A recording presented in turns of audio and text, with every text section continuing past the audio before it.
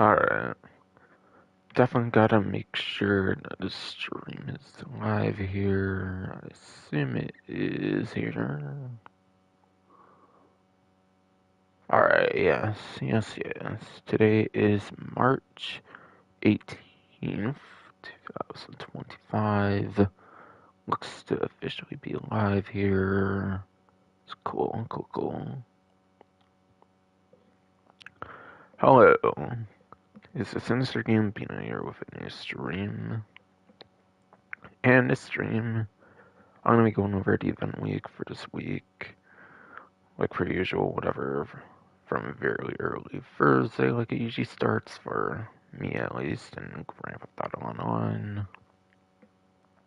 But yeah, I'll be honest, this isn't really too much of an eventful week for the most part.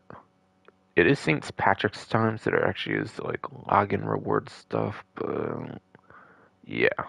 Besides for that, and like a new community series, I don't necessarily feel it's too impressive of an event, to be honest. And community series just takes like community jobs from like the creator and stuff that could have been a thing for like months prior, obviously. So like, yeah, it's kind of debatable, kind of how big or small this event kind of be. Obviously, nowhere near as big as the last week's, obviously, with releasing the last of the new vehicles. Basically, pretty sure the last of those 4 vehicles. So I think vehicle releases are definitely done, obviously. But if there isn't, but if they didn't all get released for some reason, they would be on my leak video, but pretty sure they have been. But yeah, for title, it shows the 2 times money and RP and arms yes, arms trafficking. I couldn't really fit missions in the title without like making it like super weird, and even then I was still like 1 character short in a way compared to the usual title, and so I just went with arms trafficking. I think that will be fine.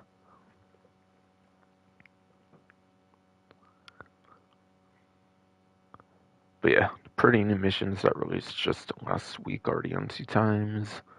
I think the most I got paid on the different ones I did was like 50k, I'm pretty sure, so you can actually get up to 100k for certain missions. I think it's actually only one particular mission you get like 100k. I think it's the Duster one, I believe, where you can deliver and then you get the additional reward for money. So I think that's why I paid like an extra 10k or something compared to the rest. I think a lot of them pay like 40k, but I think that one particularly does pay 50k. So probably expect anywhere from 80 to 100k. So yeah, I would probably expect anywhere from 80 to 100k from my experience. Last event for the double on it for the money. And then RP, to be honest, I do feel like certain missions do drag out, especially the Rattel one. I feel that one is a bit time consuming since I had to climb like a whole mountain on that one. Fun fact, I also label when it's like Cargo Bob. I don't remember a Cargo Bob mission. I just remember a DH7 Iron Mule mission with obviously the new like Mark II Cargo Bob basically.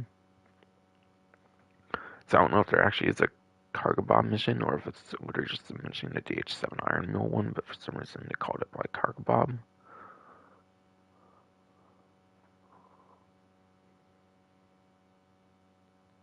But yeah, the Duster, and then there is a Dune FAV mission as well. That does have the Dune FAV from like the gun running DLC.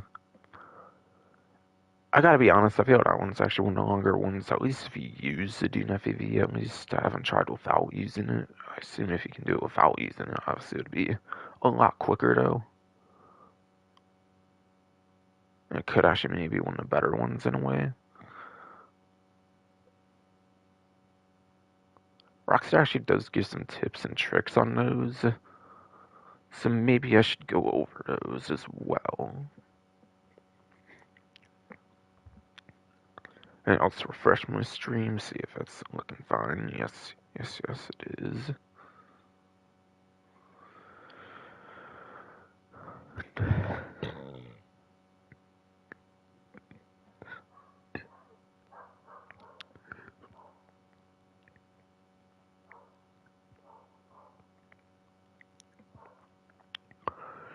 Alright, so the one they call Cargo Bob Recover.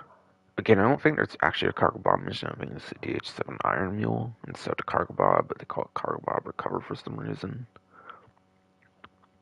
It says don't let the Cargo Bob take it does say yes, don't let the Cargo Bob take too much fire or you'll drop your cargo.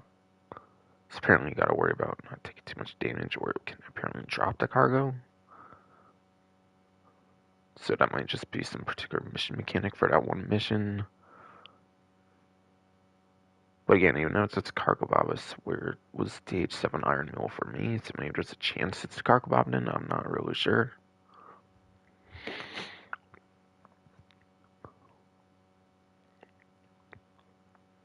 And then, yeah, Plain Steel, which is a Duster one that actually pays the most, technically, if you deliver the Duster 300H back. Whatever is how you do that.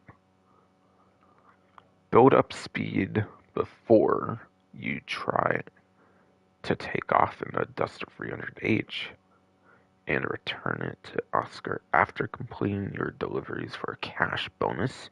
So yeah, they do admit to the cash bonus on Plain Steel on the newswire, so that one obviously will have the most payout potential on there for the Plain Steel because of that.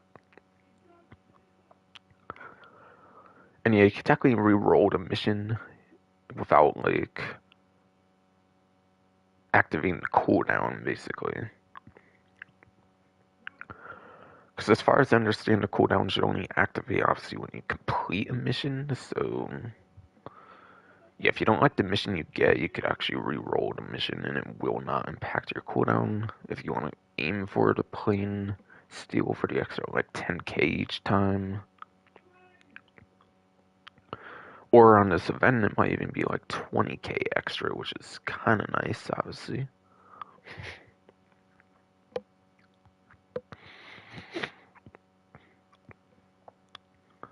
So Plain Steel is probably the one to look out for a money perspective anyways.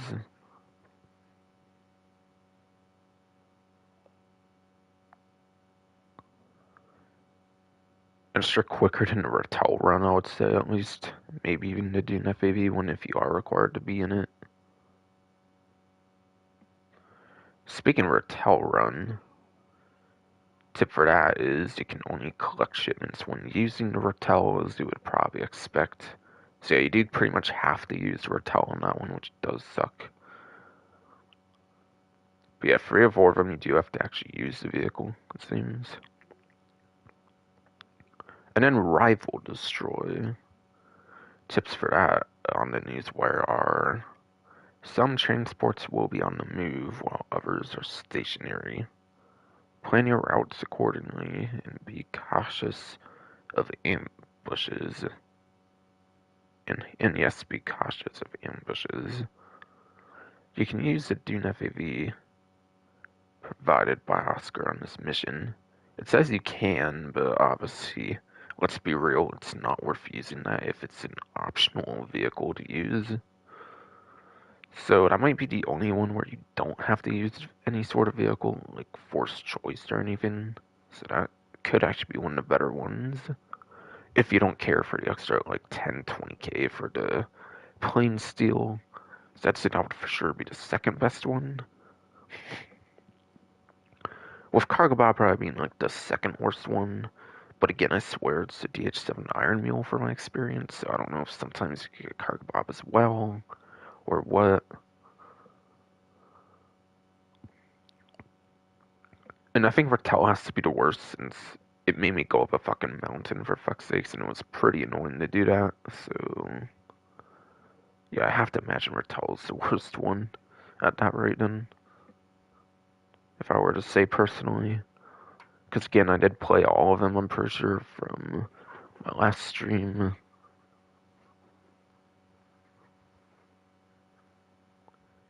And it wasn't the last minute of the stream, so I know for sure it made it onto the stream, no problem. At least, since it was a longer stream. Because of my shit-ass body and whatnot. And just because there's obviously a lot of content to do and whatnot with the missions and stuff. So yeah, Definitely for sure shoot for the plain steel if you care for the extra like 20k especially. And re-roll the mission if you don't like a mission you get for some reason. You can do that as long as you don't obviously complete the mission, and it will not impact any cooldown. Apparently, from my personal experience. Apparently, yes, from my personal experience, which is very obviously nice that it works that way. So if you don't like a mission, you could just get another one.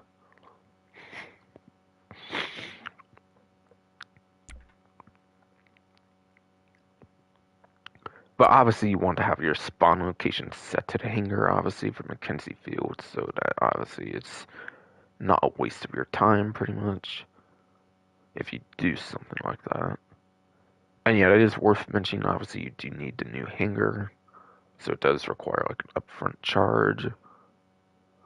It's not that expensive, to be honest, I feel, for this new hangar. I would obviously suggest probably getting the older hangar before getting the new hangar, though. I will say that at least. Albeit the older hangar is no longer on discount, I believe. This event, since it was the last couple of events already, obviously.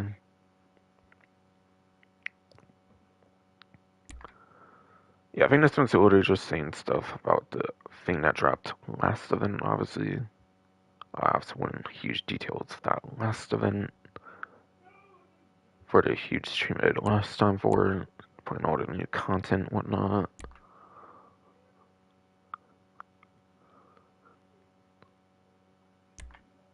Yeah, the Buckingham Akula. This is a very good vehicle, actually. So the weapons, people don't really like the like pilot controlled guns at least because they're like pea shooters apparently compared to like stuff like the day one guns like the Buzzard and Annihilator as far as I understand. So the machine guns are not apparently too great on the Akula, but honestly that's pretty okay. I feel it's not the biggest deal since it has a lot already going for it. But obviously it does suck. Yeah, I do believe there's a co-pilot gun with the one in the center. Obviously, that one I surely would imagine will be better, at least a little bit better. So, yes, if you want actual good machine gun use, I would obviously suggest having like a co-pilot with you then. In that case, if you want to maximize on the machine gun damage you can do. And then it does have missiles to it, which is either the standard lock-on or the barrage missiles if you want to get to choose between one or the other on that one. So it's not like the Hunter where you get both of them. You have to choose between homing or barrage. I think homing obviously would be the best one to go for. A downside to it though, sadly, is because it does have the stealth feature to expect to use that instead of having the option to turn off like the homing on the missiles and go for like manual missiles. So this aircraft actually has no manual missiles when you do the homing, which could also be a reason for them, which could also be their way of trying to incentivize the barrage missiles on a particular aircraft as well.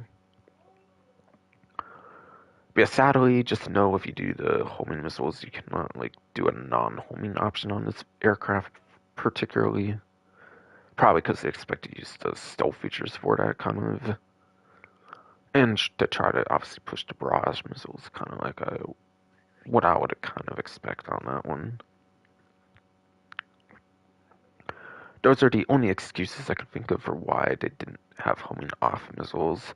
For the homing missiles, obviously, to have like a homing off option as well, like pretty much every other aircraft in the game.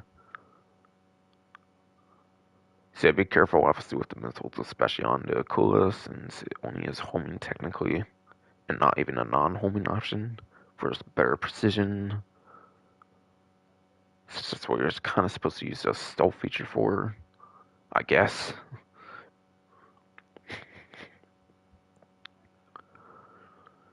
And then yeah, it does have stealth capabilities, which could hide your business cargo. Though I was kind of in a public session now, though. Though I actually did use it lately, and I actually was in like a public lobby. I was in stealth mode, and for some reason, somebody was still able to like follow my helicopter exactly. I'm pretty sure. So like, I don't know if it's like broken right now or what. I wouldn't doubt they fucking broke the stealth on the Akula just to try to push the Raiju or something, which is obviously a good bit more expensive.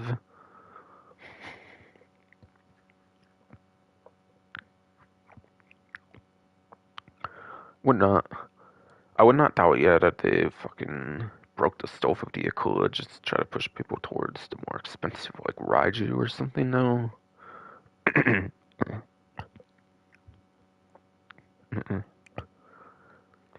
But yeah, it's a pretty good aircraft. Even if the stealth is broken, the aircraft is fine enough.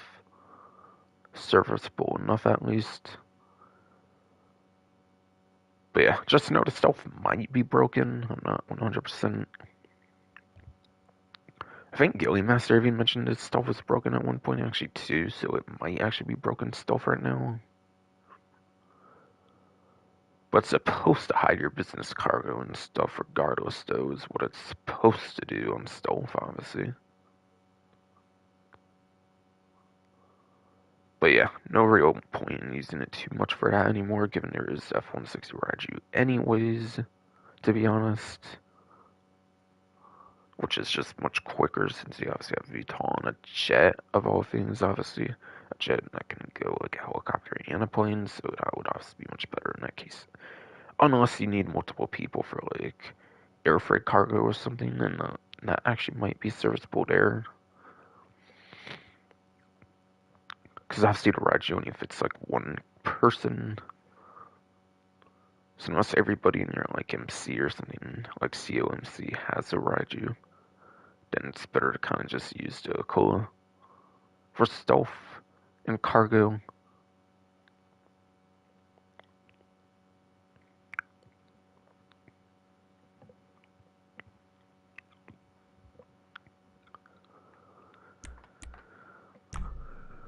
Alright, what's new here? Alright, plus for the Classics collection. You already went over that last event. But I guess since it was a huge stream, you do get the Principe Deficit 8 Super, and then you also get a complimentary HSW upgrade, which is pretty good for top speed actually on this supercars class. So pretty good there, I would say. Not a terrible vehicle, obviously, at all.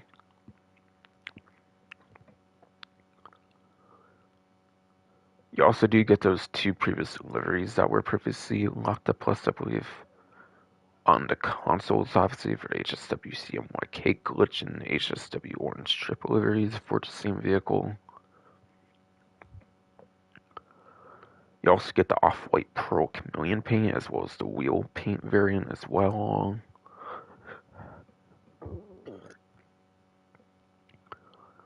And then you get the Black Alice Customs forward cap and neck gator. You do get the Black Alice Customs forward cap and a neck gator. And more, which includes like the gold beat off like earphones, for example. For like one example of what in more consists of.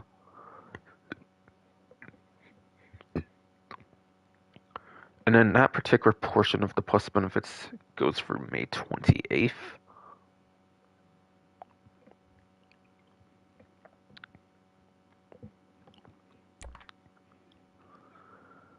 And then, yeah, the actual monthly benefits that goes till April, basically. Gets you that Invedro Coquit D5, which is literally bulletproof right now, apparently, so it's a very good vehicle. It's literally a bulletproof car, for fuck's sakes, apparently. They did they pulled the Kuruma and the Sterling GT mistake on this vehicle.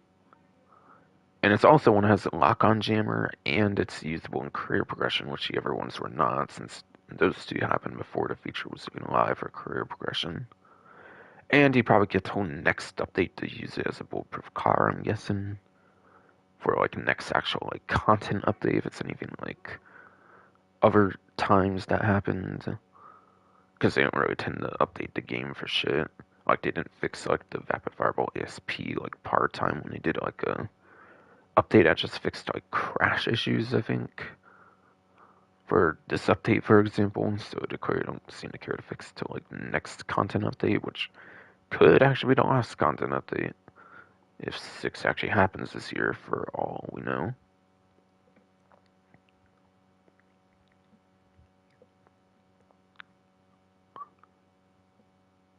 Supposedly. Yeah. Okay.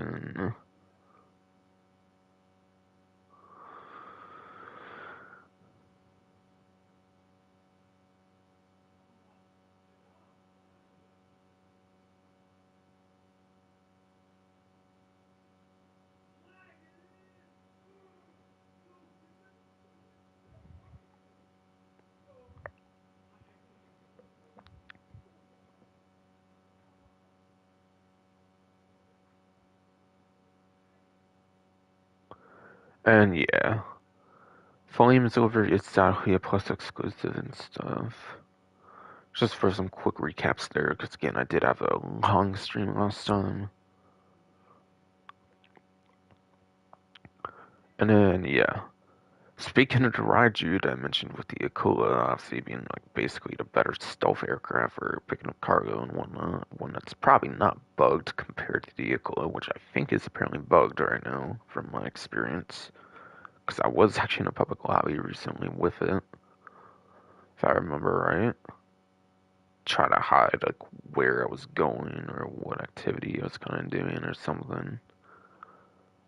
Though I wasn't necessarily directly picking up business cargo, I still wanted to use like the Akula for some reason. So I like the Raju for stealth, and yeah. Literally, a Mark II was like following me like all over the place, and I waited like minutes and stuff, and I was even in stealth mode, so like, yeah. And again, I think Gilly Master even mentioned it was broken at one point too, like after the Raju came out, so. Totally doubt they did that shit on purpose just to push the Raju. Honestly, it's more expensive and shit. But yeah, fucking. You only get 20% off, but you do actually get a discount on the F-160 Raju for the MF F-160 Raju. Very good aircraft. I was using this so much before, obviously, these new aircrafts came out. I was using it like every single stream for Agents of Sabotage that you'll see in, like, since it came out, basically. So, like, it's that good. Again, it's VTOL, so you get to go like a helicopter and a plane on this fighter jet, in the stealth jet, basically, more so, obviously. For weaponry, has explosive cannons, but yeah, they are nerfed, obviously. They're like the nerf jet explosive cannons, unlike the laser and hydra that got introduced in the same update. For the free mode, not actual missions, but yeah, the free mode, obviously.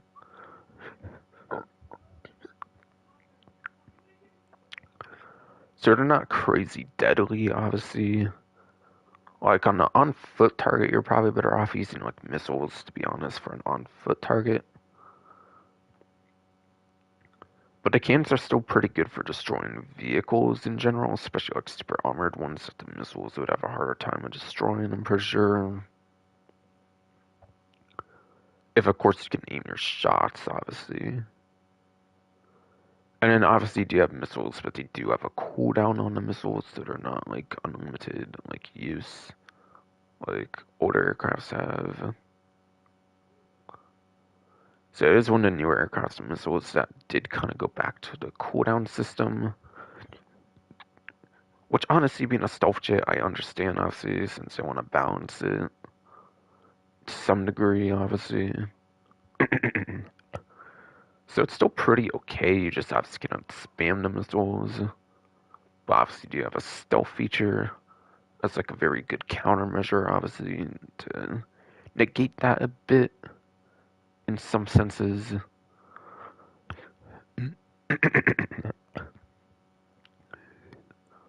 And yeah, I think it's the best top speed aircraft in the game, so obviously that's really good. It's one of the only like 13 planes I believe in the game that actually beats the Banshee like GTS that came out with this update for the HSW upgrade of it for a top speed. It's one of only 13 vehicles that beat the Banshee GTS for top speed for the HSW version. Yes, indeed.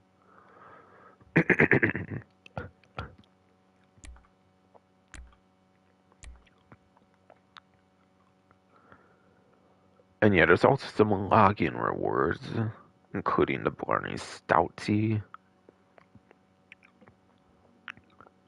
The beer hat is also a login reward, but it's only for the 9th gen consoles, so it's only for PlayStation 5, Xbox Series X/S, and I did say consoles, but technically PC enhanced as well gets it obviously as well. And at that rate then. So yeah, for the beer hat, you do not get it for the PS4, Xbox One, and the Legacy PC. You can only get it on PlayStation 5, Xbox Series X/S, and then PC enhanced for the beer hat. And that's directly from the Newswire as well. So it's confirmed from Rockstar themselves, not just from like third-party sources.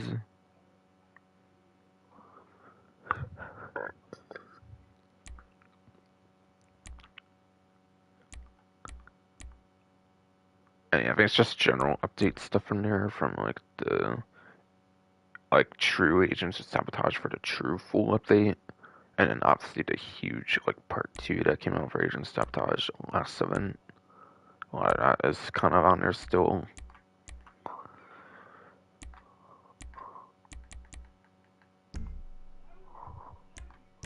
Heists, nothing going on there obviously as you would pretty much expect.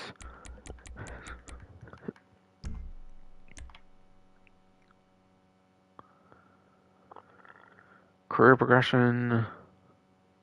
I forget if there's anything with these trafficking missions or not, honestly, for that. Might not necessarily be too great, aside for any of the stuff of like the fucking. What was the stuff I was saying earlier? Oh yeah, community series jobs. Yeah, aside for stuff with community series jobs, maybe it might not be too huge of an event for it, sadly, for career progression. Again, that assumes there's nothing to do with this stuff on the new career progression progress thing, but still.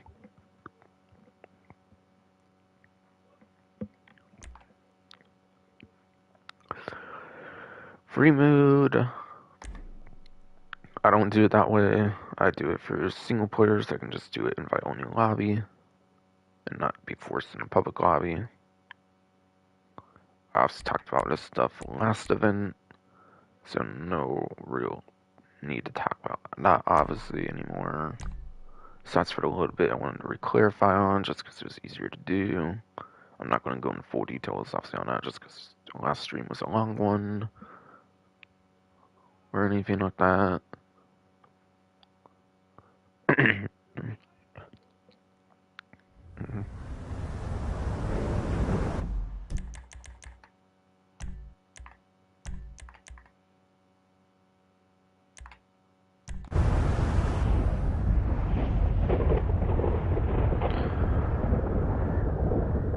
And yeah, sorry if I sound weird or anything right now. I'm kind of like staying up on my phone and stuff right now, just in case.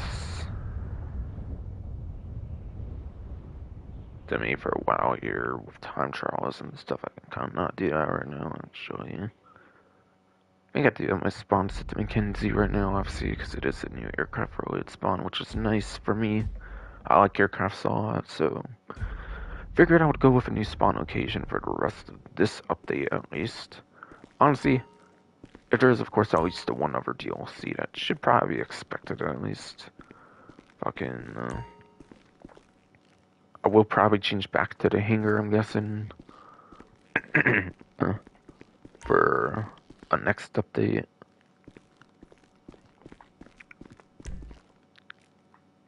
And yeah, only changed this outfit actually. Right. Back to the YouTuber outfit.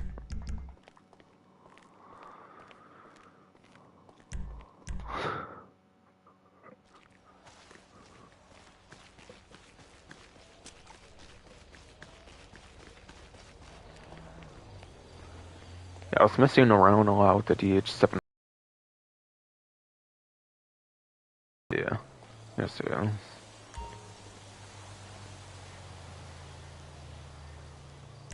But yeah, might as well fuck around with some of that new aircraft stuff. For new aircraft editions, by the way, I got the Cuban 800 again. Now, that was just Pegasus. Obviously, it wasn't the complimentary one that was originally a thing, because I had to remove it for more unique, interesting, customizable aircrafts down the line. So I got the Cuban 800 again, which I'm pretty sure I obviously got rid of before, because of it being limited to 20 aircrafts before.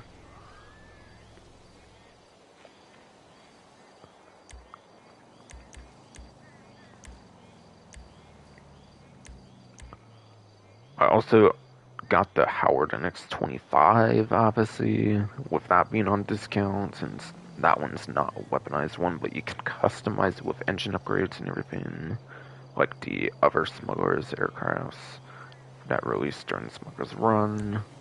So definitely got that again on the discount. I think that's pretty much it, I think, besides for obviously the 3 new aircrafts that released with the Duster 300H. And then the other 2 actually are on this menu, because I think they're like... Can you do medium aircraft even here, or is it only like small? I kind of forget. I think you can actually do medium aircraft here too. So I think it's large and extra large you cannot do from this menu, if I remember right. So yeah, Duster 300H is the only one you can actually do for this menu. And then you can also do the H7 Iron Mule and the like Titan 250D, but you have to spawn them for the interaction menu, which kind of sucks. But you can still use the interaction menu, and they do still spawn on the runway, but you just have to do it more manually, obviously, like you used to have to do. But yeah. Honestly, I kind of like the runway part. I'll just do runway, I guess, and that's 300H. Yeah, I guess I'll try taking that for a spin to the casino and stuff like I usually do. Yeah, I'll even talk about some stuff when I'm in midair, since I'm using a plane right now.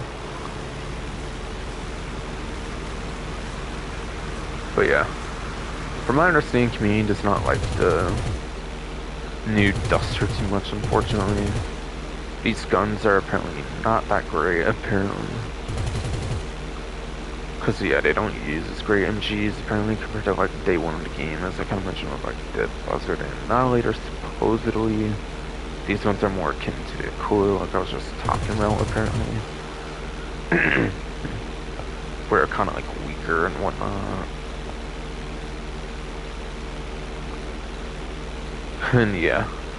There is an actual military variant of this that they should have went more towards the field, but they kind of went more towards the civilian approach, it seems, apparently, as far as I've heard. So, yeah, I can kind of see why people don't like it. Me, myself, even knowing that there is apparently a more militarized, like, armored version or something that they could have more based it on. Would have been better to have that, I feel. But who knows, maybe pull like weaponized Kanata and they release it later on or something, after a bunch of outcry or something, who knows. Though honestly, if there's only like one more update at this point, I'm probably just gonna save anything like that for like the next GTA.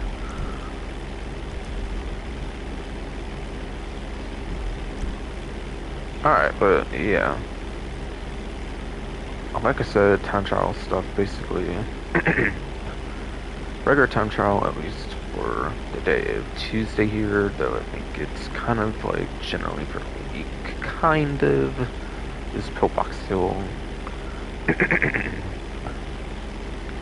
Looks like for that 2-minute 16-second part time, you have to go to the Hill Valley Cemetery.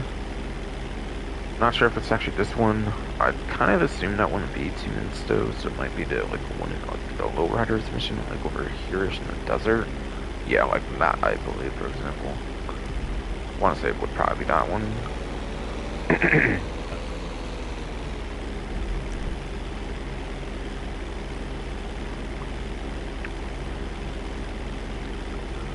But I think it's kind of a weekly thing, but yeah. I think you do get the daily payout of like 50k for it, so you only get like 50k a day on it though, which is the daily part of it though. It used to change each day of the week. Like, I think early on with Dangerous Mercenaries, but yeah, then I think they changed it so you didn't have to do it like every day or something.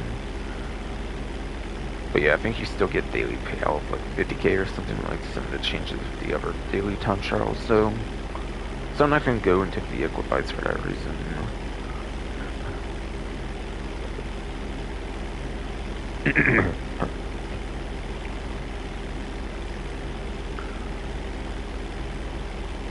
Alright there. Alright. The RC Bandito time trial for the day of Tuesday here is Construction Site 2. If you're used to the first construction site, then you're all gonna do pretty good on this one, I'm assuming as well. To a degree, obviously, since both construction site ones.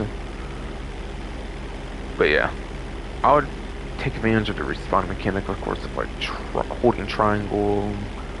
On Xbox, that would be Y, and then whatever key it is on PC. So you can take advantage of respawn if you need to respawn for any reason.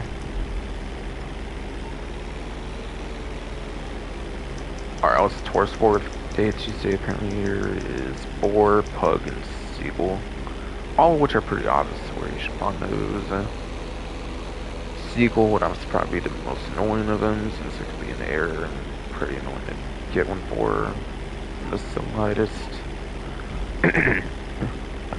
But again, respawning mechanics, holding triangle for this platform, obviously, Y on Xbox, and whatever key on PC, obviously. Let's respawn if you need to, obviously. If not, if that's not going to help you out on the time trial much, to learn to turn some corners, then I'll just looking up the video guide from there. So maybe you don't have to take advantage of respawning or something if you don't want to do it that way or something. But if you cannot get it still with any of that, I don't know what to explain from there, to be honest.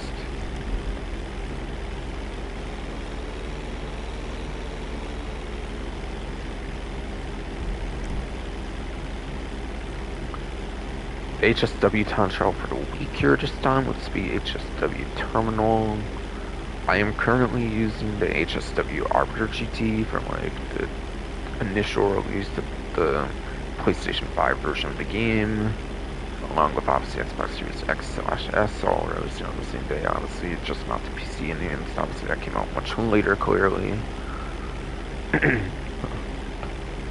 Now, there's no power time if you're not in the HSW vehicle, so that means you can basically use any vehicle you want for it. So really, anything's pretty good. Honestly, the best choice would probably be the HSW Hotshot Drag if I had to choose just one option. But obviously, I've never used it, so I'm not using that myself personally. And then the newest one is like the Banshee GTS. That actually works properly, and the Fireball ASP is like a secondary one that kind of released in the latest update. But again, that power time is broken right now, like I kind of already mentioned. So you cannot actually get the full payout with the Fireball ASP, so yeah, it's kind of just a choke run if you do it with that, to be honest.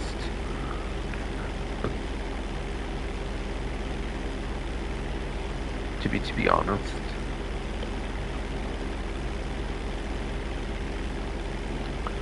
Yeah, not too much vehicle advice to mention there. You can basically use any HSW vehicle you're choosing.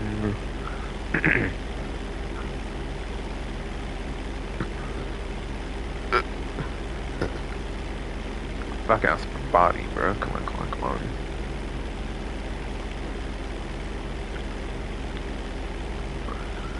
Yeah, you can basically choose any HSW vehicle. You can of course, yes, choose any HSW vehicle you're choosing, since the part-time's only turned when you're in a HSW vehicle.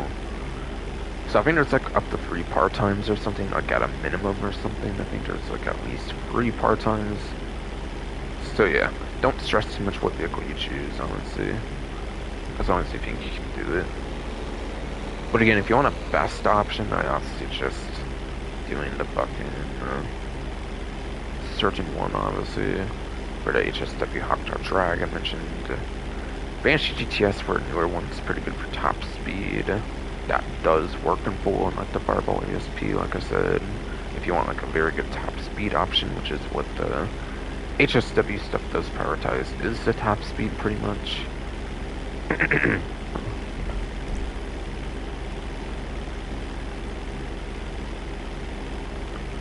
So I don't think I have too much more to mention on this personally. And then for day of Tuesday here, junk energy time trial for day Tuesday here is apparently Quartz Center. But yeah, so long as you don't fall off the bicycle, go where you need to go, maximize on the curse boost since you have the inductor bikes that you have to use. You cannot use BMX or anything, you have to use an inductor bike. Those have a curse boost feature that turns like braking power into like a boost, basically. Yeah, as long as you maximize on that kind of stuff, you do what you're supposed to do, basically. You should have no problem on it, I would say, honestly. HSW and Junk Energy, I feel, are easier than like the couple earlier sets of the time shots, personally, from my experience. Yeah, I never collected that stuff like after I was done fucking around. I just don't, kinda, to be honest. It's probably good to those. I guess.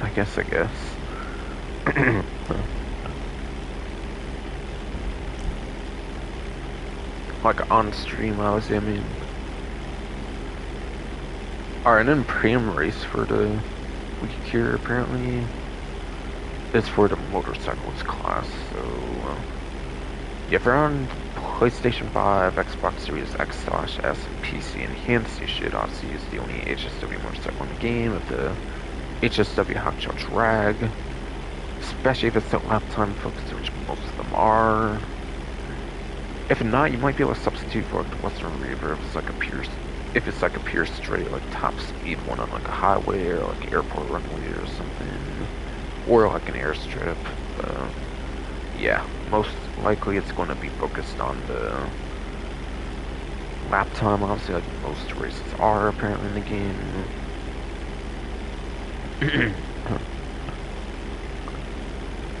For 8th gen, I believe we have the Power Surge, the regular Hakuta Drag, and then there's Yotaro. That should be the good ones for lap time.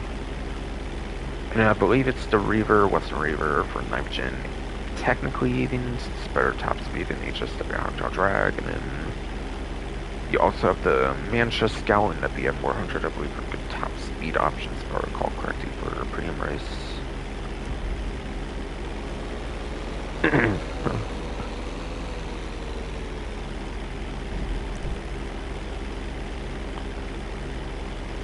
So I should pretty much mention any stuff else I want to go and like kind of want to change it up and do the A tier only actually for 8th gen, like I kind of said.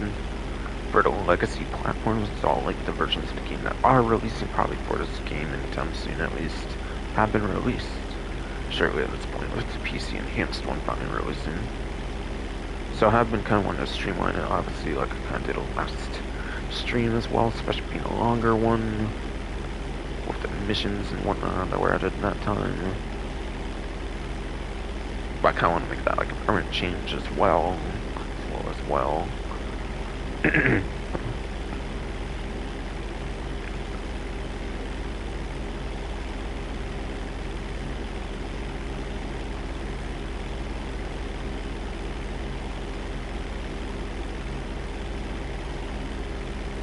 Our spreadsheet was still not updated, it looks like, for the Coco Cockroach D5, but not a big deal. And then the planes have not, and then I mean the aircrafts have not been retested, or not retested, but like the new 3 of them have not been tested at all, basically. And yeah, Buffy 152 shows up, fucking kid apparently, so like, yeah, fucking. It's probably not happening anytime soon, is it? Rip. I'm sorry, but why the fuck does the YouTuber become a kid and stuff? It's gonna, like, impact their schedule and shit. Like, bro. Well, hopefully the reproduction creates another good YouTuber down the line or something. Who knows? Fucking.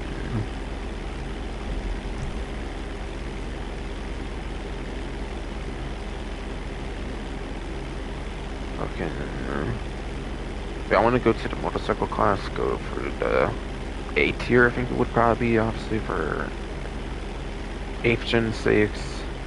Well, actually, there's no letter tiering for it, so I think I kind of been fine, actually. I'm actually kind of fine. I am actually kind of fine, I guess, doing it how I did. But yeah, it's the Power Surge, Hakuto Drag, and the Shotaro, like I thought, for 8th gen. For the, like, top couple, basically, for, like, lap time at least.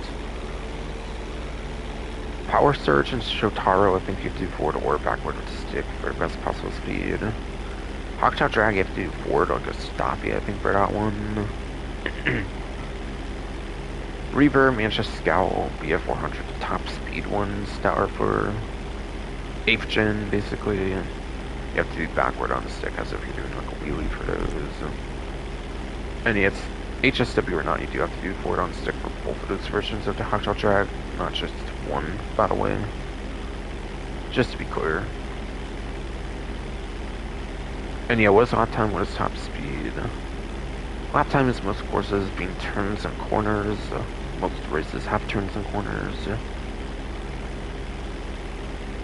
And then ones that focused on top speed would be like very niche in comparison, being like the highways, airport runways, and the airstrips. Like I basically kind of already mentioned. like I basically kind of already mentioned it, basically.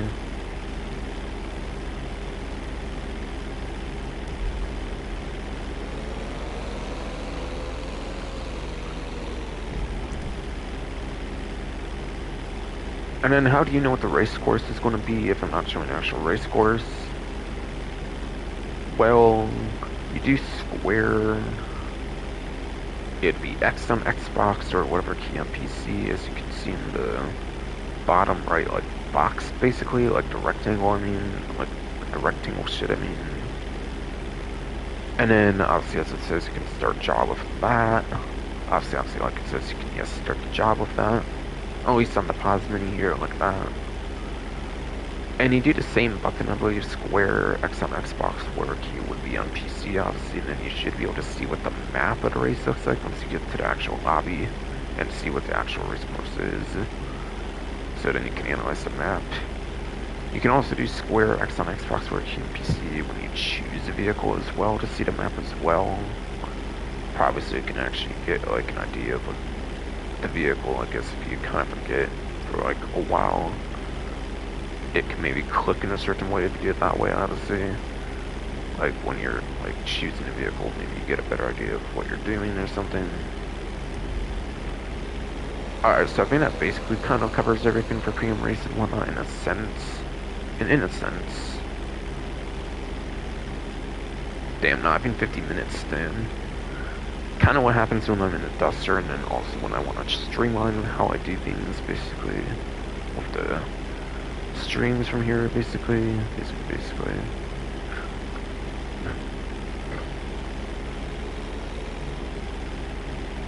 As the last couple times, at least.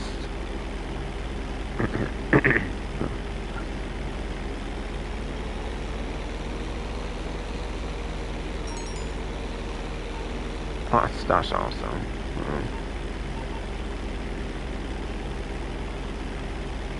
You know, I'm not looking at the spreadsheet. I'm honestly pretty fine, I think, if I want to do stash house or something. Or collect, like, the safe takes, for example, what I need to do.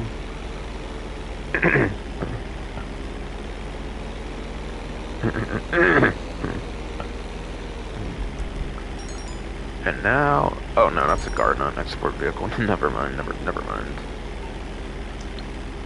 Crystal meth, basically. Meth, basically. Guess I'll try to land on street somewhere, I guess. So I want to do the Dust 300H.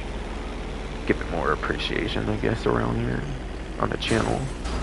Oh, fuck. I did not even mean to do that. Oh shit, it's tipping over entirely. Oh shit. I was not expecting that. Oh shit. I don't usually tip up upside down on the road like that, but okay. Okay. And I promise I did not do that shit on purpose. I definitely did not.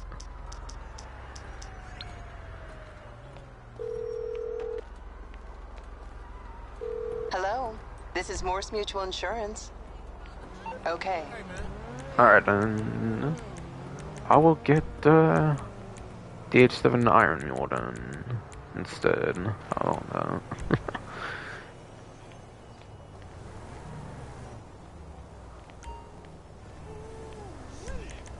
Get it with the Avenger Thruster too.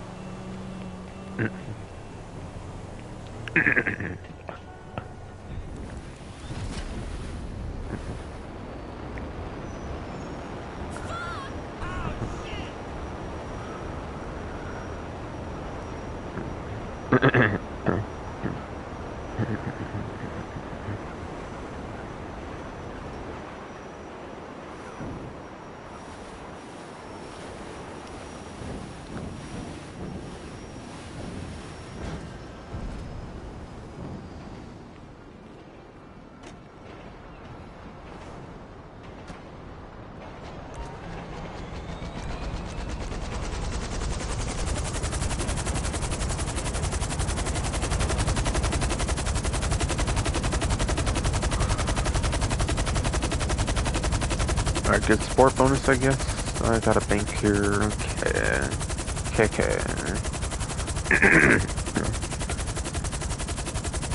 Or obviously I don't have to, but yeah, I want to. Obviously, I want to. Honestly, bank that shit. Bank that shit.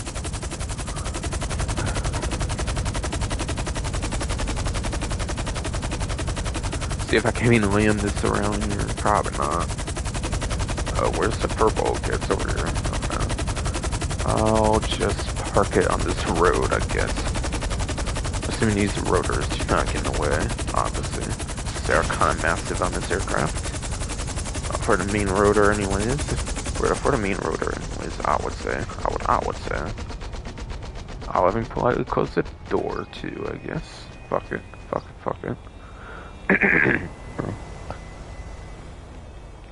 Since it does not close automatically after all. Yes, it does not close automatically after all. Yes, indeed. I'll go El Strickler, since it's very cool to use this gun for me. This came out. I like the tracers on it and shit. Hell yes. So I know I should use the assault shotgun, but I'm not. Because I won't. Why not? This one's just much cooler, in my opinion. Frank's been shot. Get into fucking cover. Fuckhead. Yeah, fucking. I guess.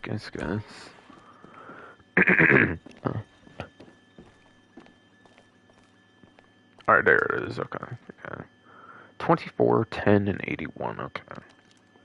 Not exactly the quickest of numbers to get to, at least for two of them, I would say, but oh well.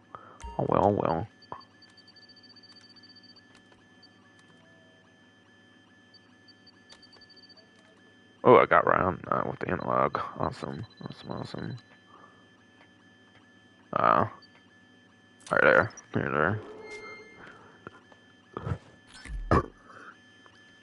There, yes, indeed.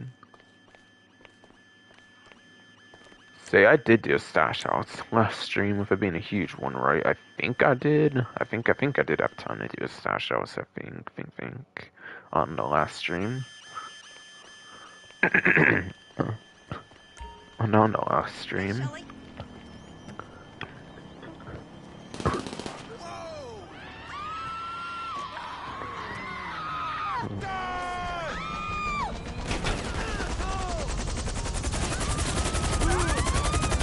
Well, thanks so play for not shooting me up. Thanks so play for not shooting me up apparently.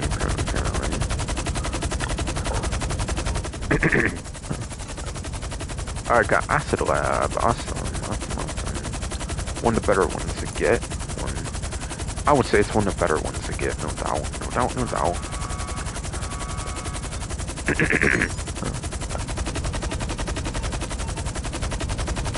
Alright, yeah, I think I'll also pick up my Stace, I guess. I guess.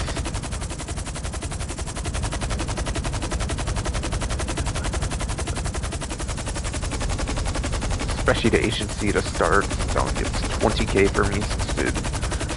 At least 200 to 201 security contracts. 200 to like 201, yes, security contracts. No doubt, no doubt, no doubt.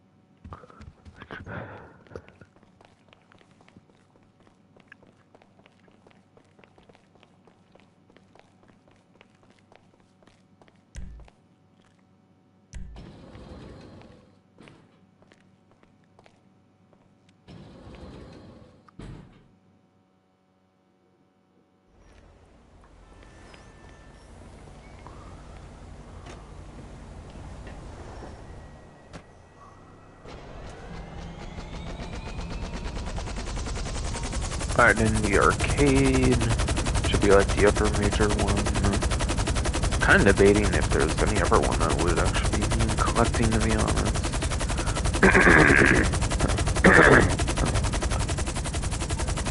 Can I at least see how much the different states have here? No, it won't even let me in the tab, I guess. No, I cannot. No, I cannot.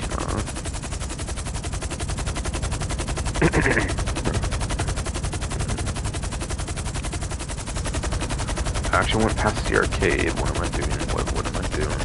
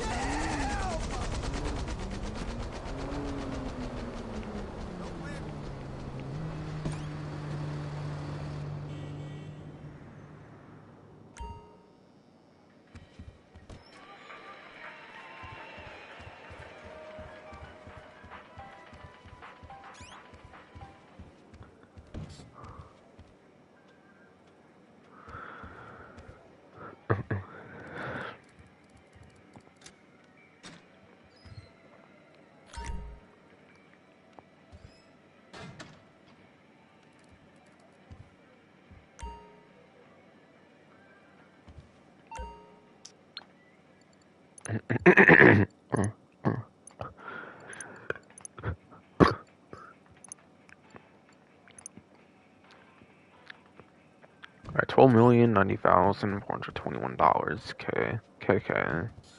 Okay, yes indeed.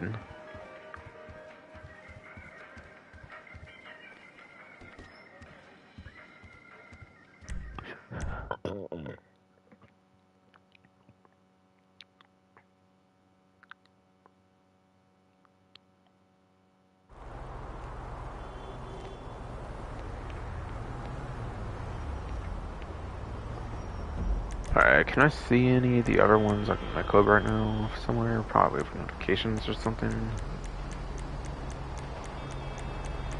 Garment factories at 78k? Okay. I didn't really get one for the nightclub, it looks like, though, for a status update on that one, though. On that one,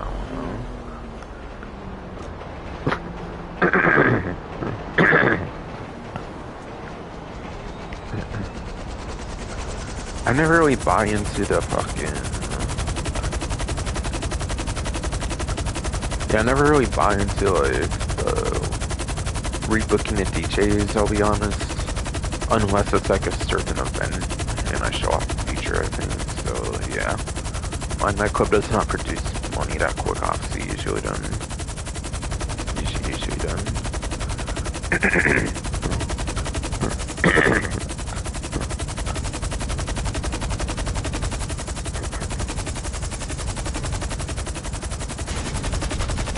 Yeah, that's probably landing in between there. Is it? Wow. Wow.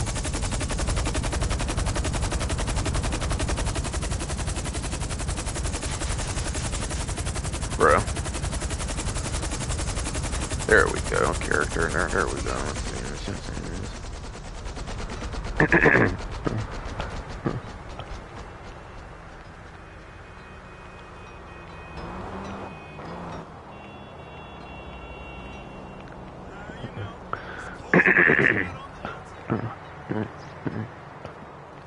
Only a little over an hour.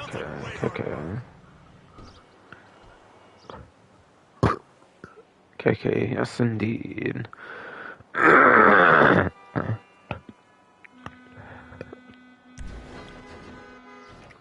Okay, yes indeed. Fuck his body, come on. Come on.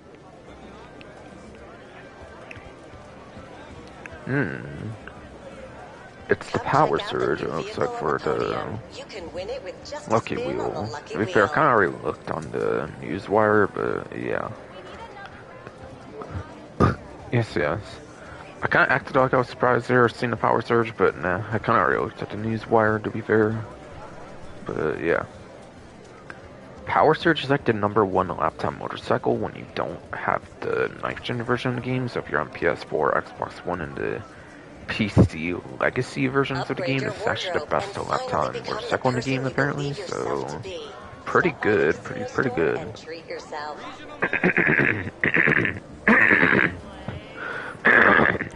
Hello. Yeah, I'll just go in more details there. Fuck his body, come on. Later on.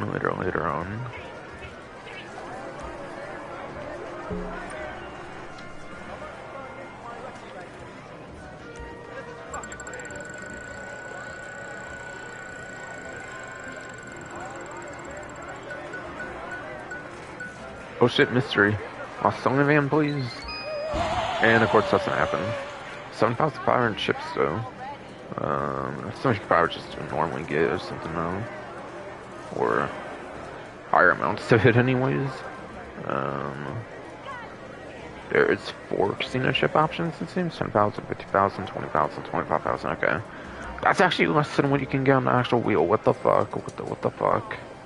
It's like the 7,500 RP, but it's much more useful with being casino chips. You can actually turn into cash or use in a casino store and all that stuff. At least it's better than RP, at least. Aha.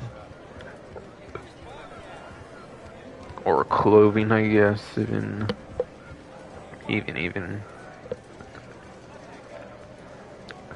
Yeah, next time I should not beg for the last Lane van to happen.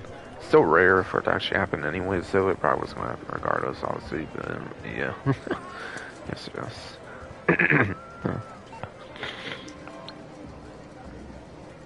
So an Audrey Motorsport, obviously, motorcycles would be where that would be.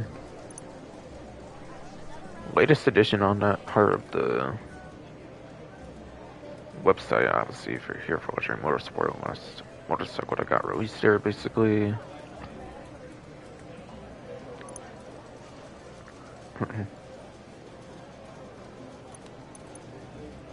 It is $1,605,000. I don't believe there's a trade price on this, so yeah, I think it's the price for everybody here.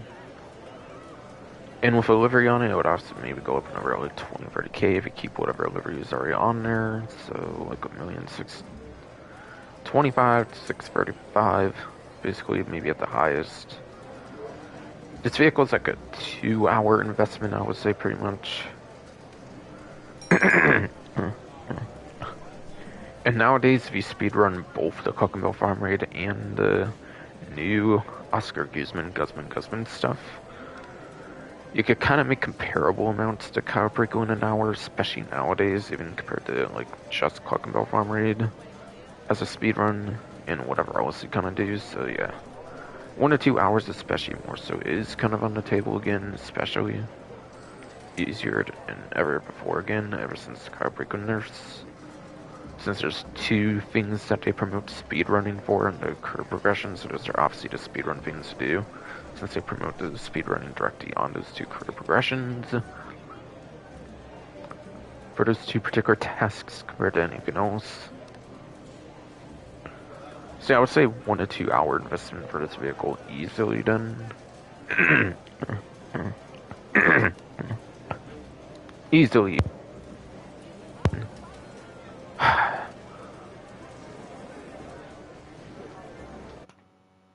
Hello. Hello.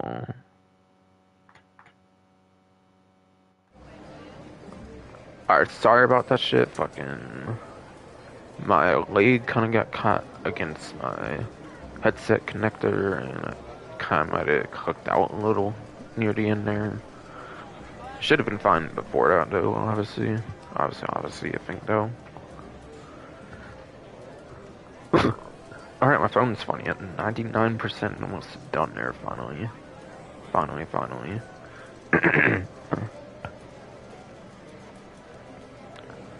But it is true, as of what I was saying, apparently. This is the best lap time motorcycle in the game if you are on the PS4, Xbox One, and the PC legacy versions, any of the legacy versions of the game, basically.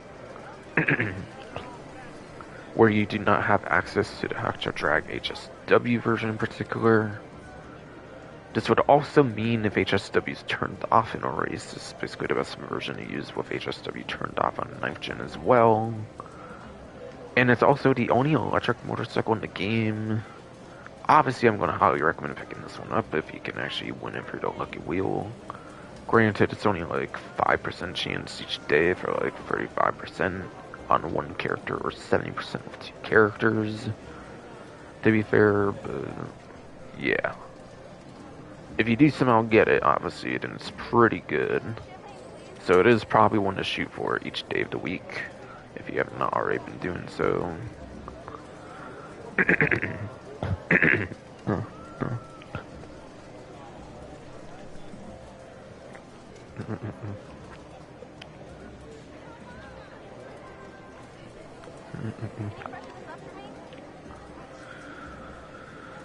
And yeah.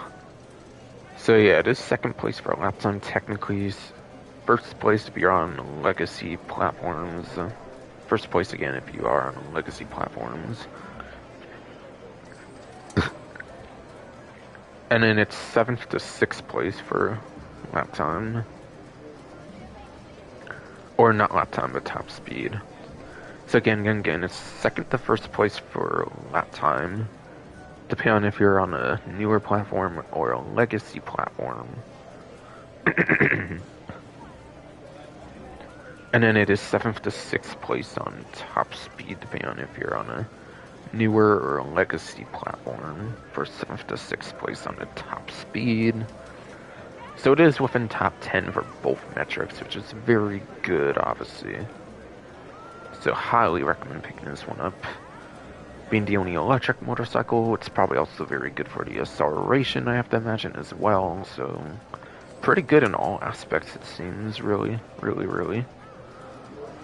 Be hard pressed to find much of any better motorcycle in the game currently.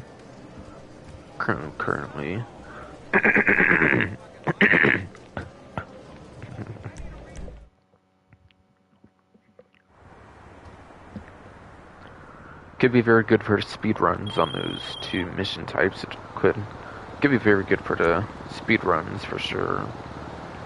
For sure. Damn, I actually almost want to do that. It's like right here. Why not?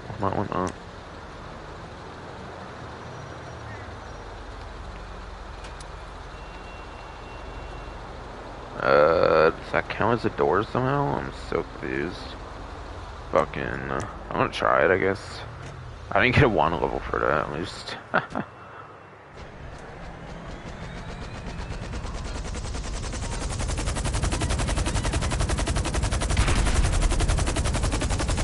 that worked. Cool, cool. Yeah, now I got one level though. Of course. Makes sense. Actually didn't get it for placing it down even though. Did not get it at least for placing it down at least.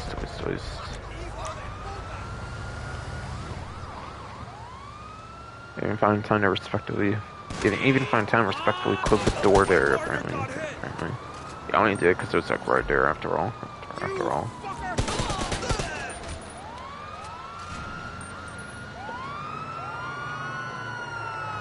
So I just had to do that when it was like right fucking there to.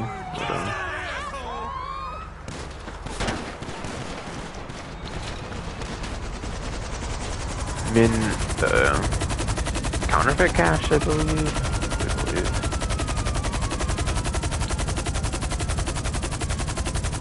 But I was gonna call and go through to be honest.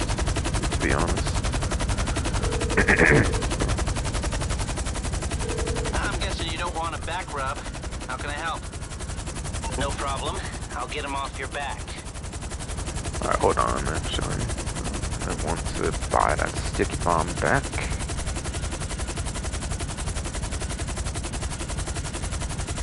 Also, I'm missing some railgun ammo, for example. Alright, it takes from the bank anyways, but yeah. Effectively, I got like 24k profit from that, obviously. I don't need it again, because it's like right there. So, yes.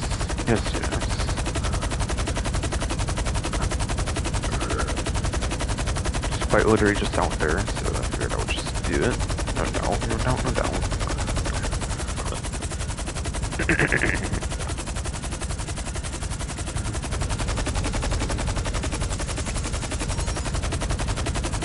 Bail enforcement, don't really care. Let's just go all the way for that one.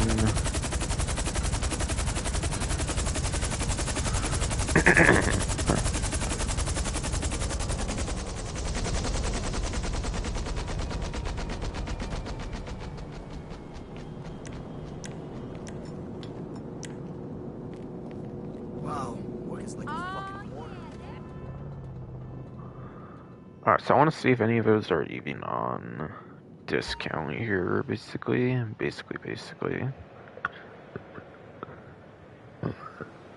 For the vehicles, for the test track.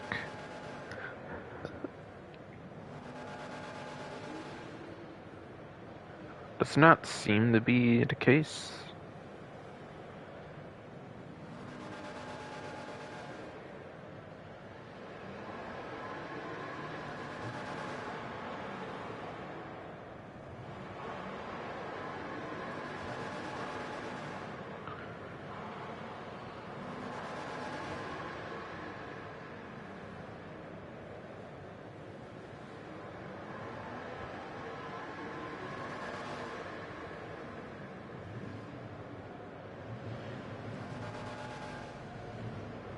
Alright, yeah, they're not on discount at all, apparently, for the free vehicles, apparently, so I don't know if I'll go into too much detail.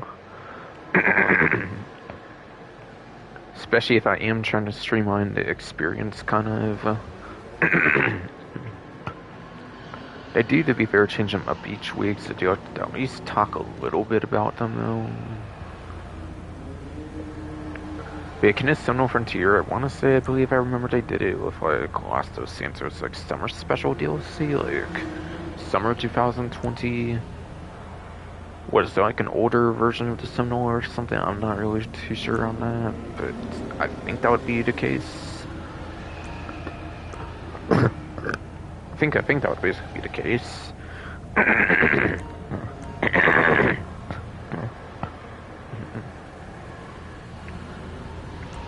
So,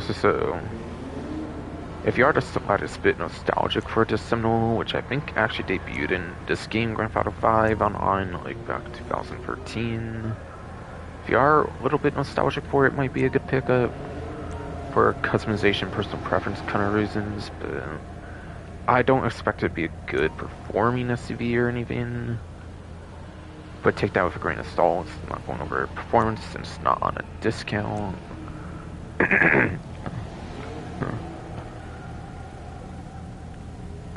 The Vapid Retinue. There's the Mark II version, so this one's not going to be that good, sadly, to be honest. If you're getting any retinue, make it the Mark II version. That will actually perform better for the Sports Classics or something, whatever class it's in. I believe Sports Classics.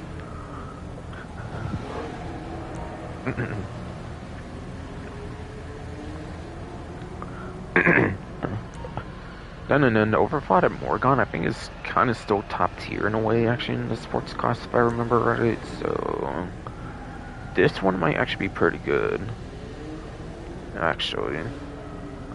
But again, I'm not going over the performances. Take that with kind of a grain of salt, since I'm not going into too much detail on these not being on a discount.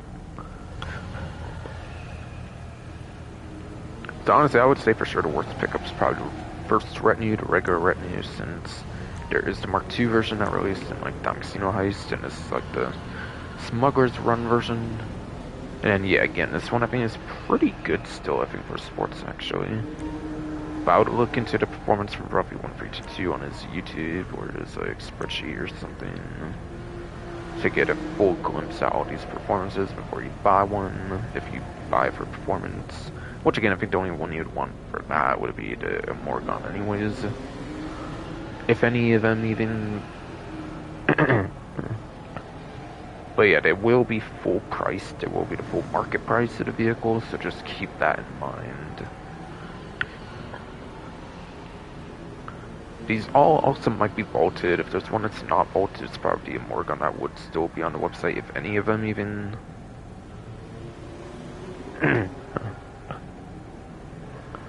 It's so annoying ever since he had this kid. I guess he's not even updating the spreadsheet at all, basically. At all, basically. So I guess I have to kind of do it myself. Which is a little annoying, but yeah. I mean, it does give more of a reason to watch me, I guess, instead for something like that, but... Oh well. Well. What can you do, I guess.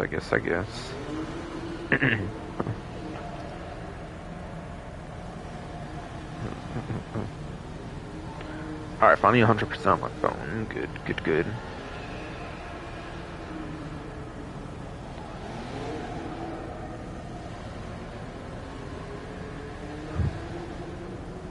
Since it was like stupid low when I started to stream or something, or when I was going to start to stream, so yeah. Yes.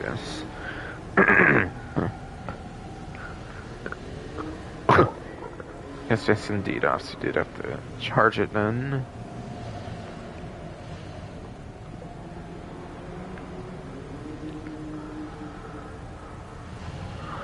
So I'll go into order, obviously, of the vehicles and the way I went over them, obviously.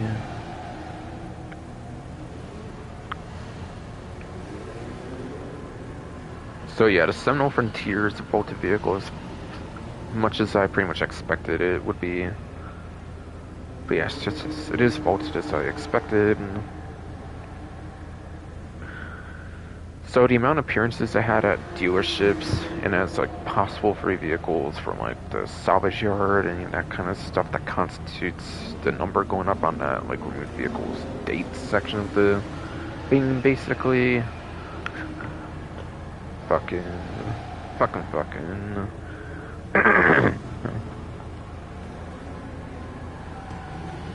It would now probably be vaulted, or not vaulted, like available on dealerships and stuff like 5 times now, basically.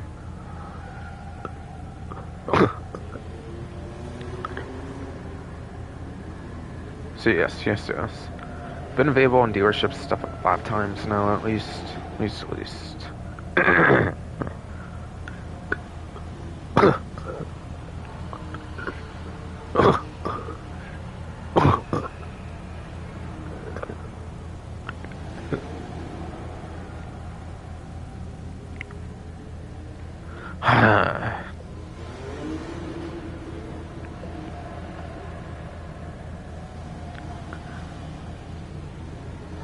Oh my fucking god, man. Yes, fuck ass body, man. Yeah, this has been available 5 times on like dealerships and stuff, at least at this point then. The Retinue Mark 1 on the other hand, surely also vaulted since there's the Mark 2 version. I would have to imagine.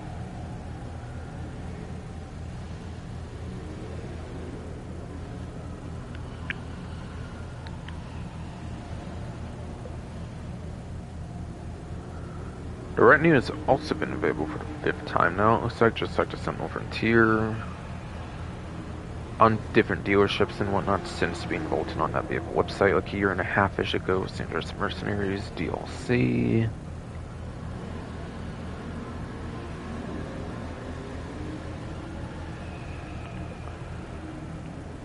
And is the Morgan even vaulted? It might be. Or maybe it's still on the vehicle website even. Oh yeah, it is vaulted apparently, okay. Had a feeling since the other two were obviously.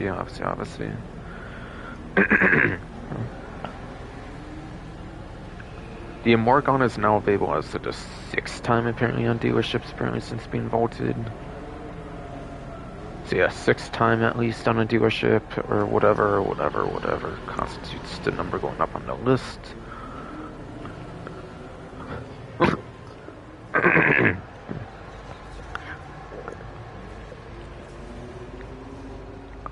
And then the prize ride apparently is the Trafficking Adder. Very OG supercar in the game, so I would not expect to perform too good. But I will, but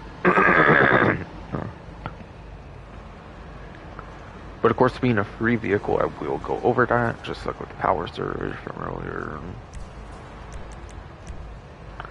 Alright, so this one for the car meet series, like it usually is pretty much, and always pretty much is, you have to place top 1 for 3 days in a row, so literally Tuesday here, depending on your time zone at least, would have been the last day you should be going for it, in like an extreme case, and yeah, in like an, yes, tongue twister, yes, bro, come on, in like an extreme case, it should be the last day you should be going for it. You even probably should have been doing it like Monday, Tuesday, Wednesday instead, just ensure you should be able to get it no problem instead of having to play like the last like hour to 2 or something for like the day of like Thursday. At least in my time zone for Pacific Standard Time, you get like 1 or 2 hours on Thursday as well, I think.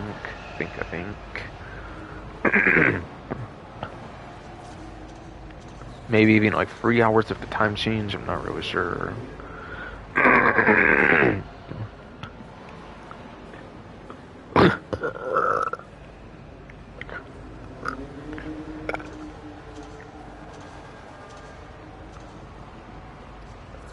Maybe even fucking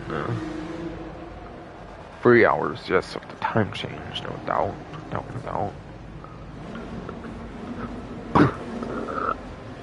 Or something.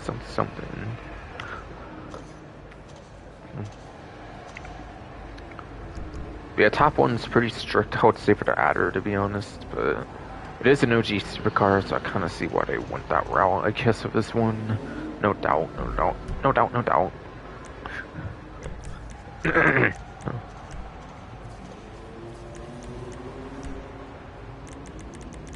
So the only things I know for sure count would be the pursuit races and the street races, since those were introduced with the tuners update that introduced the Processor Challenge mechanic in the first place. Pursuit races are 4 players, so it's like 25% chance of winning a pursuit race, which sounds not good.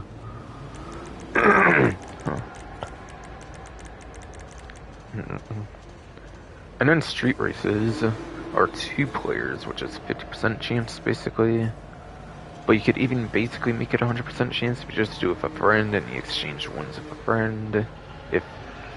If yes, you do exchange ones with like a friend, you could probably even make it like a guaranteed 100% chance basically instead of like 50% chance even. So that would be the way to do it basically. It's possible that drag races and drift races might count with like multiple players, but they definitely don't count with just yourself is what I've experienced. But also, since they were added after the Los Santos Tuners DLC, do not be surprised if they don't count at all, basically.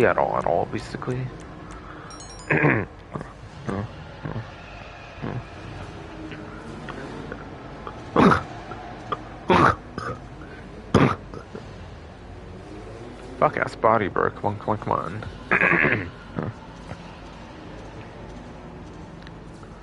But yeah, do not be surprised if those do not count like at all, basically. At all, basically. Since again, they were added after Los Santos Tuners DLC. So they might not be like programmed to count like at all, basically, for those prize art challenges or something.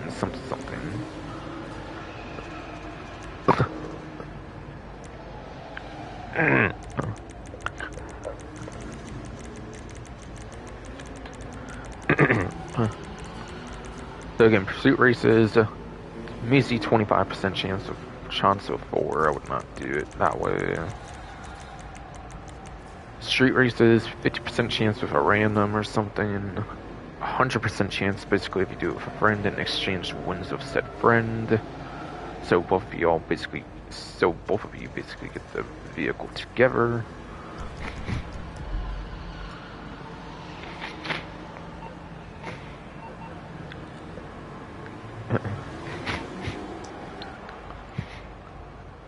And yeah, this would be Legendary Motorsport. I don't actually know if it would be on the website. Being the adder, it might be honestly on the website being the adder after all, but still.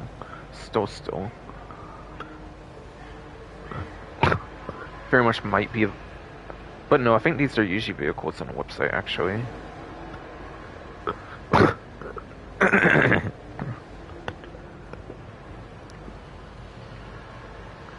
I think for whatever reason they actually put the vote, or no. For whatever reason, I think they put the prize art vehicles as vehicles on the website actually. I think they do actually put the website vehicles as the ones actually for prize arts for some reason. For some reason they make it a website vehicle for the prize art challenge stuff.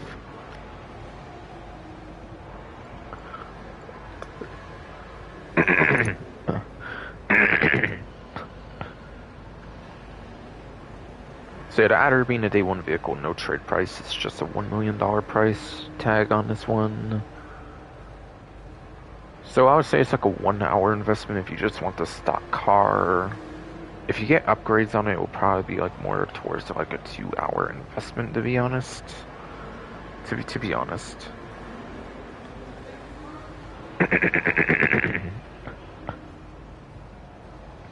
Or like a slightest bit in a 2 hour investment.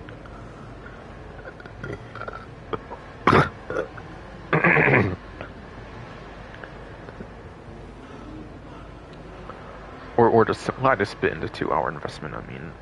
Yeah, not entirely into 2 hour investment. I wouldn't say entirely into 2 hour investment, but yeah, I would say like at least early 2 hour investment if you do want the upgrades and stuff on it as well. Aside for just a stock car, obviously.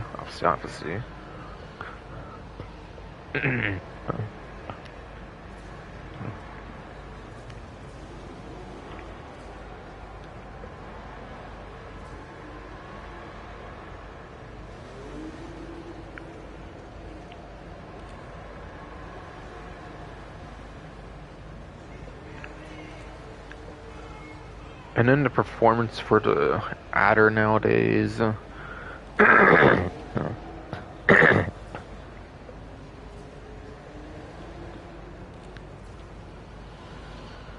then the performance for the adder nowadays. Yes, indeed. Again, probably not good being a day 1 supercar nowadays for the most part. Art salvage yard, $154,800. Kick. Okay.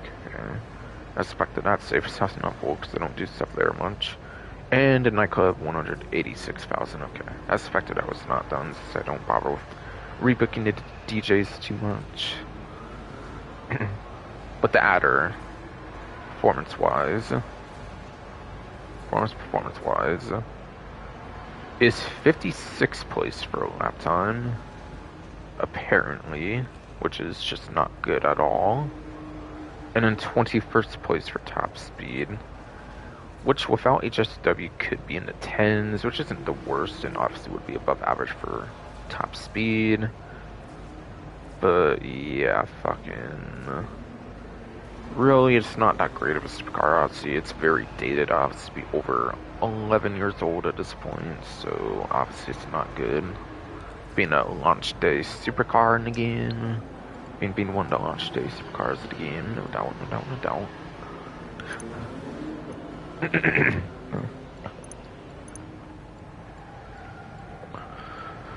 Yeah, I might have not meant to click off the website, but yeah, my throat's been a bitch and shit, so my vaccine did not obviously use it there.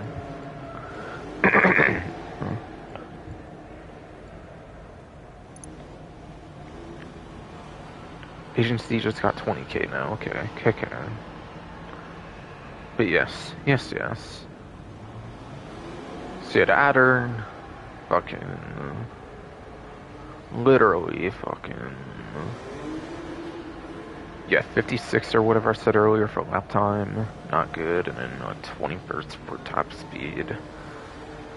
Which, yeah, taking away HSW for like a legacy platform, or if HSW is not supported on like a race type on the newer versions, then yeah, it would be in the 10s, but it wouldn't be like top 10, obviously. So it is at least above average on top speed, so at least there's that. To be positive about it, at least.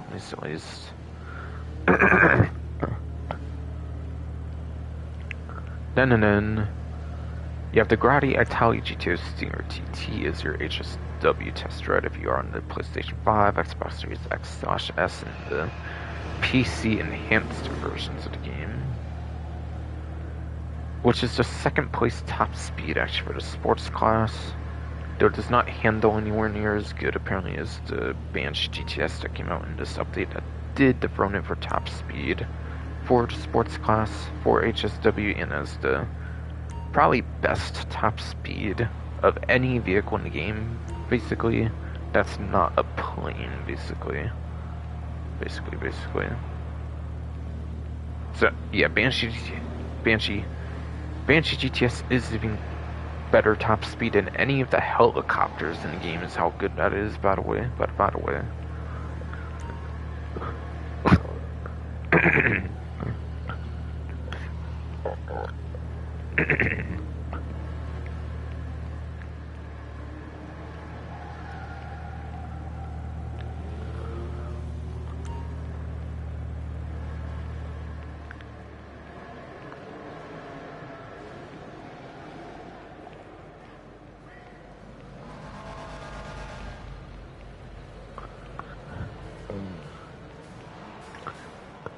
Workers Unite.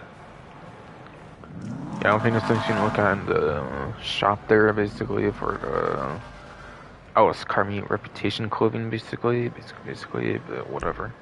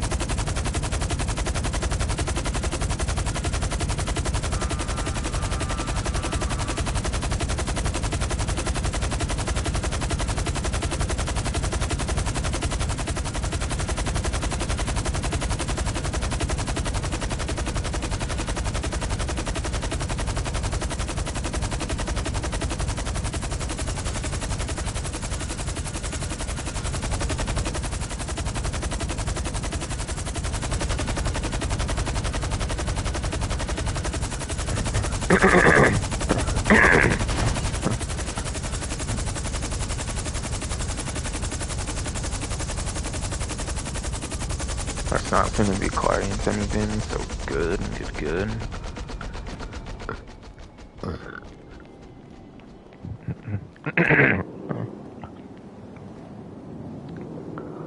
But yes.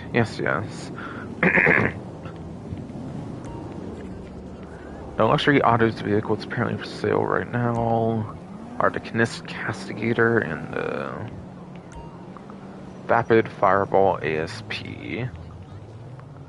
So both of these vehicles you can actually get for free if you are in the newer versions of the game for PlayStation 5, Xbox Series X/S, and the PC enhanced versions of the game.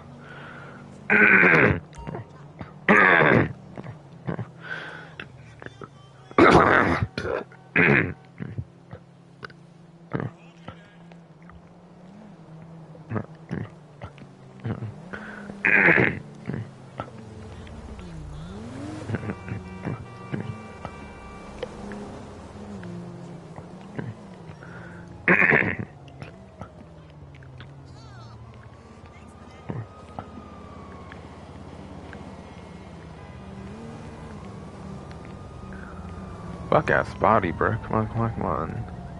S S S D S S S D D D S S S D D D D D D. So again, luxury auto says the Castigator and the Variable ASP. Both of which you can technically get for free in a way when it comes to the newer versions of the game, PlayStation 5, Xbox Series X, S, and PC Enhanced, free to career progression. And no, I'm not kidding, you can actually get it through the businesses section for both of those, I believe. Yes.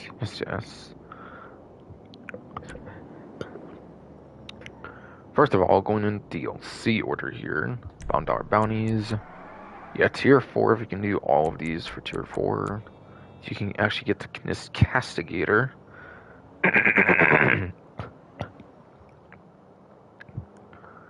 Which in my experience sadly does not actually come with the Echoless license plate, so it's a bit misleading there. But yeah, that's a way to get that for free on the newer versions. And then same thing in tier 4 for latest Agent Sabotage is the Vapid Fireball ESP. This one's not HSW though, just keep in mind you only get the stock version I believe for free on this one.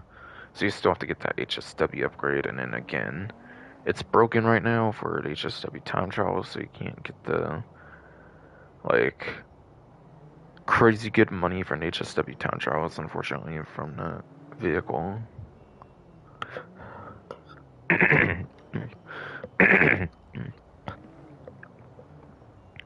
Which is very much a bit unfortunate, but given the quality assurance that goes on in the game with the bulletproof Invetro Coquet D5 right now, not surprised that an oversight like that or something was left in the game. Fucking. But yeah, if you can do those tier 4s, then very good. And yeah, by the way, I think you do have to do those same 9 platinum medals that you had to do from the start, by the way, for this. Ones with the Oscar Guzman one actually do not count for this, by the way, from what I know. So yes. Yes, indeed.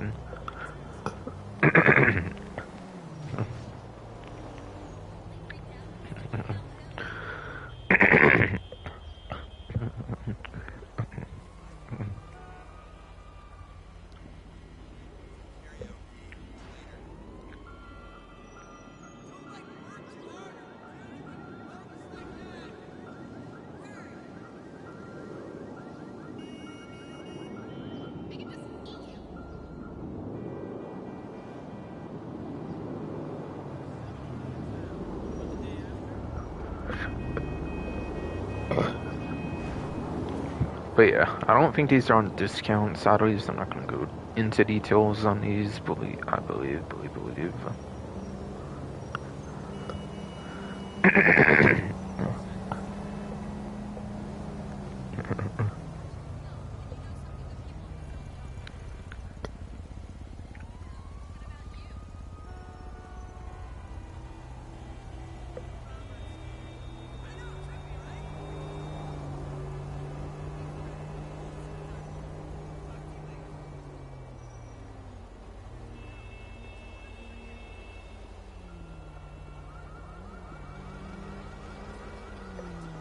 Alright, yes. They're both under full prices, so I'm not going to go too much in detail, besides what I've already done. But yeah, the Castigator, I think, is the best non-HSW SUV, I believe, for lap time, if I remember right, so it's actually pretty good. It might even dethrone one of the HSW options as well for lap time, might be how good a lap time is. because one of the SUVs actually might not be the greatest for lap time for HSW even, so yeah, might even be better than one of the HSW vehicles for lap time. So it would be like top 3, top 4, I think, for lap time for like SUV, which is pretty good. And then this is able to have the HSW upgrade on the next-gen console, so pretty good there. And otherwise, if you're on PS4, Xbox One, PC Legacy, I would not bother with it. Basically, probably too much. Probably too much, to be honest. To be honest.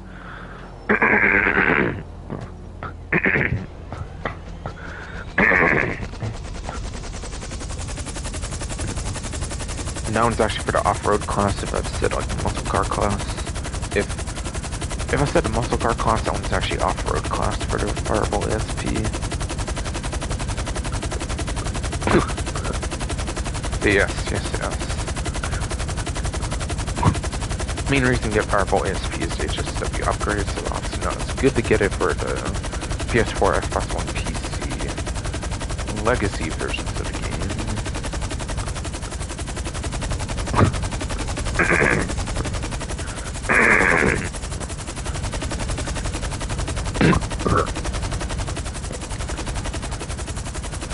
Fucking hell, you shitty body, bro.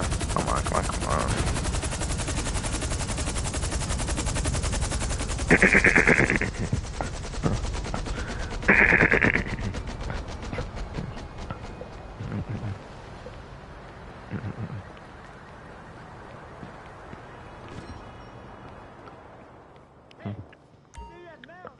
And then a few different vehicles here in Simeon's is the Rapid Contender.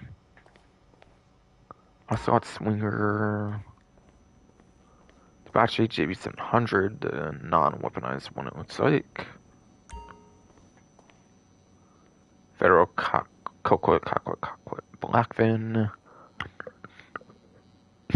Basically the older Coquet D1 from like the last update, kind of, but the older one kind of.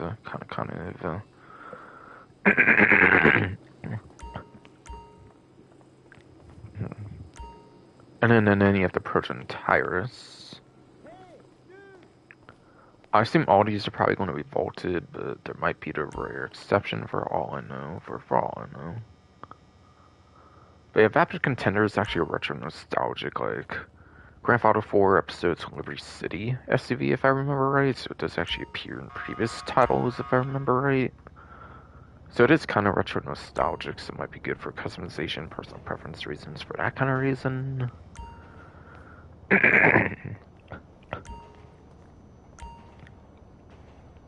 Swinger maybe even could have been like a 2D universe vehicle, but I'm not even too sure about that per se.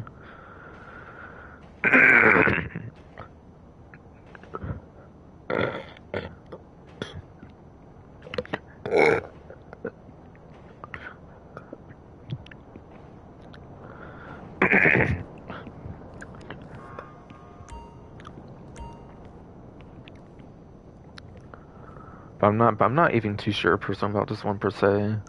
If this one is in fact a vehicle in like 2D universe, I think it might be in like a London title or something. Or if not London titled in like GT 1 or 2, I think. Or if not London titled in like GT 1 or 2, I think.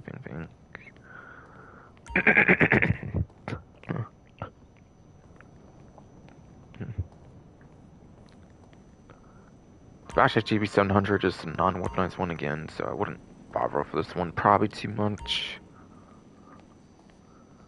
This one again is like the older version. At least it has a different class than the D1, at least being muscle instead of the sports classics class.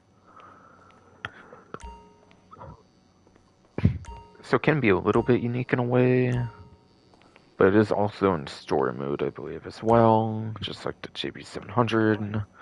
Just like the JP700, technically.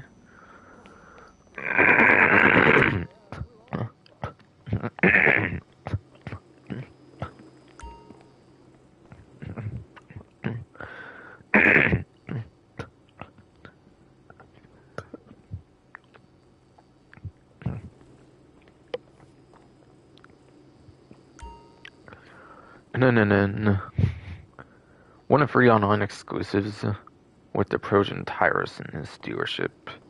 This one is. So this one is.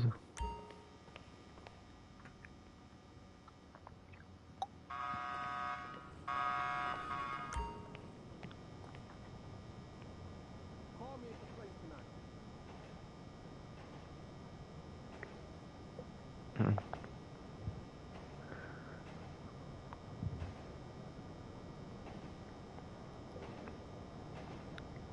Hmm. And those actually might not even be on discount at all, even. At all, even.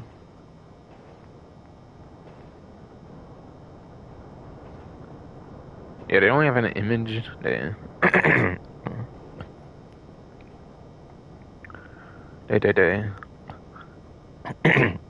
That's fucking goddamn fuck ass dude, fuck ass body. Come on.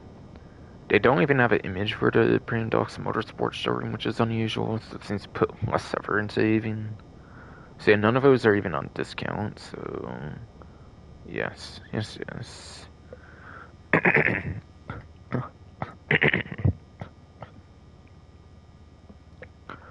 All full price. I'm probably not going to go into too much detail on these sides for what I already went over. Contender for SUV class, I don't think would be a great performer, to be honest. So probably not going to recommend that one. Swinger might be able to have some decentish performance for sports classics, but given there is the like old school supercars kind of at the top and whatnot, not exactly the top tier, like top 3 or anything crazy. Maybe top 10 might be possible. I'm not even necessarily thinking top 5 on it, to be honest. Anywhere really.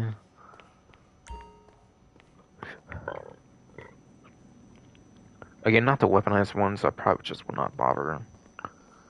Does have a class difference at least, being multiple instead of sports classic, like the newer, like Coco D1 that's very similar. So it's basically a lesser version of the D1 nowadays from like Bondar bounties. So yeah, probably not gonna be the greatest for performance. Probably not even gonna be top 10 for like top speed or nothing even. And you can also just get this one in story mode. So even then, you might as well just get it for story mode, not even online. And Tyrus, I don't really think is exactly the greatest performer for a supercar, if I were to take a guess. So, yes.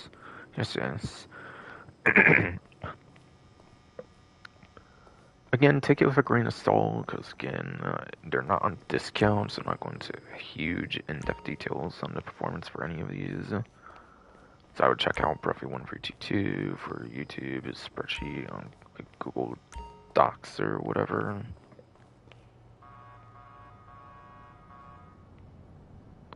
So keep that in mind. So keep that in mind.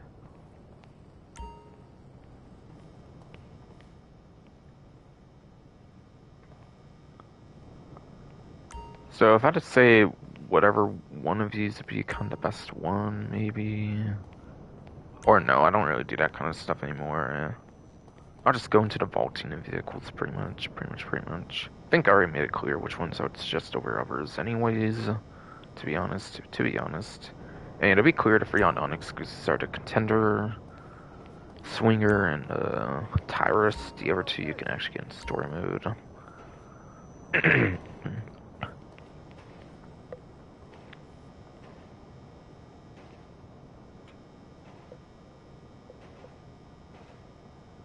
Yeah, I think I made it clear which ones I prefer or recommend over other ones for different reasons. Most suggested like the first two, I think, pretty much. To be honest. So I'm gonna go into the vault, like, vehicle list thing. Again, Saturday doesn't get updated, I think, right now, because everyone for TT decided to have a kid for whatever fucking reason. So, like, being more focused on YouTube, like, before, made his personal choice, whatever, I guess. What can you do? fucking, fucking.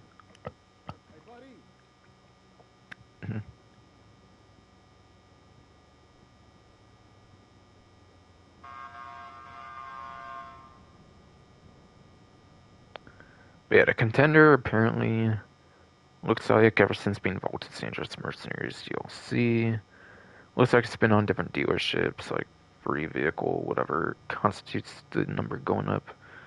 Because there's always a couple things that do that. Fucking. It's at least been available 4 times, like outside the vehicle website from Rockstar themselves for like the option of purchase. So I think that's been the least so far of any vehicle between this and like, yeah, fucking Dallas Car Meet. And yeah, I didn't show you actually, but yeah, fucking kind of forgot to, but yeah, fucking what was I trying to show again? Did vehicles on the list for luxury autos? One of them was here, wasn't it? Actually, no, they might have both been separate. Actually, right. Oh yeah, yes. But yeah, Fireball, ASP, and a Cascadator are both very recent additions. So obviously, in being after Dangerous Mercenaries, they haven't vaulted anything since Dangerous Mercenaries for sure. If only ever unvaulted stuff since. Fucking. Fucking.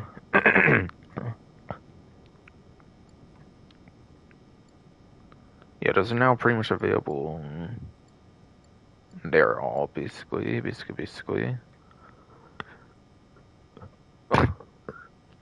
Yeah. And any HSW vehicle, by the way, is all available ever since the Sterling GT got put back on the website with the lock-on jammer. With this update, even the Sterling GT is available contrary to what it says on that laptop in the car meet. Okay, so that's why I was kind of feeling weird at the car meet. Like, I forgot something. I forgot to go over that laptop for the Stinger TT, but yeah, the Stinger TT is also available. I'm just not going to show that off at this point. So I kind of forgot to for a while. But yeah, you can just go on the laptop there for HSW upgrades and it'll be there basically for the Stinger TT. Though to see that section on the laptop, you probably have to be on a newer console. Obviously, very just W for PlayStation 5, Xbox Series X/S, and PC enhanced. Yeah, this has been available 4 times apparently now on dealerships and stuff since being vaulted on the vehicle website. Swinger apparently is available for the 8th time now, it looks like. So this one's been available quite frequent compared to the contender being like double the times available. The regular non-weaponized JB700. Have to see about that one still. That one's available for the 7th time now, it looks like.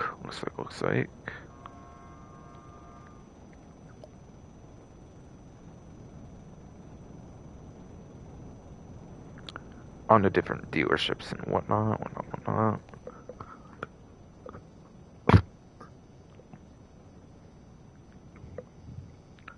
The Blackfin looks to be available for the 7th time as well now on the different dealerships.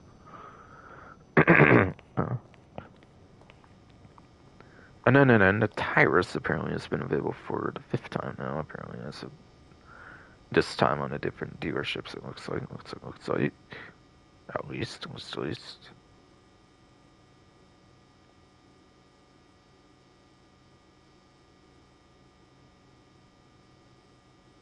And if I said 4 for some reason, I meant 5. Just have to add 1 to what's actually on the list. Obviously, it's not being updated right now. Like, for reasons I've explained like a couple times now, maybe on this stream.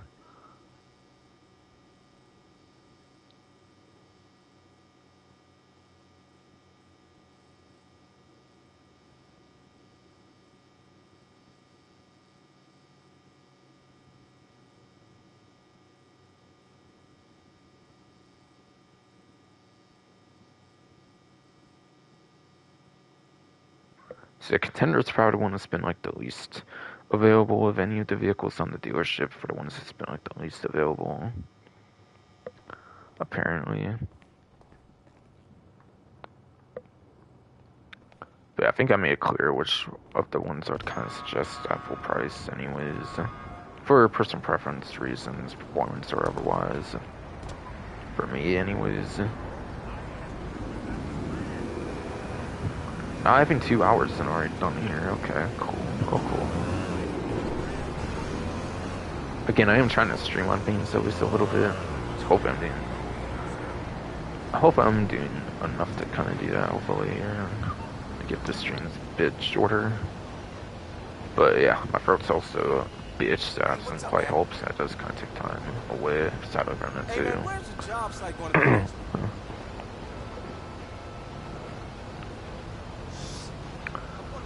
But yeah, I think I got my opportunities, discounts, pretty much off from there to talk about and whatnot.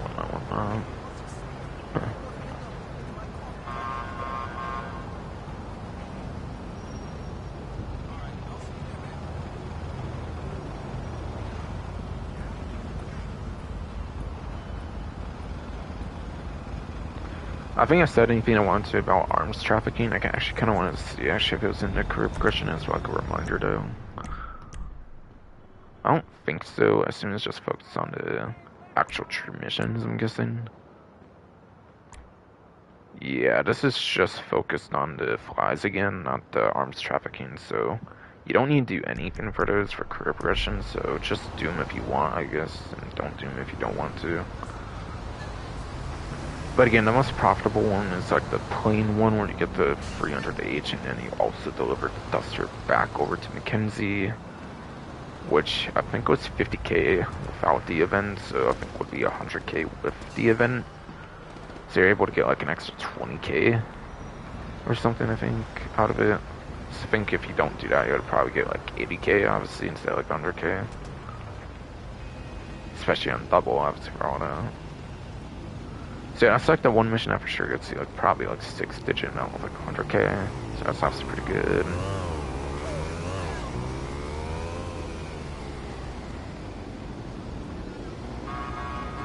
Hey, what's up?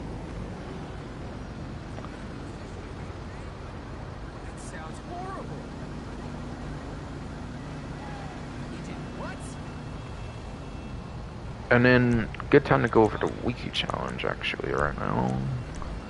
And that is complete 5 arms trafficking missions. So if you complete 5 of those, then you do get 100k.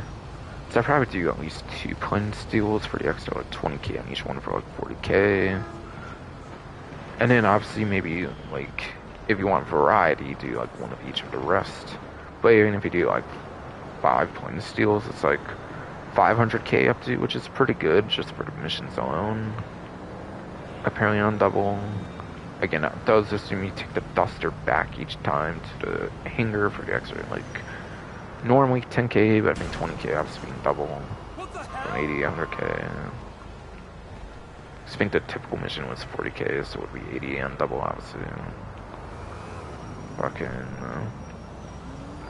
so you can probably get like 500k up to alone on those missions.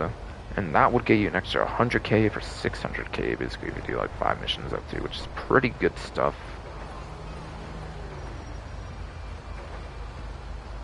I would say for this event.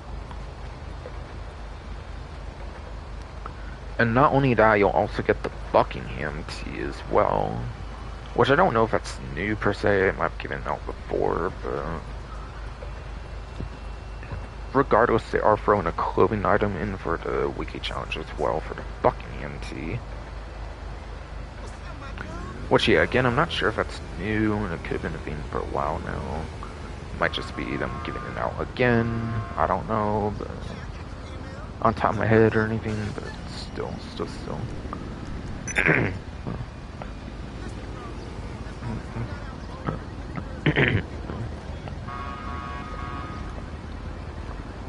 In case it is new, I'll probably shoot for it off stream, obviously, since I did play them all on stream like last stream.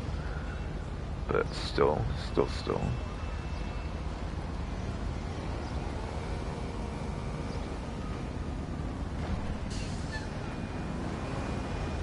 And again, you do need to buy the new Mackenzie Field hangar, obviously, because the new missions are tied to the new hangar for the Mackenzie Field hangar. I already went over those tips and tricks. I'm not going to do that again.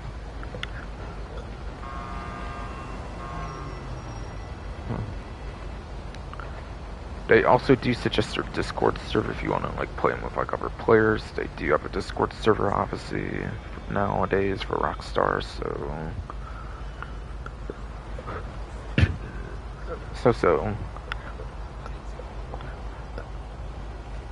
Apparently they do suggest a Discord server for those missions, but you can just do them solo anyways, and they're pretty easy solo.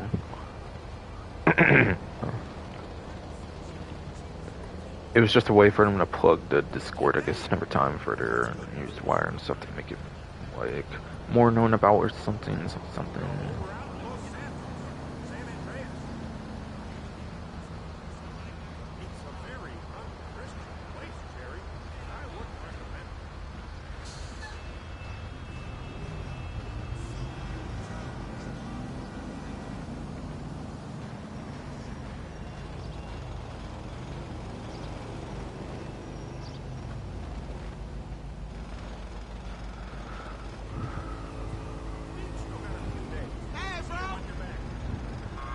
As a reminder, the F-160 rides you 20% off very good aircraft. Because they actually go into it in the actual newswire itself in a dedicated section. So I figured I'd mention it again.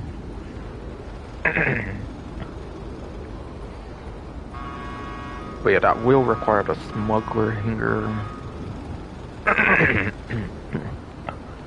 That will require the smuggler hangar at least to own the F-160 Raju, so keep that in mind.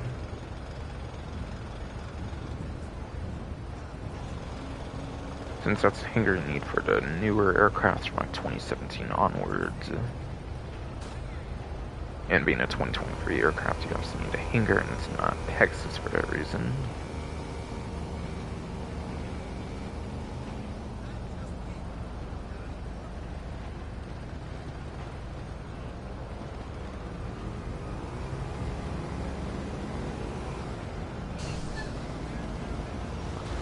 Guess I can show off those clothing items next.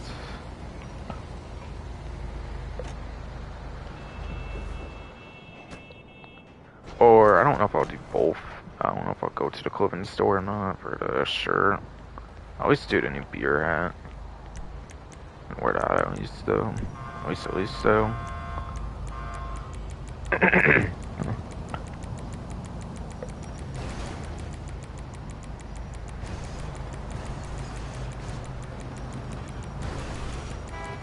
I don't know if it will be a while before I can get to that from where I'm at. I usually actually do an outfit to kind of be at the start of the menu, but whatever.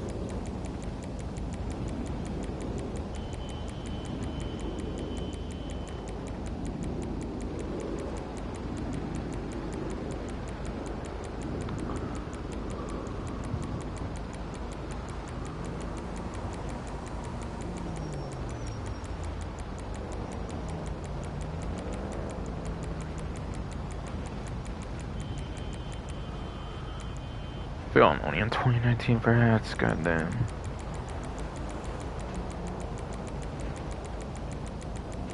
Decided to be this way, apparently though. Want to challenge myself to get for it, basically. My hat was 2015, so I probably should went the other way, actually, I believe. Or even 14 possibly, over to 14 possibly even. But like, I didn't really think of that, so, yeah. Oh, I think I finally found it. Did I? Yes, okay. Yeah, to be fair, this one is probably kind of placed kind of randomly compared to some of our new ones. Is there something? Looks like I actually get anywhere close to the end. Oh, okay. Maybe it wasn't as bad as I thought then. But yeah, given there was a bunch of beer hats, I was kind of maybe thinking it could maybe kind of an outlier compared to some other newer editions, so that's also kind of why I did it this way, to be fair. So I actually did kind of have a reason to do it, to be fair, be fair. So I did have a reason to go about the way I did. Actually, I do. Actually do.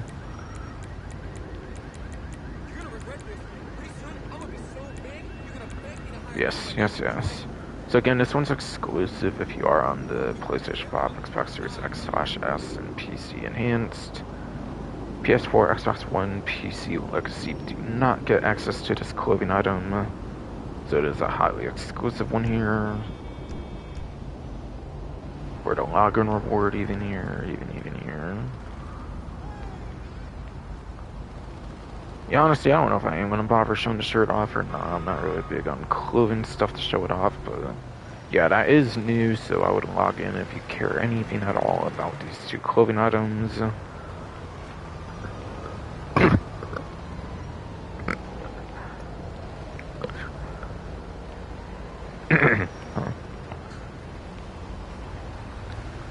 If you do care much about these two clothing items, whatever, I would definitely care.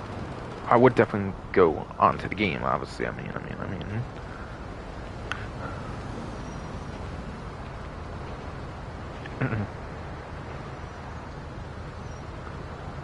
But I'm probably just not going to show off the shirt. Any other just simple login rewards, or just simple login rewards, unlike the fucking ENT. I'm not gonna like the fucking ENT again, which you do with the wiki challenge. But yes.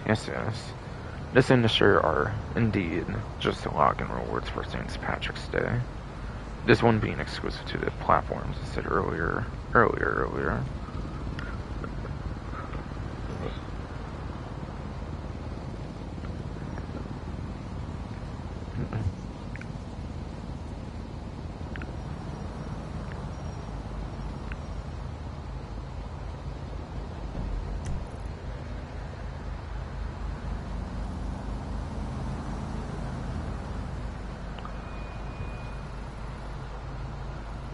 And then junk energy skydives are apparently 2 times right now for the money in RP. These are those free mode parachuting things you can do for money RP, basically. Which honestly, they're just alright, I would say. That's my DualSense run solo, apparently. Thanks, bro. But yes. Yeah, junk energy skydives, I would say just pay alright.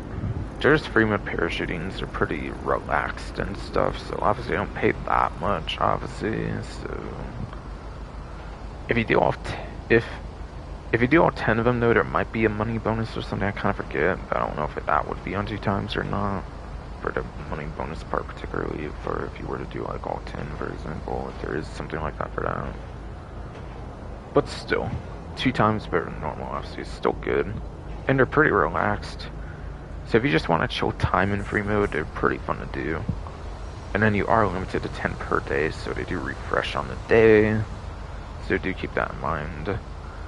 So there's technically a finite amount of them you can do, I believe, per day. So you can't just do it unlimitedly like you can for the arms trafficking, which is obviously still going to be better off, even if it were, I don't know, even if it were capped today, this actually would maybe be better, since there's 10 of them. But yeah, fucking, you can't repeat them infinitely as far as I understand, kind of, or at least for full pale anyways, just not going to be as good as the arms trafficking to do. And yeah, I don't think these do anything or career progression. Pretty sure there's no career progression or anything for this task, I believe.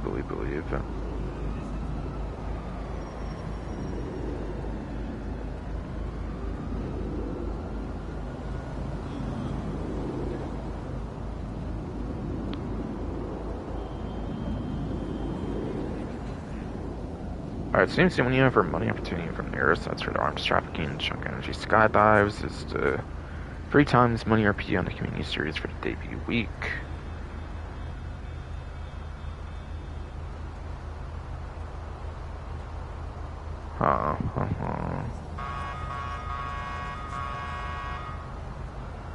Oh, shit, okay. So these new community ones are only for the 9th gen version of the game apparently this time, and not for 8th gen, which just has a new rehashed selection of jobs. Which is just older content, which is just older ones on 2 times, basically. For the legacy platforms, or PS4, Xbox One, and the PC legacy.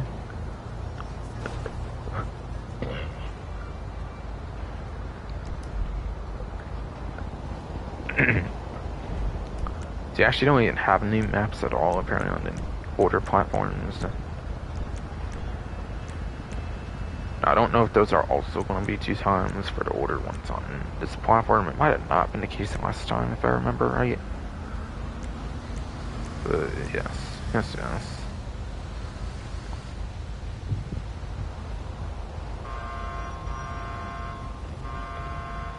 So at least on the PlayStation 5, Xbox Series X/S, PC enhanced, you have left parenthesis TOK, talk, right parenthesis like blue coil. Doesn't mean like Tears of the Kingdom for talk, does it? I don't know. Probably not, I'm guessing. Probably has nothing to do with Legend of Zelda Tears of the Kingdom, I'm guessing. But I'm not really sure.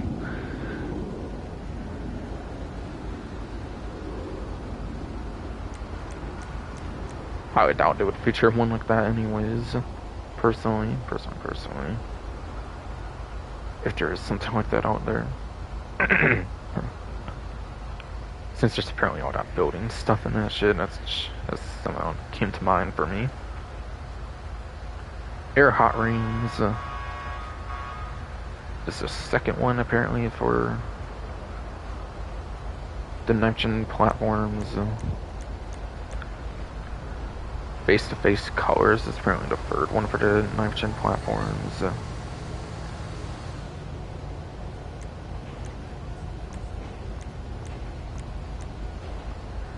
Nose Adrenaline is apparently the 4th one for the 9th gen platforms.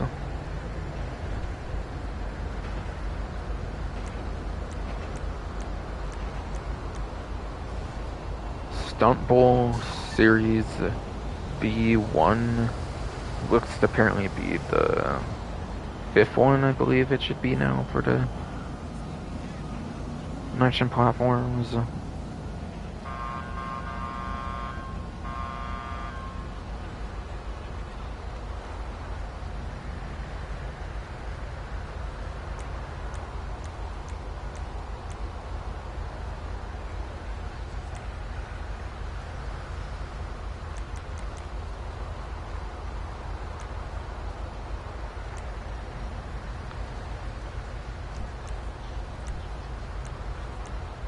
Oh, I was just stuck here. What the fuck? Come on.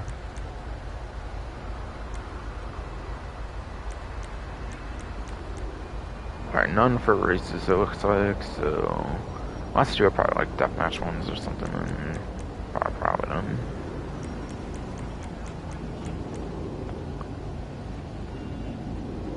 That kind of fancy a Kof or something, Kof, whatever the fuck.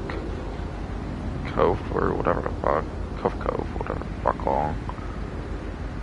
With the like... colon, whatever the yeah, it's colon, right? It's like the other kind that's like a dot and something else. Semicolon or something, right? Kind of forget. Whatever the fuck. A Kof, Kof, whatever. Triple Irish looks to be the 6th one.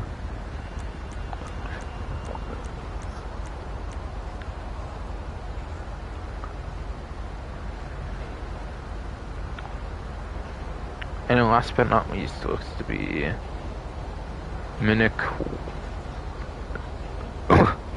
Fuck yes, body, bro. Come on, come on, come on. Yes, yes, yes.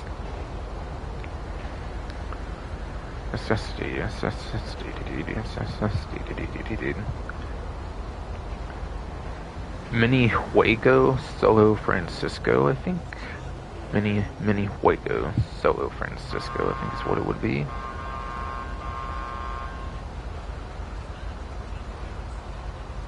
For the last it is ones for the 9th gen platforms. Oh,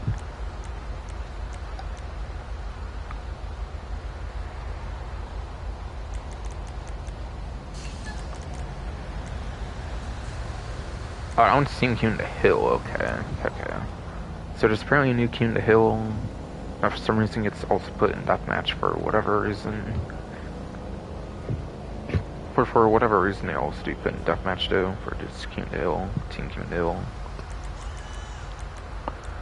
And the last one is actually a team deathmatch apparently, it looks like. Though this one says deathmatch, not team deathmatch.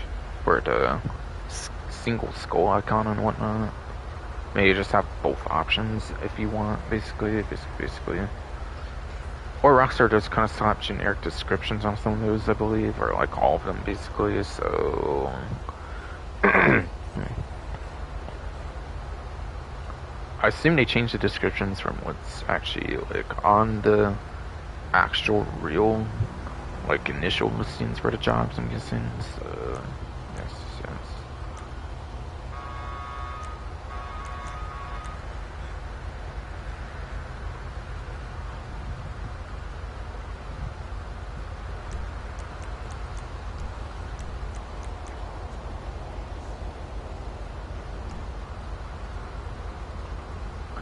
Alright, and then if you're on the 8th gen version, I really wish they would fucking show, like, which ones they're on. I don't know if I'll want to do that then. Maybe. Yeah, maybe.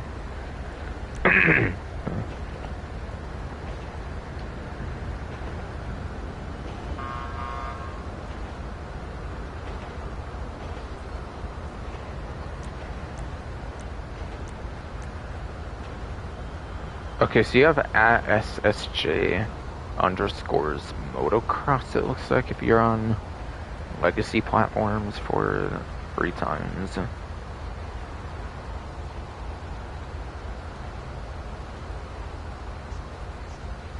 For the first week again, and then it drops to 2 times. It's what a new one basically.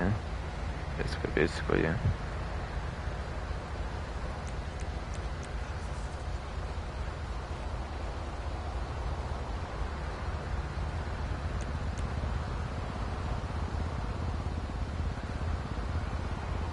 Hello, Fatina. How's the baby? Okay, cool. She'll be back as soon as she finishes her shift. It seems there won't be any passment to like R here for older platforms.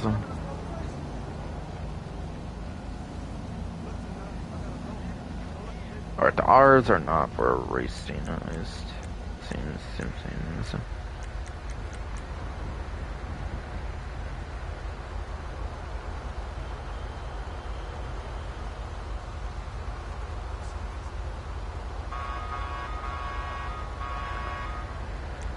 Stunt Boys or Aqua, let's be on legacy platforms for the times. So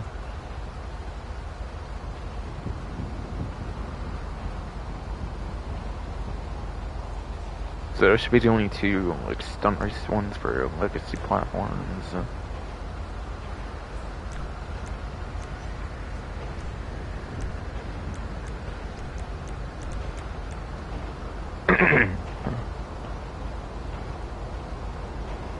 This one should apparently be on 3 times for legacy platforms.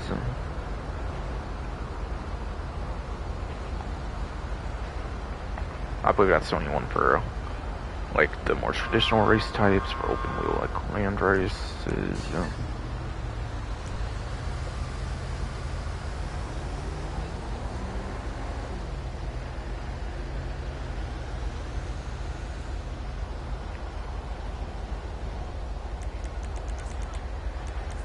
Black and yellow looks to be one. For legacy platforms, for like the fourth one, I believe, up to now.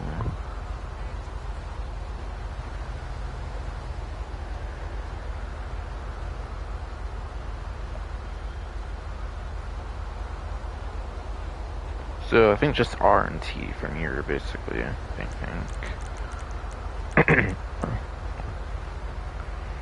Resi's paintball looks to be the fifth one for legacy platforms for free times right now.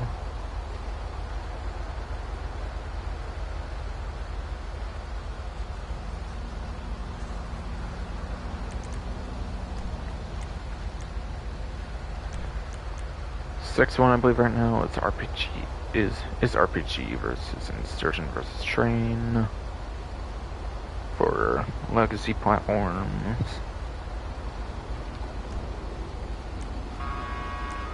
And then they show one called the Red Room. Did I miss that one? Or is it not actually here or something? So it is.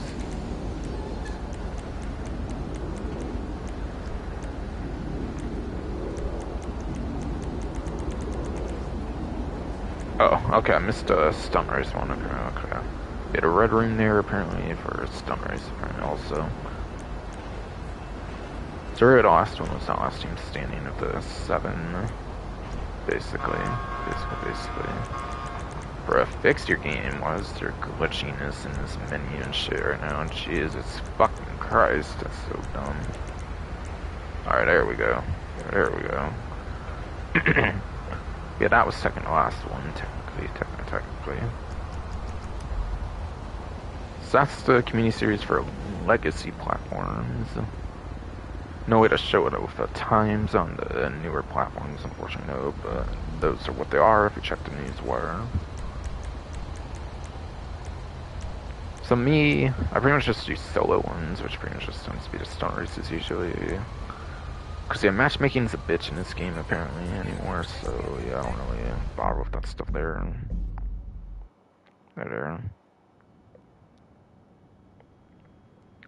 Alright, so yeah, I'll check my stream again, so I'm gonna be doing race types here and shit.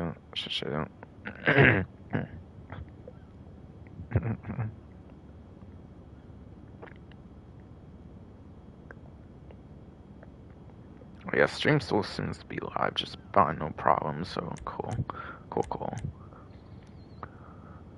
Alright, so race type, standard, GTA, rally, non-contact are all available. Looks like for this. Default to 2 laps, but obviously I'm just gonna do the 1 lap. Just try it out. Default's the muscle class apparently, with HSW enabled, so cool.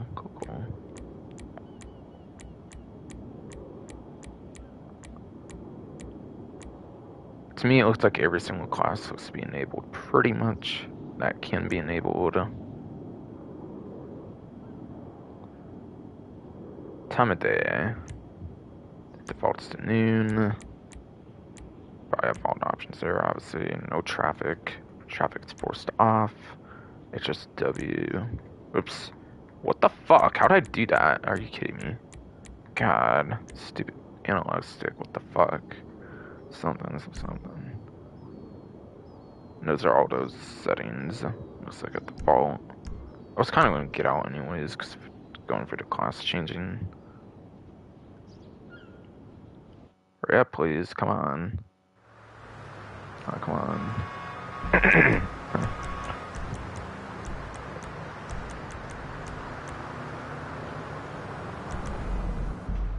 I don't know why, but I did get reminded Tears of the Kingdom with TOK. But though TOTK might make more sense for that. But the O is also capitalized, so yeah, probably has nothing to do with that, to be fair, because O for O wouldn't be capitalized, I don't think.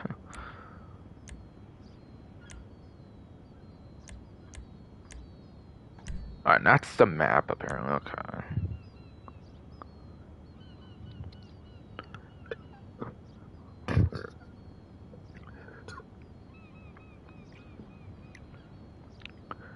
Looks like a lot of clusterfucked shit to me. It is on the airport, which is usually good for top speed, but like I don't feel like just that many streets. on that particularly, so yeah, probably lap time focus like usual, like usual. So that's probably what I'll go for then. I think the one, like, I think the best HSW muscle car is pretty much the best for both metrics anyways, so there's not one that's good for one and then one that's good for the other. Like, other classes have, I believe, for muscle. Anyways, I think it's pretty much just figure ZX for the two different versions of it on top, so yeah.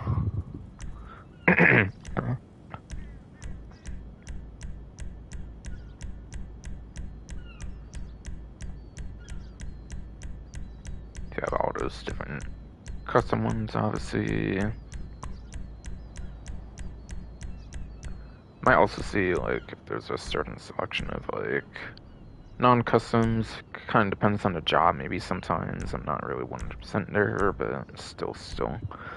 I think sometimes it depends on the job, which ones are available. But yeah, RGT, Beater Dukes, Blade, Broadway, Buccaneer Custom, Buffalo STX, Buffalo EVX, Bergshot, Stallion, Chino. Alright. 20, 30, 40. I think it's like 50 now. 60. It's like 63 to choose from.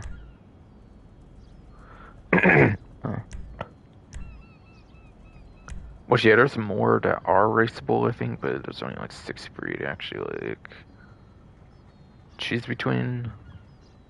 I think only like a few of them are like non-raceable, even for like stock versions or something. I think there's only like 4 non-raceables or something for muscles. So I wouldn't know which ones are like not there, but I'm not gonna spend all the time on that shit.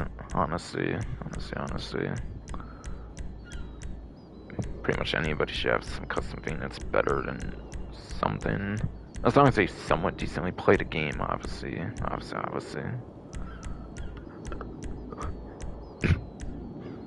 Yeah, supposedly the roofed one might be a little bit better for lap time, but they're pretty much the same between the convertible and the roof one for like which one of them are best, pretty much.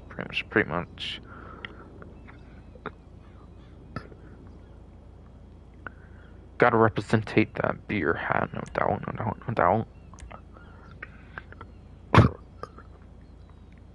No, yes, indeed, I will represent the beer hat.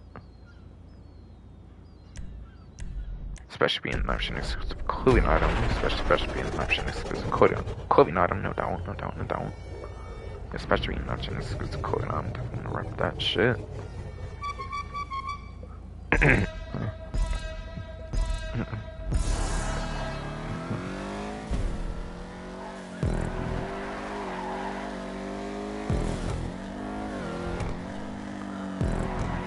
So world record is within like a couple minutes of this, so it's probably how long it's expected to last then, for just a single lap, I'm guessing. 2 laps probably like a few minutes or so at least then.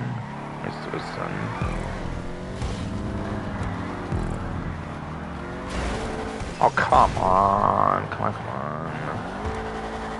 Gay. How did that even fucking happen, bro?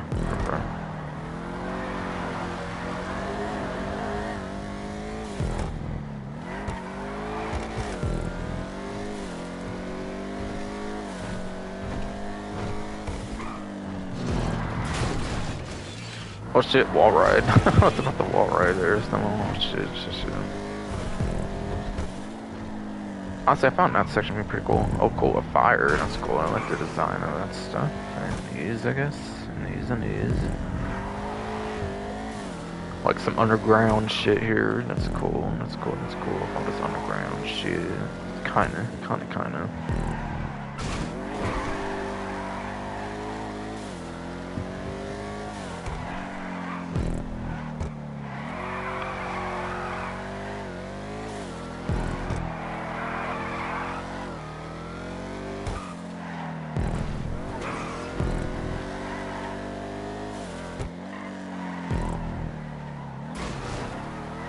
Well, that kind of saved me there again. It seems.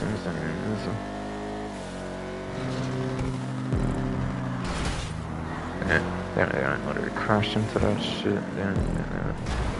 Ah, fuck.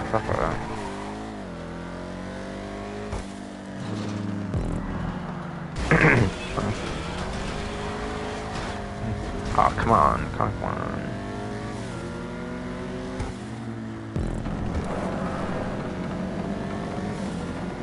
It's like, and it's kind of like you can ride like a wave or something there.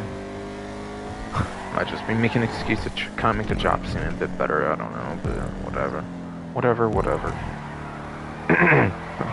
No fires over here. I'm a bit disappointed about that. And it's just like those freaks Tims. It's a bit disappointing there. I feel.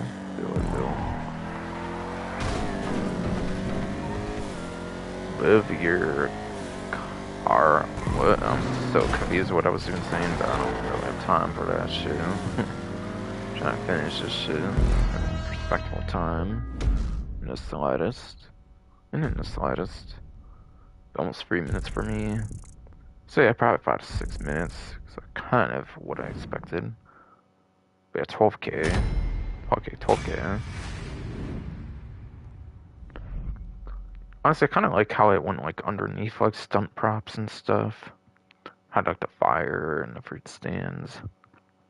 It was alright to decent at least, I guess. I wouldn't say it's like one of my favorites they've ever done for Rockstar on these community series, obviously, but yeah. So that was that one.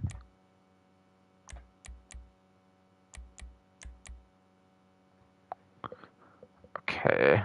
What was the alphabetical stuff for it again? Fucking. Those ones are so much more spaced out since I have to describe them and shit, cause it's not just older ones, so I'm just going to free mode, fuck it. And I'll just figure out from there. MSF and then the other one is the fucking Kindle that requires multiple players. And again, the matchmaking is kind of a bitch in this game lately. For like the last couple years or so, from my experience, the matchmaking is broke as shit. Basically. I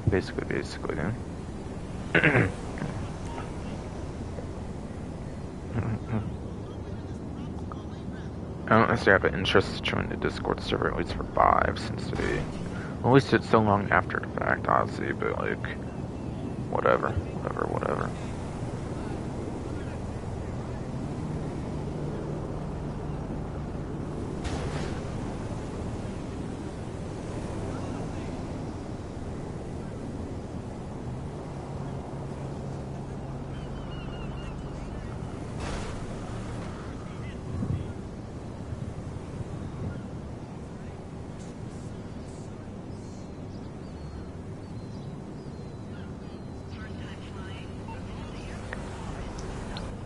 Alright, I did not think that yet, right. So I was kind of wondering what I was doing or something. I forget, but whatever.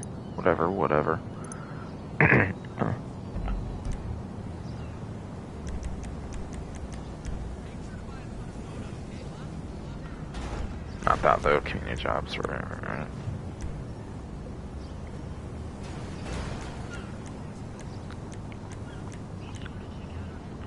Air hot rings is next, right.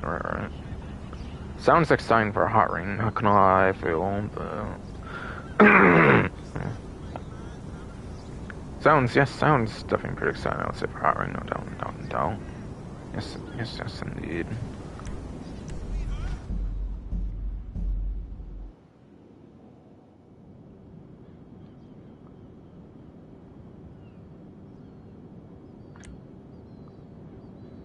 So yeah, standard, GTA, rally, non-contact, all the typical race types you have. Again, defaults 2 laps. Class is forced on sports, which makes sense being a hot ring race, and all of them are classified as sports cars. There's an annihilator in the screenshot, interestingly, so that's cool. I don't know if that suggests anything of like some like vehicle placement or something somehow, or what. Could have just been something that might have been there during the time of the screenshot, so I'm not really sure. I don't create jobs too much in the game anymore. It's unnecessary to know every little thing about the creator right now. But yeah. Unit default. Traffic is locked very high, apparently for some reason. Not sure if traffic actually plays a part then. Additional options. Restricted, off restricted, off restricted, off restricted. So it's already on restricted, which might just be because it's hiring. Or like maybe there's more restrictions past what the initial hiring usually allows. Obviously the 3 different hirings basically of the game. Advanced medium looks to actually be default there for catch up on this one. I didn't really look at that actually on the last one.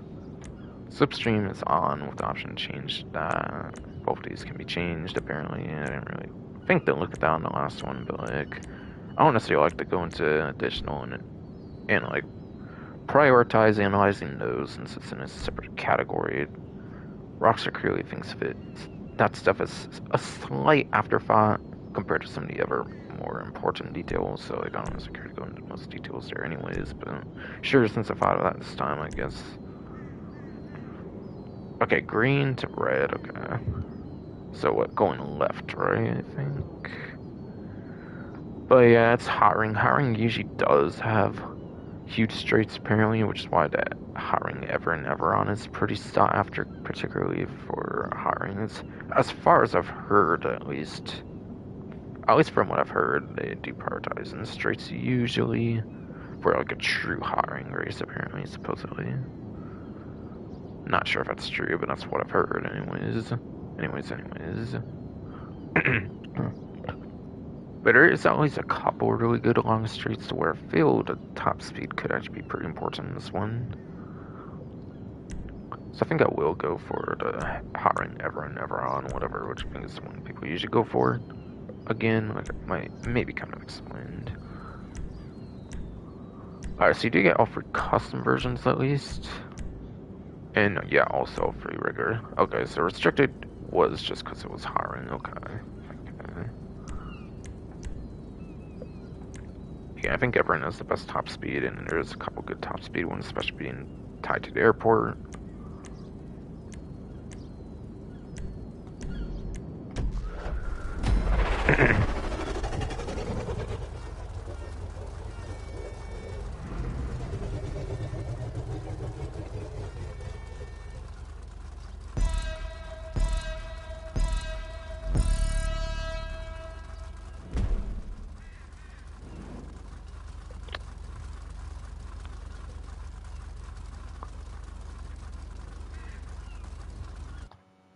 Hello. Hello. Are you fucking kidding me, man? Fucking bullshit. That shit actually fucking died on me there of all times. Like, really? Really? Well, that's pretty annoying, not gonna lie. Not gonna lie. I think when I do these jobs, they'll just take me to wherever they're meant to take me to anyways when I'm done with them, so like, yeah. Going never invite only is not a big deal at all, thankfully.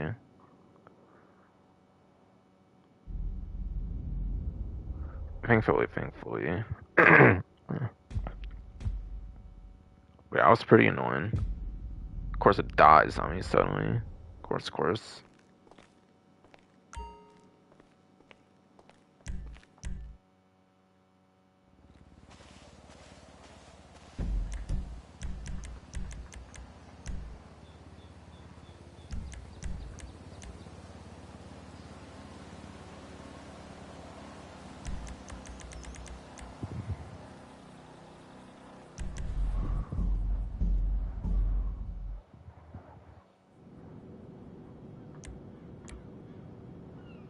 Yeah, I think I remember doing the one lap last time, but again, didn't matter anyways, because my controller fucking died, so I had to redo it, basically.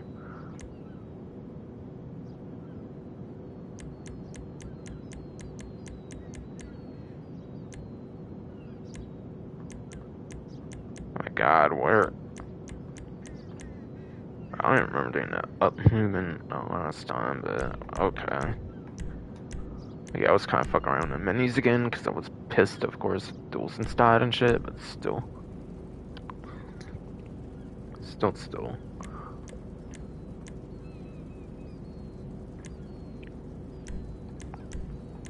Again, this one for the straights, apparently, so, yes. Yes.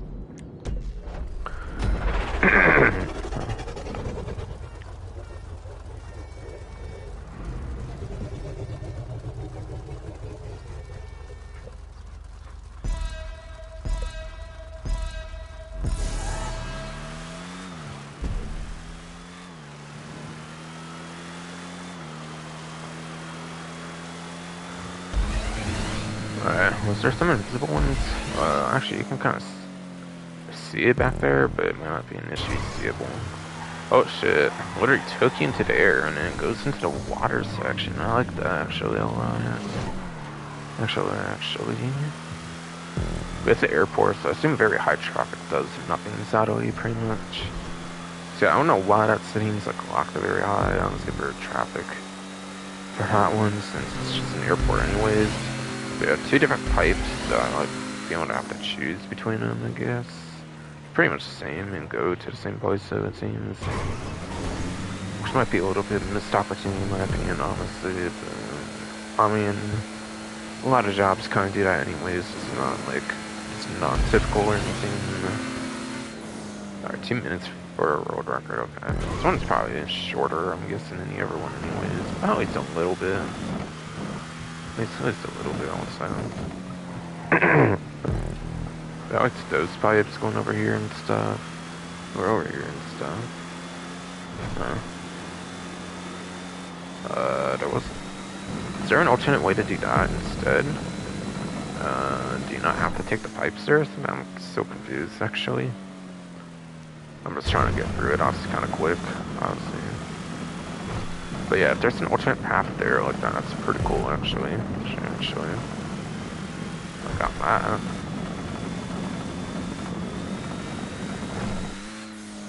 Yeah, some of these jumps on this hot ring are pretty cool. I like some elements on this hot ring one particularly, at least.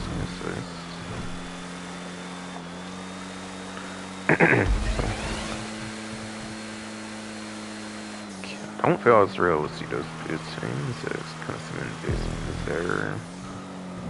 But yeah, no world record in it.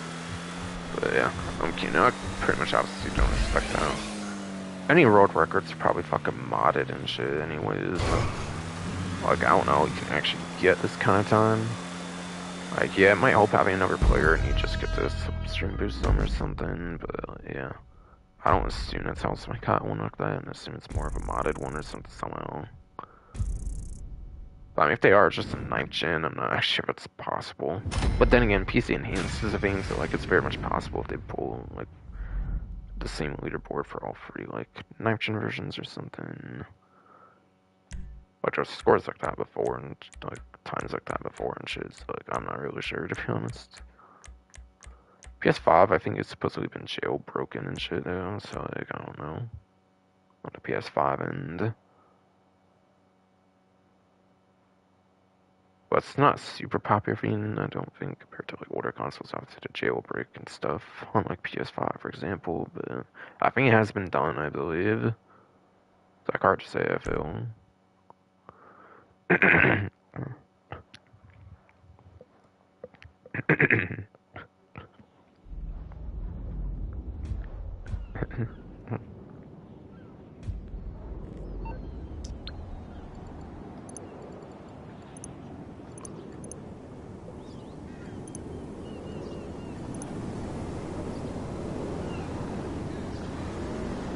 Like, obviously, when they still constantly update the PS5, I don't assume it's like it'll be jailbroken on every version, but at least one version I think it's happened before.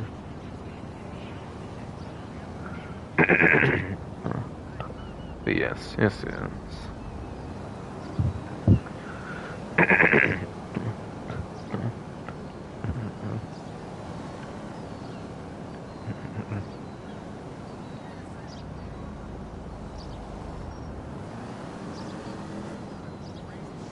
I actually kind of forget how much money I got on that one, to be honest, but yeah. It wasn't too off from the time it took for the other one, I feel, anyways. It might have been similar pay. Whatever. Whatever.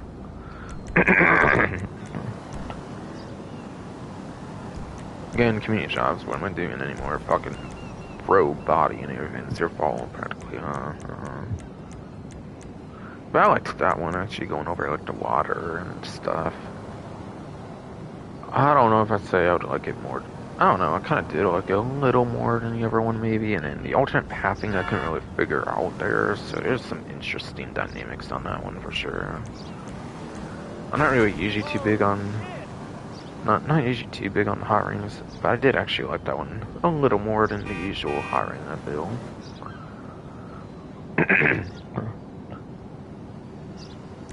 Interestingly described as face-to-face. Interesting. Okay, that's another term for point-to-point? Okay. Huh. It's kind of just straight across. Okay.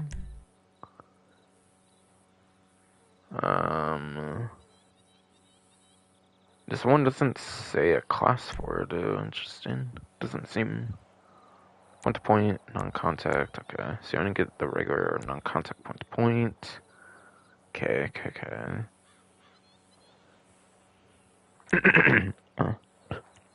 Faults to noon. Traffic is locked to high for some reason, but again, it's probably not going to matter too much anyways, since it seems to be in midair. Or something.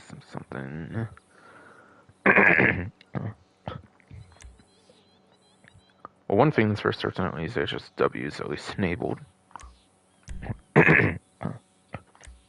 Restricted off. It's just restricted in some capacity, it seems, at least. Force catch-up off, and slipstream is on, apparently. Again, didn't do it for the first one, but, like... Yeah, it's in the additional ones. I kind of just do it if I bother to, I guess.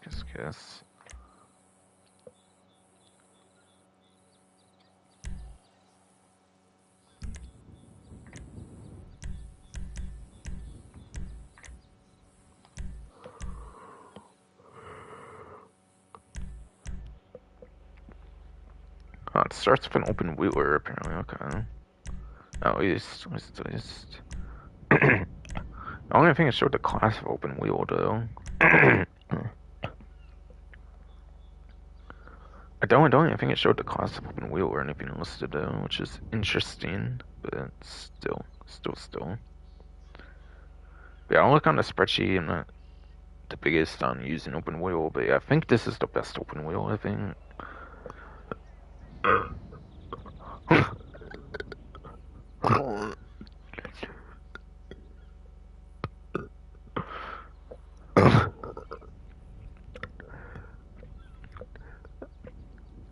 Fuck ass body wreck, Michael. Yeah,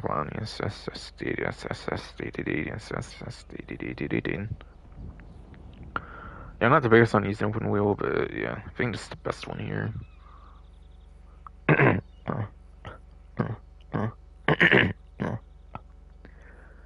Yeah, apparently in kind of general, it's kind of the best one for lap timing and top speed, according to the spreadsheet, being the only S tier for the BR8, so yeah, it's the one I'm using basically then.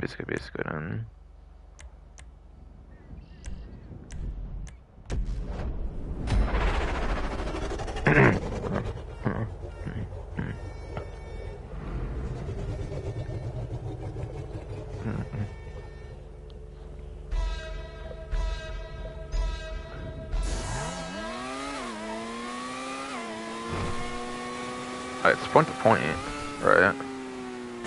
This one seems interesting, being a point to point open wheel, and it's not even an actual open wheel race, it's like a stunt race. Oh shit. Yeah, something with downforce might force it down, like, to ground quicker than usual, I kinda forget. Going to the Winnie Izzy Classic, okay. But yeah, I don't know if it's like that one that was available, I think, last time around, or it's like one that was like changing to like super particular vehicles each time, I think, was kind of how it kind of worked for one like this last time, I think. I don't know, maybe there's a lot more styling of these ones. I actually liked this style one last time, I think, so like I'm hoping it's pretty exciting. Seems similar in structure to the last one, I seem to assume. Yeah, I think the last one had the ramp buggy. I forget if the last one had like the Izzy Classic or not though. But I think the last one for sure had the like ramp buggy. That was kind of similar styling to this one. But obviously this is very generic as a solo player, but yeah, this one's meant for like groups of players. It's called face to face. It's called face to face for a reason.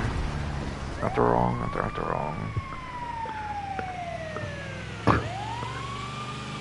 Alright, this one has an ambulance to it, apparently. Or apparently. I don't think the other one had the ambulance, but I could be wrong, but I could be wrong on that. On that.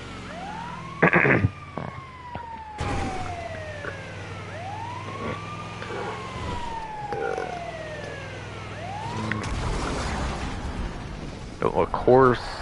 I honestly think the other one had this. Could be wrong though. Could be wrong though. Seems I get my custom version too, so cool. Cool.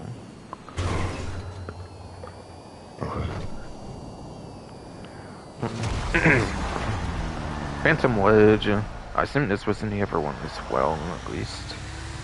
Along with the ramp buggy, not so sure about the non-ramped options personally, but still.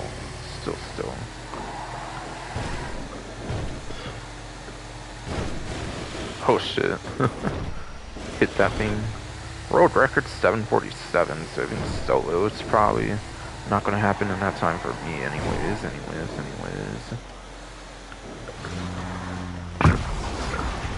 The Marshall. The other one might have had the Marshall, I kind of forget. Never the other one this time might have had the Marshall, I kind of forget, kind of forget though.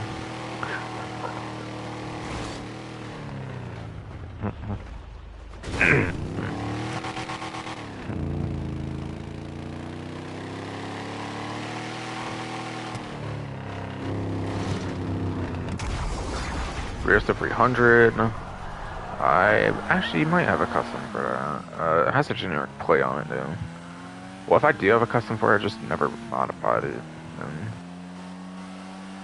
But yeah, this might just be a stock one. Even, so maybe I don't even have one. Calfrigo didn't add a garage space, so that's for like, I think the Kasaka, so yeah, I wouldn't be too surprised if I don't own. I'll have to like non-weaponized ones for Calfrigo Ice DLC. So I just buy based on the properties DLCs they're in Houston. Ramp buggy a second time, okay.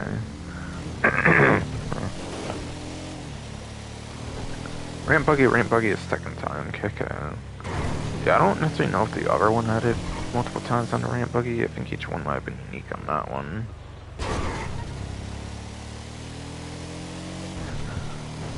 But I could be wrong there.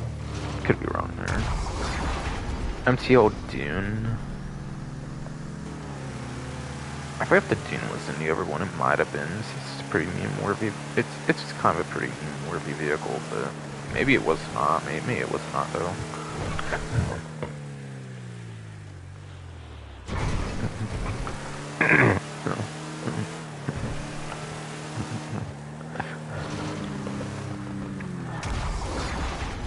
Back to the open wheeler, apparently. Of your choice, basically. Wow, it really stayed there. So actually, I might have done that last time in that spot too. Hey, let's go. I think I used Curtis Boost on the last one. I actually made sure to use it, I think. Phantom Wedge a second time. Second time.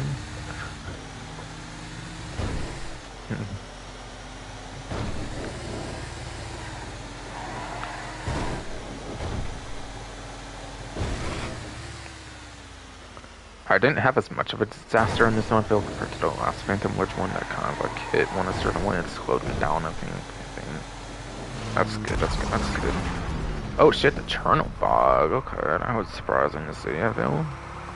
I don't think the Chernobog appeared in the other one for sure.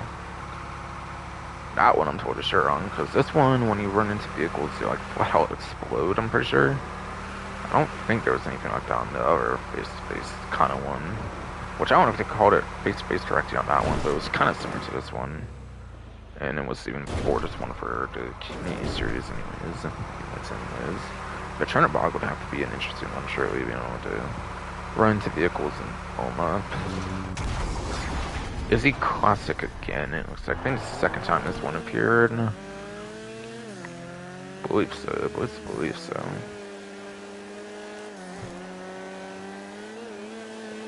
But yeah, do you own a regular Izzy Classic and an Arena version, by the way? Or do you own the Izzy Classic because of those Izzy Classic races that they don't keep permanently anymore, but yeah, for when they do have them out, obviously do you own the Izzy Classic for that. Ramp buggy a third time, even insane.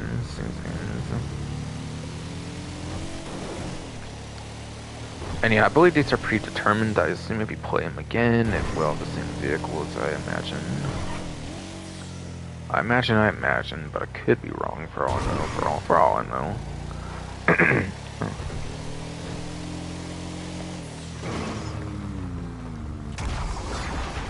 And a surfer. Whoa, okay. Yeah, I definitely don't own the regular surfer. I think there's a surfer custom that I do own though.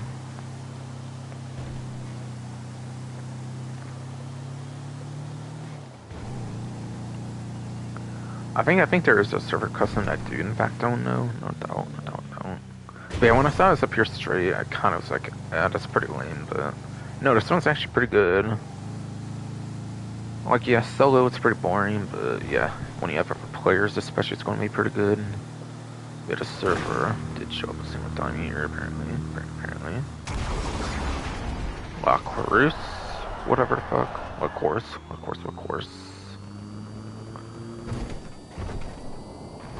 Fucking, yeah, this one appeared for the second time now, I think. And it's the second time it appeared. Alright. And this one you don't parachute, on the last one you don't get out of a vehicle at all in this one compared to the other one, which is a little disappointing, I feel, but I mean, this one's pretty good too. No air tug on this one, unfortunately. I think the other one had like the air tug. But yeah, they're different in their own regards. Yeah, triple especially, good time for that. 8 to 10 minutes. Pretty much forced it at 8 minutes, even solo for me at least, so that was pretty good. If I owned a couple of the vehicles custom, it probably would have been under 8, to be honest, even if I had like the surfer, and especially the Bros 300, I'm guessing. Yeah. That was actually pretty good. Wasn't as fun, obviously, being solo. To where I should probably call it bad solo, since like it's meant for multiple players, but I mean, I'm not going to deny it's pretty fun. And I'm not going to underestimate the potential it has. I'm not going to underestimate the potential it has, no doubt. No doubt with other players. Yeah, 35k on triple is very good for that. And then what was and also if it being solo as well. Obviously if you're playing with other players, you could maybe make a little more even for all I know. Unless I hit like the cap of how much I could earn there, then that's like the most I could actually earn there basically, but still.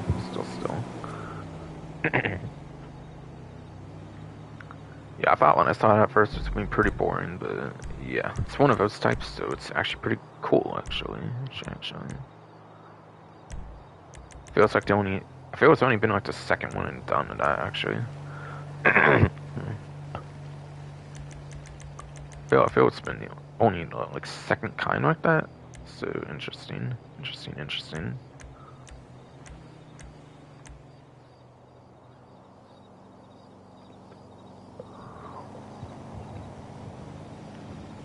Alright, nose adrenaline. It's apparently the next one here. Apparently. This one looks to start at as the muscle car class here. Yeah, might have accidentally changed something there. Probably is 2 laps like all the other kind of usual suspects at default.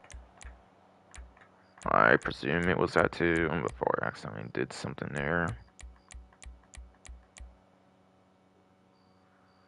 Seems you have all the 4 different types, I'll say as expected there.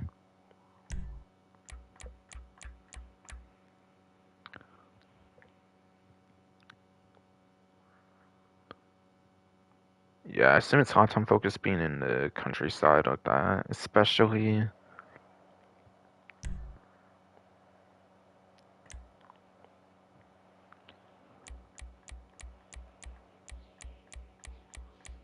Yeah, probably features like pretty much all the classes. I don't know. Might have been like one class short actually compared to one other one I was scrolling through. I could be wrong. But yeah, regardless, you got a lot of different class options there.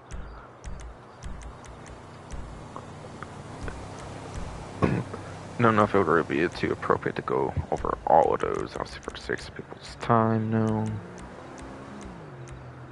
For any of those available classes.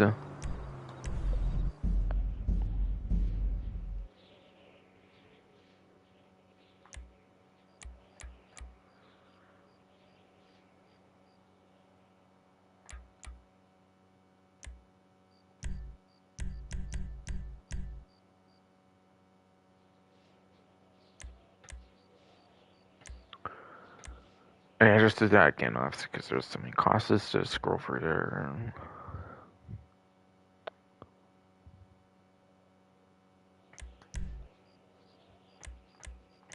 Seems kind of like the usual settings, like one of those other ones. I wouldn't be surprised if that first one just had those kind of usual settings as well, without altering those or something.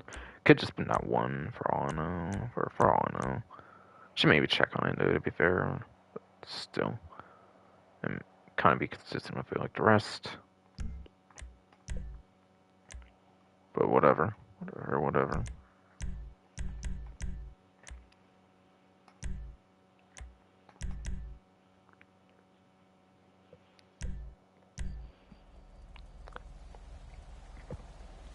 So I'm not going to do the other Vigero ZX, I think. I think I'm going to do the Buffalo EVX since, yeah, this one has terrible lap time. And plus I'm already using it for the HSW time trial, so currently, so yeah, I'll do the Buffalo EVX, I think. Because I'm not doing the other Vigero ZX, just no.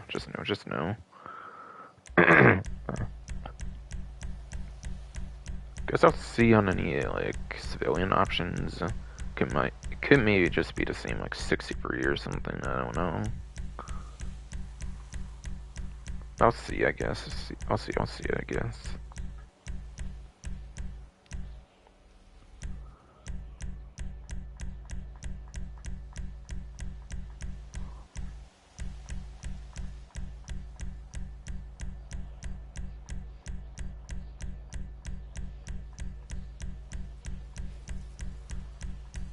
I think it's 50. 60. 364. Maybe it was off one or something last time, or maybe for some reason, like, one was excluded compared to here. I'm not really sure, but yeah. Wasn't really worth going over all that with how many there were for people's time.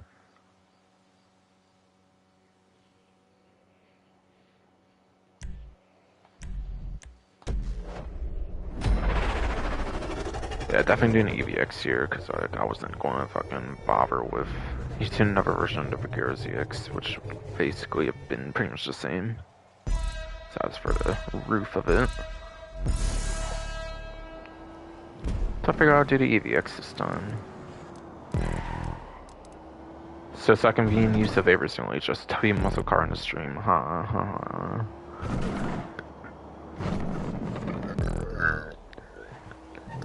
Kind of. Obviously, with factors too, the bigger ZXs, obviously. But I kind of already made my stance on that in the stream, obviously.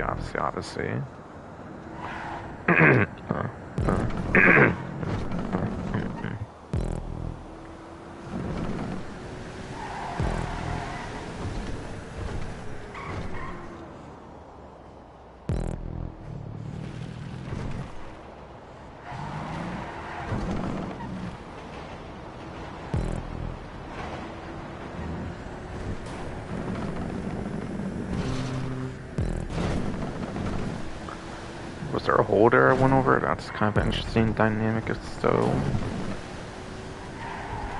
Alright, 1324. Yeah, this one's probably going to even be a bit quicker since it has a minute and a half. This might be the quickest of them. So far, at least. So far, at least. But I think there's still one more race one to do, basically. Oh my god, how did that happen? God damn, did I cool 360 there somehow? Fuck.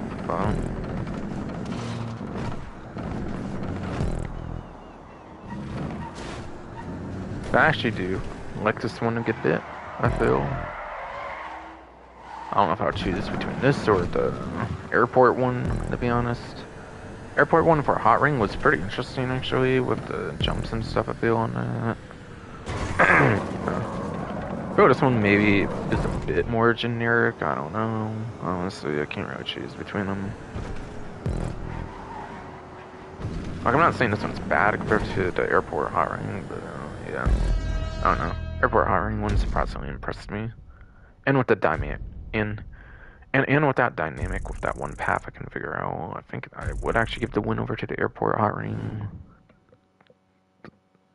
I think airport Hot Ring is my favorite batch still. Like, excluding the face-to-face, which, again, I recognize would be good with other players, but still it was not too great.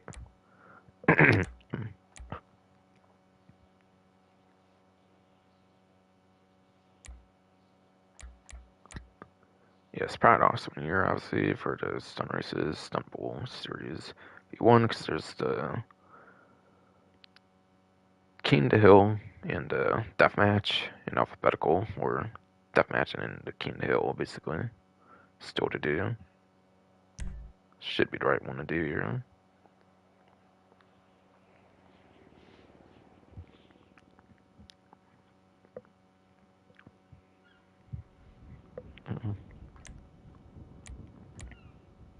So this one started at 3 laps, which means when you want to start at more than just 1.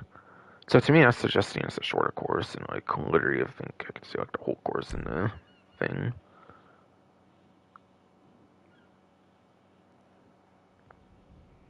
Not very straight heavy, I feel, aside for like maybe 1 to possibly 2 small sections.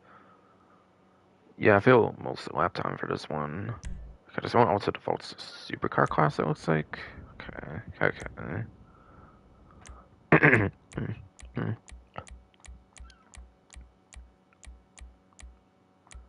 Has like the same 13 and 14 usual classes, it looks like. Unit default. Traffic off. Just W enabled, or and then yeah, I'll come back actually because yeah, again there's like 14 classes. I want to make sure I'm on the right one, especially. Pretty sure it was super obviously, but just to be sure, I'll go back in. What's also, I guess I can look at those additional options. I guess for the first one I didn't do like with the rest. Well, yeah, actually took me back to the thing there. Okay. Interesting. Does that usually happen when you just back out with something and don't like go through till the end, or like what? I guess a bank would have had then, since I'm doing this too. Two.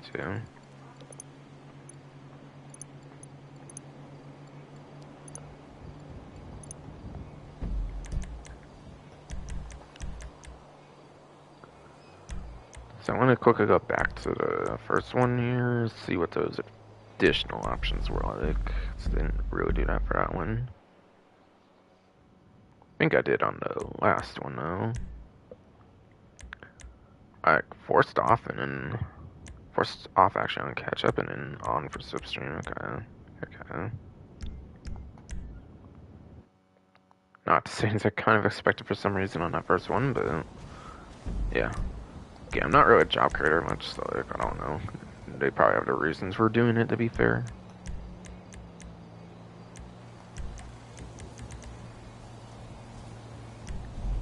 So now to really do this one. Yeah, I'm pretty sure I checked on the fourth one, like on those additional options. Pretty sure I did. With standard 1 lap, just to get a small try of it, supercar class. Probably doing weaponized Ignis, so it's lap time heavy. And it's like one supercar you cannot use anymore in the HSW time trials because that's that weapon on it. So they need to use it in a race, obviously, whenever I can compared to the other HSW options. And it's been good to do it too, obviously. Obviously. Additional options for this one. Advanced medium is default and catch up, and the substream on, so it kind of just looks like the usual settings there. I assume that's all the default in there, basically. Advanced medium is probably like the new defaults. They introduced those new catch up options, and then the substream on is obviously default, pretty much. Surely.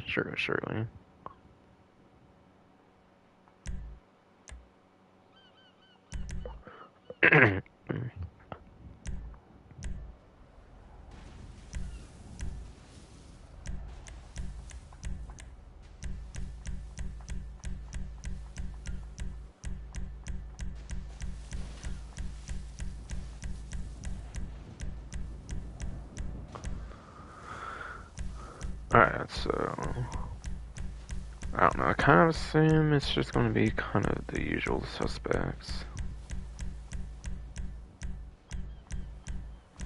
I counted 30 of the supercars, they're just kind of below half of that class. Maybe I'll actually go over those, maybe this time. And then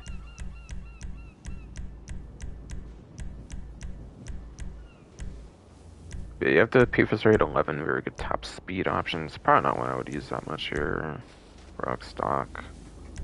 Autarch. Maybe more for the lap time. That's the greatest one as far as I know. Champion's not that good actually, if I remember right, for performance. Probably in the first Montec supercar, they were pretty careful with it, obviously.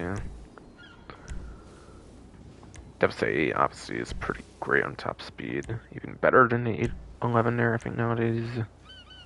So yeah, probably not a great one to use there. Emirates is a lap time one, that's a pretty good one. Top speed kind of one, I believe, for XSR. Maybe not as much as the MT that came out later on, obviously, but still maybe kind of a top speed one, even still pretty good, possibly. Possibly. And MT is a top speed one, definitely. And not even that great on the lap time, even. So, you probably wouldn't use that one, especially. G-name just good top speed ones. ETR 1. Whatever. Here is just alright, maybe. I like best. GP1. Maybe a Bigness. Might be alrightish on the lap time, like a top 10 or something. Krieger's pretty good at lap time. Omid 7's also a good lap time one, if I remember right, actually. Penetrator. Maybe just alright at best or something. Alright, some B, same. Maybe CR, count just in order, element 7. So it's not as good anymore and stuff. Yeah, C1 is not that great, if I remember right. 20. That's that Dynamic Explorer concept. Type on. Some of the worst lap time, I think, of the class, if I remember, actually. So not a good one.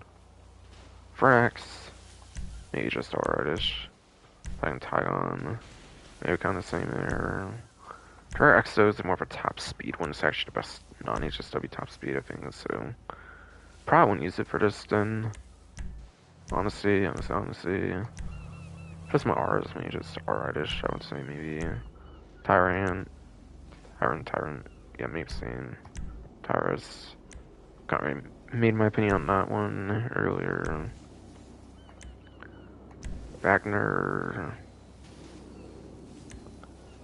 It was a good lap time, I should know. Maybe like underneath like top 10 even now.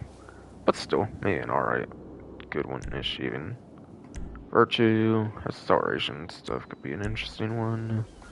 So 21, maybe an alright one. Xeno could maybe an alright-ish one. Or maybe like slightly less than alright or something. So maybe just alright.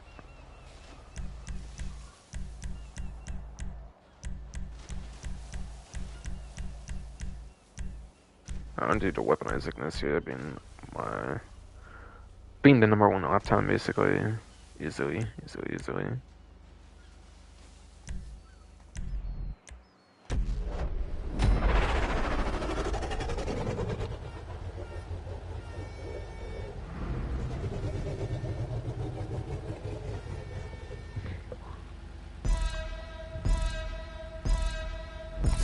Yeah, this one is on 3 laps and road record's under a minute, so yeah, this would probably surely be the quickest.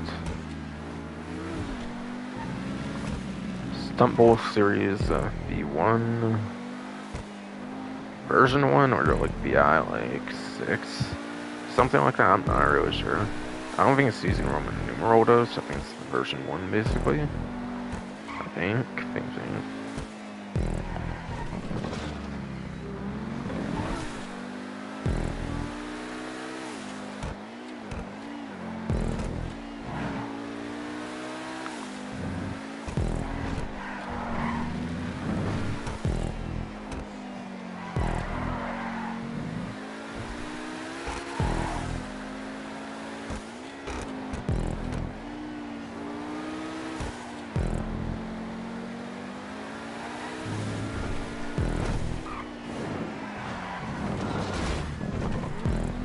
Alright, just scraped it there. It didn't really impact where it was much or anything after the fact. So cool.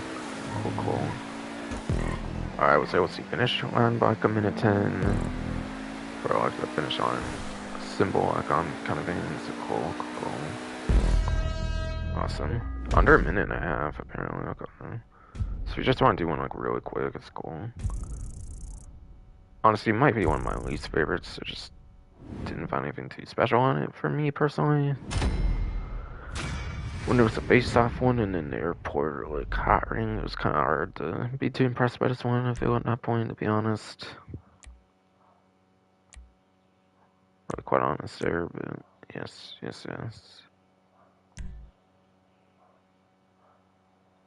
Alright, free mode.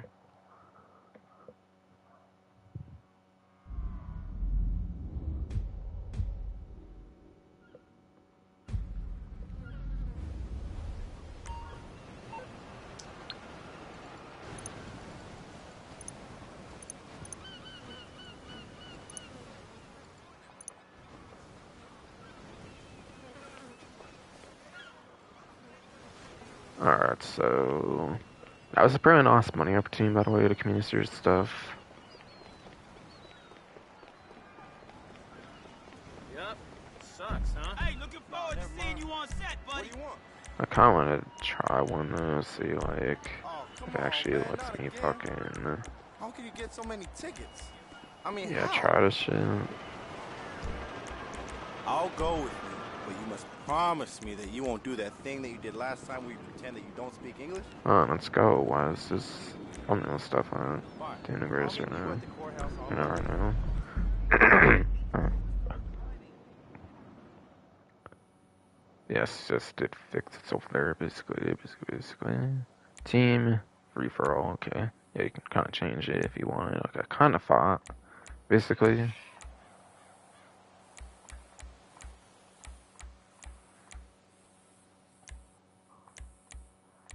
Yeah, I obviously don't want it to last too long because I'm only trying to get a taste of it. 6 points seems to be the least for that. On in. Clear all that kind of stuff, whatever. Force weapons, don't shotgun. Can't really check the map on these hills. Okay. That's kind of weird to me, but okay. Check maps on like death matches, so like why not though? Why not though? Like, I don't have a concession. What's I doing? Yeah, it doesn't impact the matchmaking much. I don't think, anyways. If that's not the case, skill match is like the big thing. The one shows us busy. That's a friend actually. Now that I think about it. Inviting. Yeah, I think it just stays inviting, which is annoying. And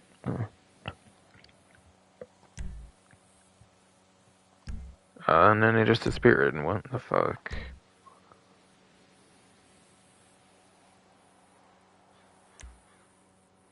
I doubt they fixed the matchmaking suddenly or anything, honestly.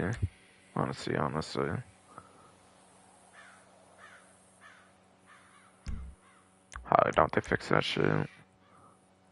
Especially with after early on in the nitrogen version, it's just consistently been broken and shit, so they gotta expect anything to happen out of this. I don't have the most time, so probably just give it a couple minutes. As soon as one show's like blocked, even maybe just one show's blocked, I might just call it quits here. That's pretty much just typical at that point. On that point.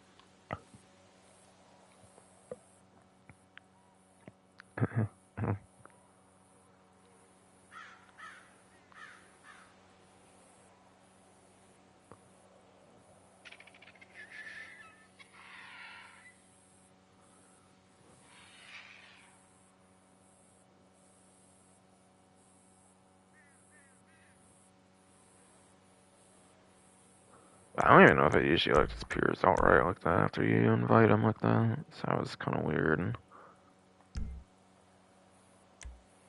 Could try again, I guess there. For it to not even appear at all. Whatever. Whatever. Yeah, matchmaking in this game is complete utter garbage anymore. I always liked it, of course, when you used to be able to actually get players in your invite-only lobbies even, but it's like now they force you into public lobbies. I assume it's probably what forces people into public lobbies, actually, to boost the player numbers or some shit. Some shit.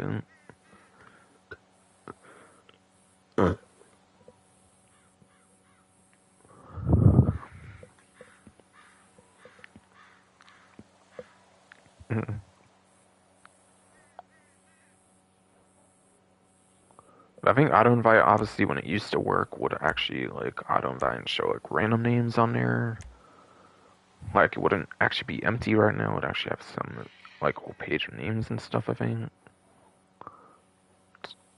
Yeah, I'm just gonna fuck out of here then. I'm just gonna fuck out of there then. Find it even more and more like inconsistent with like fucking find it more inconsistent to actually like shows like a person or two, and then it says like blocked or whatever excuse it shows.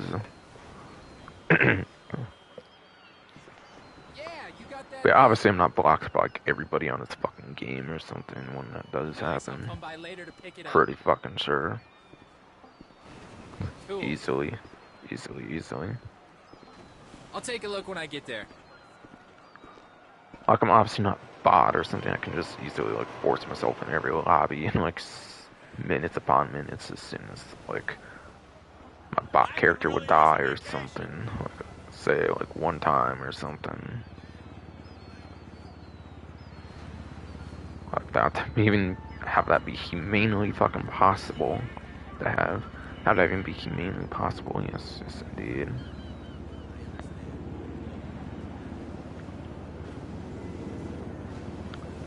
But again, it's 3 times for this one event, and it goes 2 times until the new one comes out, by the way, like next month for Community Series, for how that works, obviously.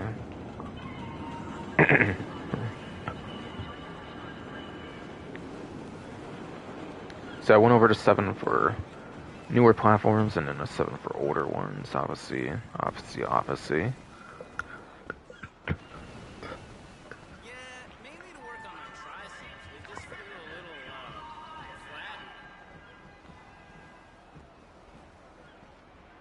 No, I've got a seminar out of town. How about the day after? Great. How's 7 in the a.m.? Great news. Thanks. Look forward to it. See ya. Alright, so before I get into any like discount stuff and whatnot, I want to go to the salvage yard. Basically. Thankfully, this is actually a very good spot to be actually for aircraft spawn as well.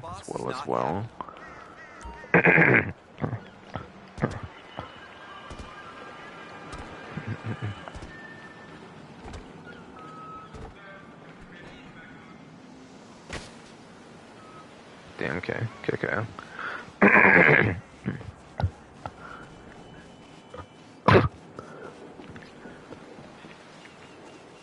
So I guess I only took like a couple percent of my health even when I took that fall. That's interesting. That's interesting.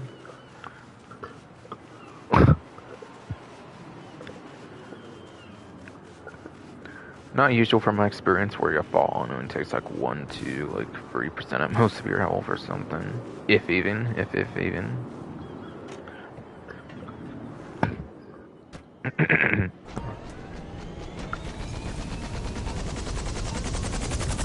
Okay, I swear I was just holding right. I don't know, my phone popped up. Just my fingers somehow which didn't hit the slightest bit. I don't fucking know, but whatever. But whatever, but whatever.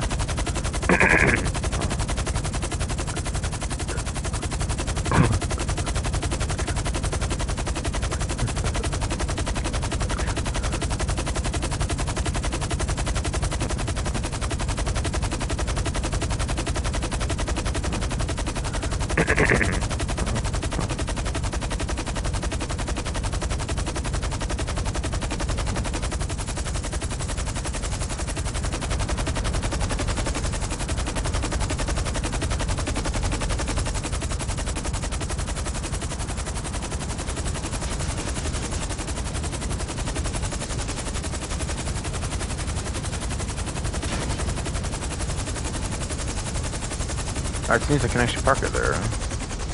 Basically.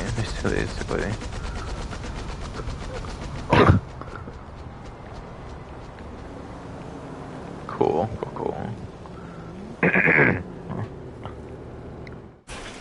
Like, yeah, at first I was scraping the area, but like I eventually figured it out, but I did eventually figure out how to do it, basically.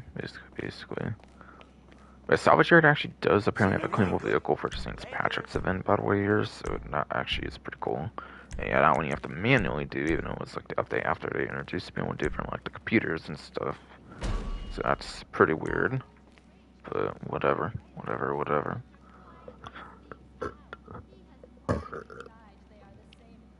So Rockstar himself actually goes over details on it for like the Salvage Yard robberies kind of this time in a way. So I'm probably just going to go too much in detail over the claimable one. But yeah, Karen Ever and Everon. I think it was introduced to either Damasceno Resort, Damasceno Heist as like an off-road vehicle. Because yeah, the actual basic Ever and Everon. Everon unlike the one I used in like the race for Hot Ring one. This one's off-road, but again, all those Hot Ring ones are in the sports class.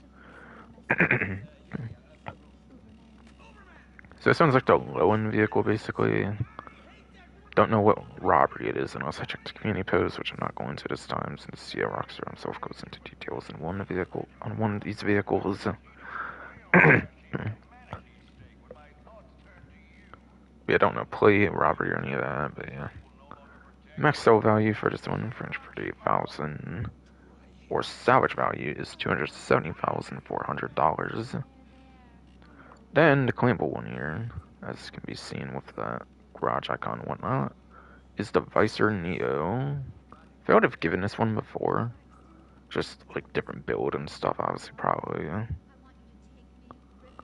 But regardless, it has a max sell value of $400,000 and a salvage value of $320,000.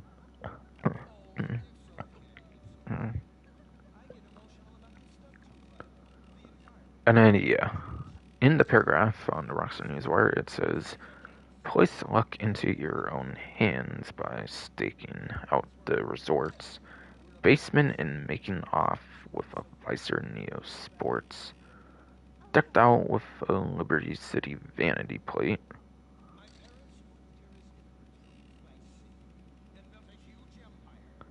Available to claim as a personal vehicle this week in the podium robbery.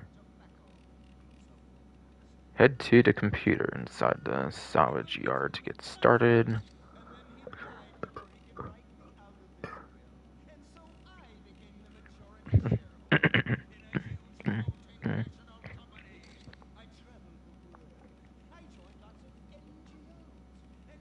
So it is a claimable one. It does have like the Liberty City plate apparently on it, particularly. So yeah, I do get the Liberty City like vanity plate on there, which is cool. So that's definitely pretty tight. Still would make it a rare Vicer Neo, obviously having the Liberty City plate on it. that means I have to go over it for performance and stuff now too, technically. Right, I almost kind of forgot to do that. But I think it was removed from the vehicle website, but I think they actually brought it back since I think they had like a lock-on jammer on it, I believe. I believe. I'll check on that, I guess, when I get the chance. No doubt. But according to roughly 152's vehicle spreadsheet, apparent device or Neo is in the top of the C tier.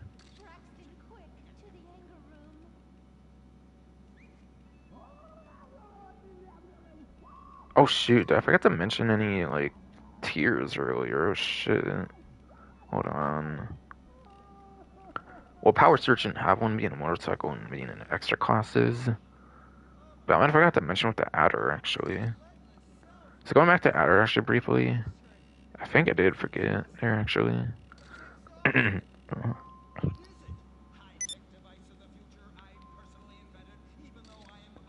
the adder was apparently at the, not bottom, but the adder is apparently in the I tier. And again, it was 56th place on time, which is terrible, and then 21st place top speed, which gets intense without HSW technically speaking. But at least does have a above average top speed regardless of platform. I forgot to mention tier on that one, yeah, I definitely did. So yeah, I have to go and brief back to that though. Back over to Vice or Neo, which was the main topic at hand. This one's apparently at the top of the C tier for the sports class, which apparently gives it 15th place nowadays for lap time. And it also has 24th place for top speed, which out of 114, like 15 sports cars, or basically it is 115 sports cars, it's just spreadsheet does not count for that right now, as with the reason I have already explained. You know, the vehicle was tested on the YouTube, it wasn't really put on the spreadsheet just yet.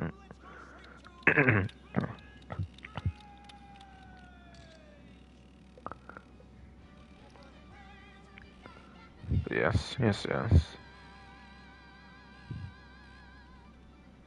And every single HSW vehicle seems to have a better lap time than the Neo, so that means it would be within top 10 on the legacy platforms of PS4, Xbox One, and PC Legacy. So it would technically be within top 10 lap time, even if you take away HSW as well, even on the newer current platforms. So it can be alright in certain circumstances for lap time at least, so that's cool. Like top 10 already even, so it is a good vehicle to get, I would say. And it's also the only Vicer vehicle in the game actually as well. I believe it's the only one that actually utilizes the Vicer manufacturer. So that makes it pretty unique as well. And last but not least, speaking of unique manufacturers, the Tundra Panther. And yeah, this one is Domestic Resort. So both of these might be Domestic Resort for DLC introduced in for these two vehicles. But yes. Finally onto the Tundra Panther though. Was actually introduced in the Los Santos Drug Wars DLC. It's also a vehicle they only had for like 1 week. And then they like made it permanent when the Santos Mercenaries came out, which was also the infamous DLC, of course, to delist a bunch of vehicles on the websites. Yeah. It's also the only Tundra vehicle in the whole game, which is also interesting. So it's kind of like the Vicer was the only Tundra, I believe, of the game.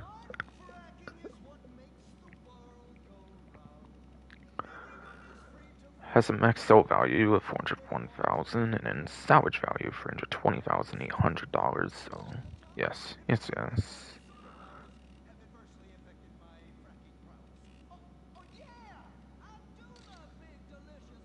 It is an interesting vehicle, but yeah, the Vicer is one that's claimable.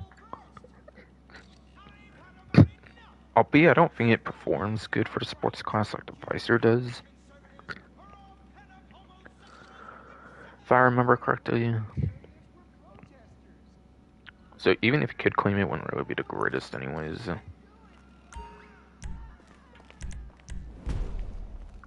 Yeah, I might have done some stuff with the Doomsday scenario, basically for like a prep mission with the TH7 Iron Mule. By the way, for why I have that like notification that popped up, because I don't usually have that notification pop up. Plus, I kind of want somewhere to warp when somebody's kind of annoying as fuck in this game and shit. So sometimes people just cause problems for like no reason and shit. Obviously, as you're probably expecting in a game like this. And yeah, I didn't mean to actually do that yet. I have discounts to go through and whatnot. Right.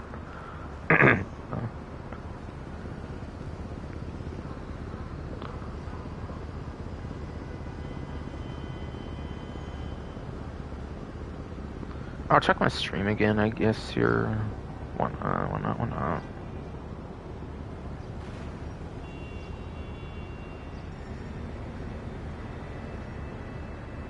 Stream still seems to be going fine, so good.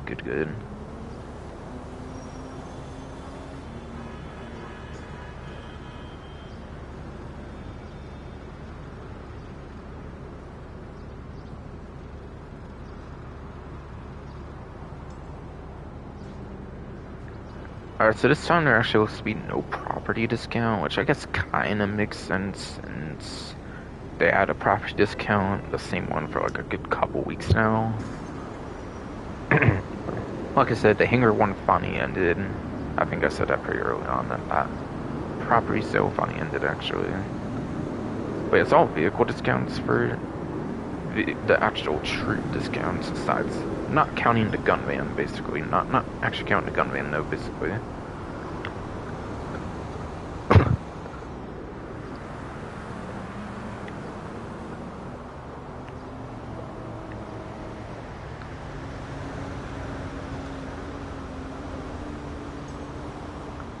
But a lot of legendary and war stock since they're doing a lot of air vehicle stuff it seems. There's an off-road, super cobble muscle, and a motorcycle.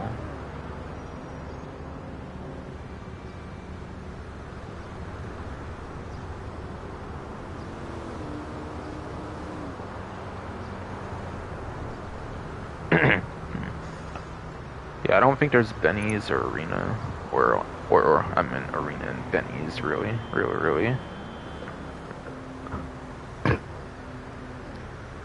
So I think Elidus is the first one that would actually have anything really.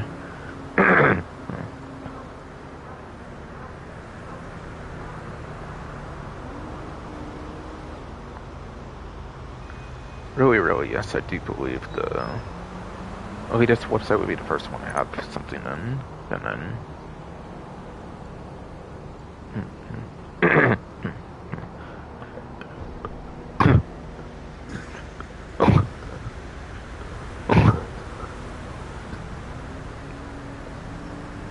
Alright, so this first discount, I'm actually going to highly recommend, even though it's not weaponized, that's what I'll kind of get into. But it's an airplane discount. Wait, this one's 40% off, and this one, I do yes have it on a trade price, so. Gain over 500k in savings on the trade price, it looks like. Even over 600k savings on the trade price, I believe, so that's pretty insane. So yeah, Alpha Z1 here is 40% off, which is one of the higher discounts for vehicles right now. Actually. Now this one is a plane, it doesn't have a tier rating, so it's going to be in extra classes. It's going to be like the Power Surge, where I won't have like a tier to go through. So just keep that in mind. But in the planes class, apparently, yes, in the planes class, obviously, as you would probably expect, it is actually the second place to lap time. Looks like behind the F-160 Raiju. And it is also 7th place for top speed. And so it actually did lose its #1 lap time actually to the Raiju, apparently, for the planes class. Interesting. It's actually no longer the best one for a lap time for like a race. But maybe you can't use the Raijun race or something being weaponized. I'm not really too sure. I don't do air races that often, to be honest. But yeah, I had to personally get rid of this vehicle to make room for better, more useful personal aircrafts in the game. So I'm actually going to buy one, I think, right now. I don't have one right now, actually. Pretty sure. So I'll get that. I'm not going to customize on stream because it's an older vehicle, obviously. But yeah, I'll buy it for my hangar. Since they add more slots for the hangar, obviously. Obviously.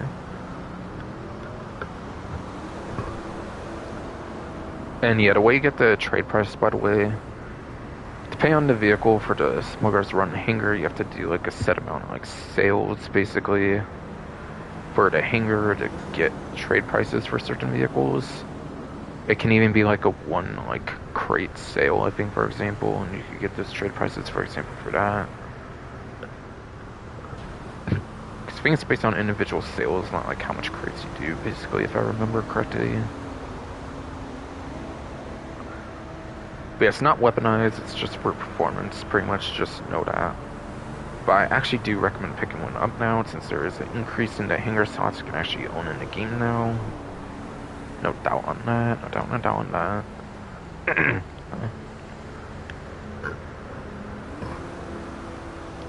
Which is why I just bought one, since I would recommend one, since you now have new extra hangar slots now. And since it's a customizable one with the engine upgrades and everything you don't get on like all the aircrafts, I think it makes it worth getting alone. And that seems to be the only one for the Elitist website already. Okay. Until Legendary then for discounts.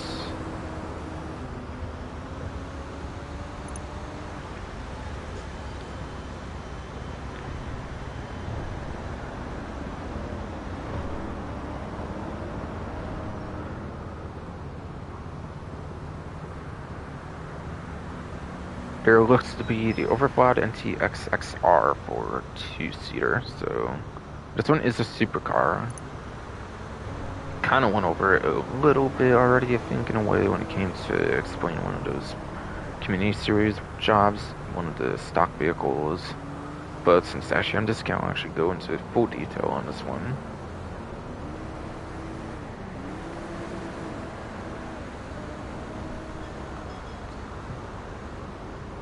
So instead of $2,000,000 it's $1,652,500.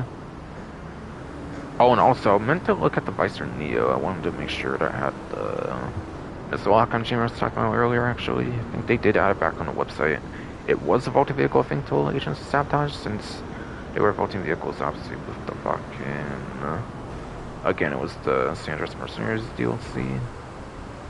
Yeah, it seems to be back. I don't think it was there, obviously, with that happening before. But yeah, did get the lock-on chamber added later on, so yeah. The one salvage yard vehicle, you can, yes, get the lock-on chamber on it, which is nice. So that is pretty cool, obviously, to see there. Anyways, back to the NTXXR, like it meant to be. Again, from $2,305,000 over to $1,642,500. Or wait, hold on. Vicer Neo again. How much do you save, actually? You only have to pay, like, a minimal amount of money, like 5-10K or something, I think, for vehicles from that one thing. 1,875,000 if you get it for the one thing you save, basically. That's like a 2-hour grind. Like, that's like a 2-hour grind. Like, they're... yes. That is apparently like a 2-hour grind right there, basically. Just Brodo, come on. But yes. Overclock NTXXR. 2,305,000 over to 1,642,500.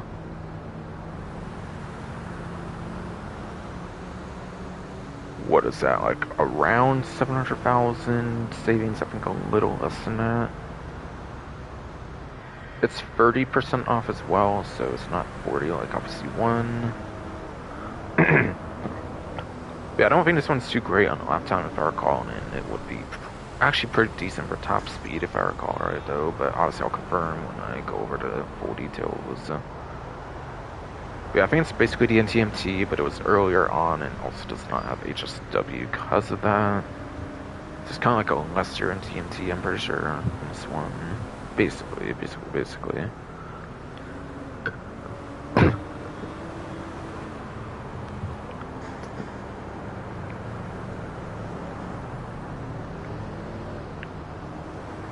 Yes.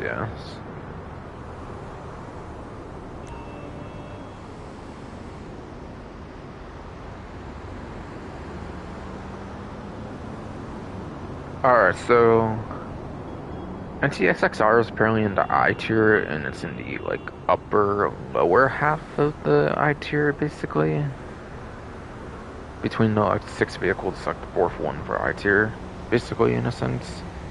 Put into perspective there. That only puts it like one slot over the Adder, actually, which is not great. So that was 56. This one's 55th place for a lap time, so it's only 1% better than the Adder for a lap time. However, compared to Adder, has 15th place for top speed, but there is only 4 HSW vehicles in the game for supercar class, so really it's not even able to get top 10 no matter how you slice it for even the top speed, so yeah, it's basically just a worse than TMT nowadays. Might as well just go for the TMT, I feel. Where you could get HSW if you're on 9th gen.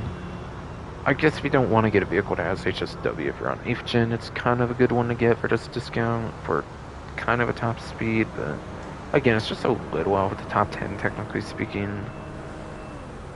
But yeah, it is obviously above average for top speed, like the Adder was, at least. So it's basically a better Adder, which is the prize ride. So if you buy this, you don't really even need to get the Adder for prize ride. And then the Adder is obviously a story mode vehicle too, so honestly, now that I think about it, it's not even too worth going for that prize ride, I feel, given the challenge and whatnot for the Adder. Unless you just really like the OG Adder for some reason. But NTXXR, I mean, there's worse supercars out there, but yeah. Again, you might as well just get the MT instead, I would say. I would say.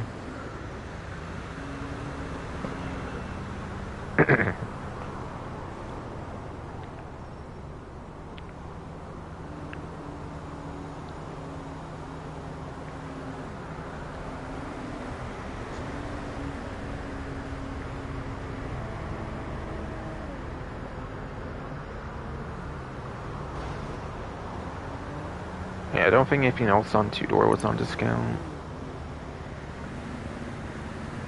Yeah, nothing looks like for 4-door. I think it's just a motorcycle from here, I believe.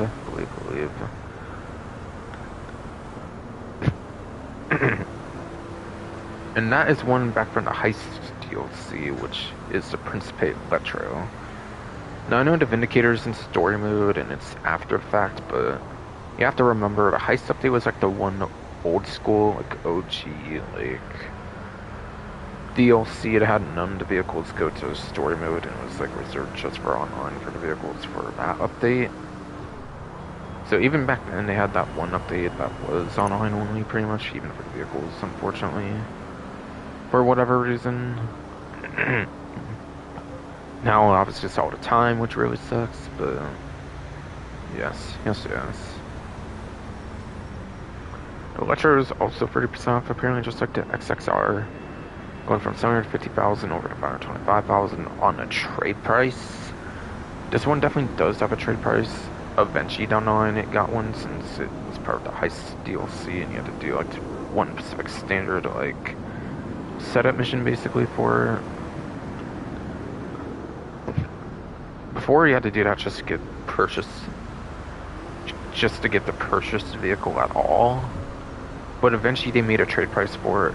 Now, even if you haven't done that, you can get it for a more expensive price. That's probably like $1 million or something now, if it's without a trade price. But yeah, pretty simple, $225,000 off, 30% off on the price of this one.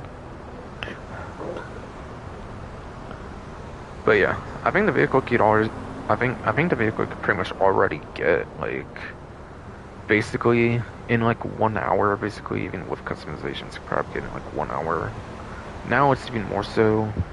You probably even get this vehicle in like under an hour, even with the customizations. I'm kind of assuming easily.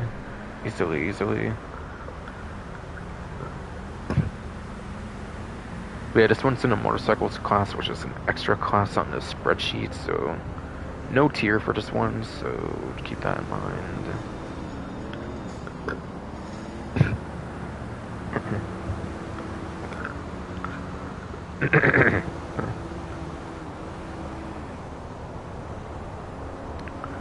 But yeah, for a lap time, it's 24th place, and it's also 35th place for top speed.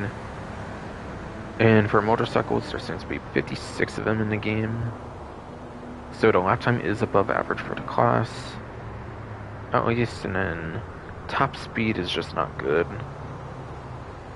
And then it does apparently have an interesting, unique feature of the curves boost capability, making one of the only two motorized motorcycles in the game that I think has a curves boost. Again, I kind of mentioned this with the Junk Energy Time Trial. The Inductor bicycles actually have the curves boost. It's basically the same thing, I think, as those. I think there's one slight difference to this version, though, is that you have to brake for the boost on this one, whereas I think the bicycle one kind of just kicks in kind of on its own as well, even in active movement a little bit as well, I think. This one you have to brake for the curves boost on this one being motorized, I guess. Guess. But yeah, this is the one curves boost motorcycle in the game that's online exclusive. The Vindicator, because the Vindicator is technically in story mode, you just actually cannot use the curves boost, particularly for Vindicator in like single players, since the special ability boost overrides it, basically.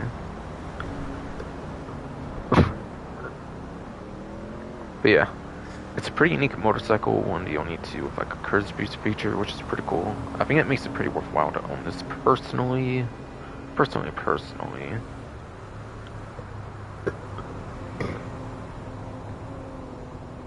Might consider purchasing one of these since I already bought the Z1 for this event. Maybe, because I don't actually think I have Electro. I don't actually think I have the Electro in the game, actually.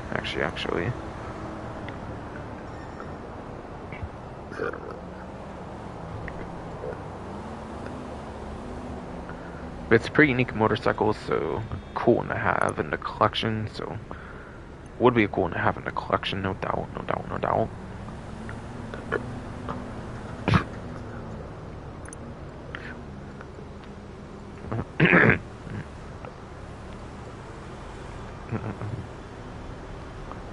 Yeah, I already went over this one, obviously, but as a reminder, 20% off on a trade price for this. Yes, this does, in fact, have a trade price.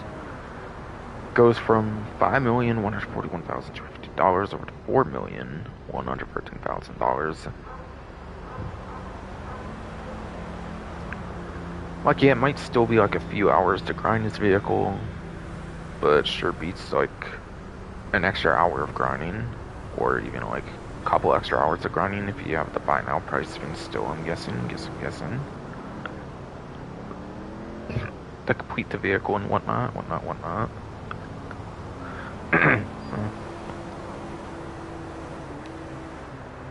But yeah, yes.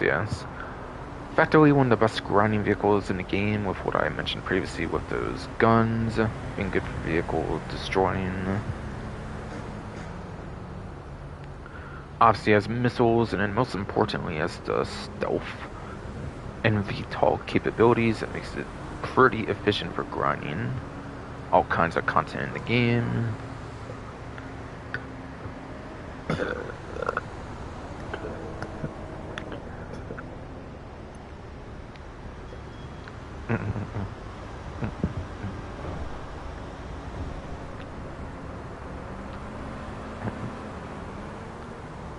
Once I got 2,000 good sports, so cool. I also already went for I did actually already went over 40% off the Kula as well, since it was on the main menu, but yeah. Also, one with stealth capability, even though like I mentioned, I think it's bugged right now. So I don't even think it actually works, and some person like an oppressor was chasing me all throughout the map, even though I literally was in stealth. And I think Gilly Master also made a video about it being broken in stealth as well, if I remember. So there is kind of proof out there about it being broken too, besides for what I'm seeing right now. But it's still a good helicopter regardless, and helicopters are some of the better grinding vehicles of the game. Apparently this one goes for $3 million for $75,000 on trade price, over $2 million, $25,000. Oh, and yeah, for trade prices, the Raiju, surely tied to one of those like missions you do in the Avenger, obviously for the Avenger like Operation Terminal thingy, whatever they added with like Dangerous Mercenaries DLC to the Avenger when they expand on it, like they did expand on like the Terabyte with like the Garment Factory as an example. As an example. So one of his missions I think gets the trade price for that, if you want that trade price. Cool, trade price is tied to something with the Doomsday heist, obviously, since from that update, from one of the like couple acts. Cool is using Act 3, I don't know about any other acts, so it's probably tied to the Act 3 Doomsday scenario at some point. Some point. Probably for like Rescue Agent 14, probably Rescue Agent 14 I think has that, actually, if I remember right, if I do recall correctly.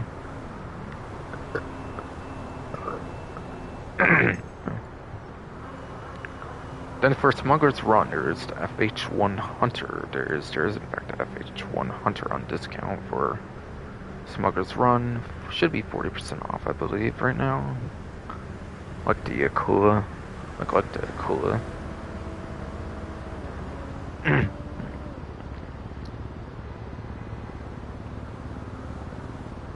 So yeah, this one is 40% off as well. And this one of the main differences of this one is it actually has both the homing missiles and the barrage missiles at the same time, like I kind of already mentioned when comparing it to the Akula earlier in the stream. So you don't have to choose between them, it's just both there. Also, I think this one actually comes with all the weaponry on there too, so you don't even have to like modify it with the weaponry on there like you do for like the Duster 300H, for example, and like the latest update. Which is kind of funny, the Titan actually comes with all the weapons on it, which is the better of the two aircrafts, but then it does have to pay for those guns on it. Like, I kind of get it, obviously, but yeah, it's kind of funny though, regardless.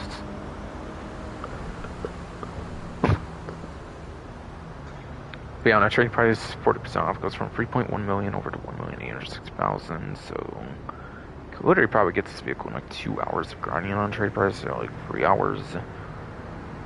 And without a trade price, you're honestly probably even like spending maybe like 4 hours, even at least without a discount on grinding it.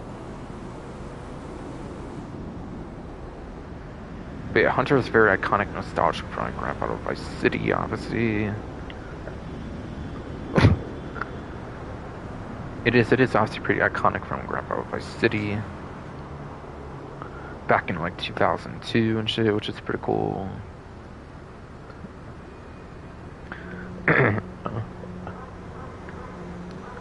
Barrage missiles kind of recreate the missiles kind of being non-homing, obviously, in those older games, which is cool. Sadly, the gun's not like the chain gun kind of thing anymore, it's like an explosive gun, kind of like the Valkyrie, though. And then you can't use it as a pilot anymore, you have to have a co-pilot for it, sadly, because of that. But, yeah. It's actually a pretty good gun, and this vehicle is actually pretty deadly with a co-pilot. This vehicle is actually pretty deadly helicopter with a co-pilot in it, though. Because you do need a co-pilot to use a gun in this game, unlike in the older GTAs, unfortunately, since it is, again, explosive. But yeah, it is one of the more resistant helicopters in the game in terms of like explosives, which is cool. It's one of the more survivable helicopters, along with like the new DH-7 Iron Mule as an example. One of the couple most armored helicopters with flares as well, just like with the new DH-7 Iron Mule, except this one does also have weaponry, unlike the DH-7 Iron Mule. So obviously it's really good. So even still, this vehicle is still a very unique helicopter in this game. And because it's a helicopter, and helicopters are very good for grinding content in the game, this one definitely can get you some very good money back as well. So it won't just sit in your garage as long as you're willing to use it at least. Or not your garage, but your hangar. Your hangar. Smuggler's hangar. It's a very useful vehicle. Definitely. A worthwhile pickup easily. This one can easily get your money back if you are willing to use it.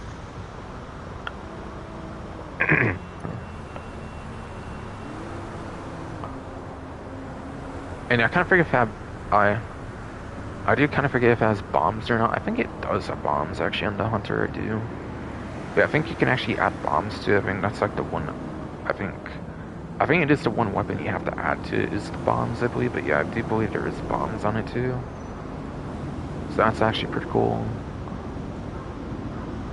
I forget if the Yakula has bombs. I think it actually does have bombs on the Yakula, I think too. But yeah, pretty cool. Very cool vehicle on the FH1 Hunter, no doubt, no doubt, no doubt.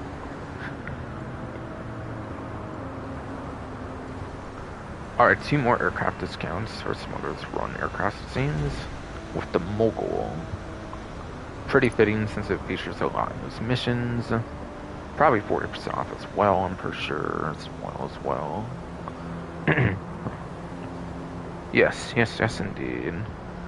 So the Mogul on a trade price set at $2,450,000, $1,410,000 on the 40% off, over $900,000 off on that, pretty huge. So that's pretty cool, pretty cool. But it's actually like one of the main planes in that like finale mission, which is cool, so you can get a good feel of how it is in that. Now, unlike the one in the finales, it does have like a JATO thrust to it, like a JATO boost that actually allows it to take off pretty quick, which is nice. So this thing can actually do some pretty crazy quick takeoffs with the JATO thrust. But aside for that, it's pretty much limited to machine guns, I think. I don't even think it has missiles to it, I don't think. Could be wrong. But I don't think this does have missiles at all to it. So you're literally just using machine guns to it, and it's also a plane, so it's not as good for grinding. So I'll be honest, this one is actually not too usable, I feel. I actually still have a Mogul though, so I guess I still consider it in like top 20 like personal aircrafts owned before the storage got increased to 35 without plus and 40 with plus. But at the same time, I would never really use it and just sit in my hangar, to be honest. So it really just has a bunch of machine guns, flares, JATO. Kind of ends there, to be honest. Yeah, honestly, I don't really find that to be too useful. And to get maximum advantage out of this vehicle, you even need like a co-pilot and stuff as well. Or a second player, not necessarily co-pilot per se, particularly, but yeah, at least 2 players to maximize use of the vehicle as well. So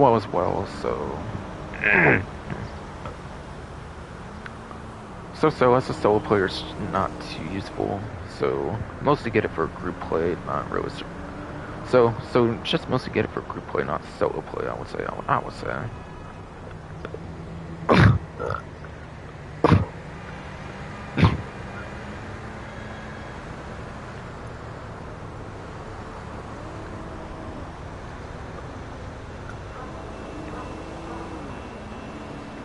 And yeah, by the way, the weaponized vehicles, I'm not going over performance on those since they're already useful with the weapons, or they're useful with weapons, obviously weaponized vehicles, and I'm also not going over performance on those pretty much.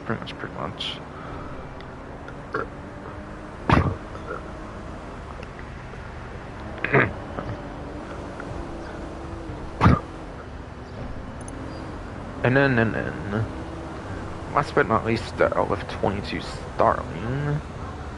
I think this is the last one for Warstock, or at least the ones up close in the website where I'm at least.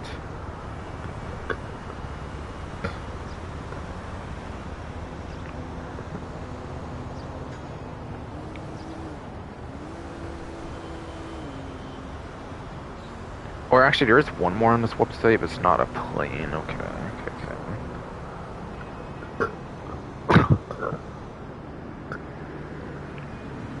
But yes, yes, yes.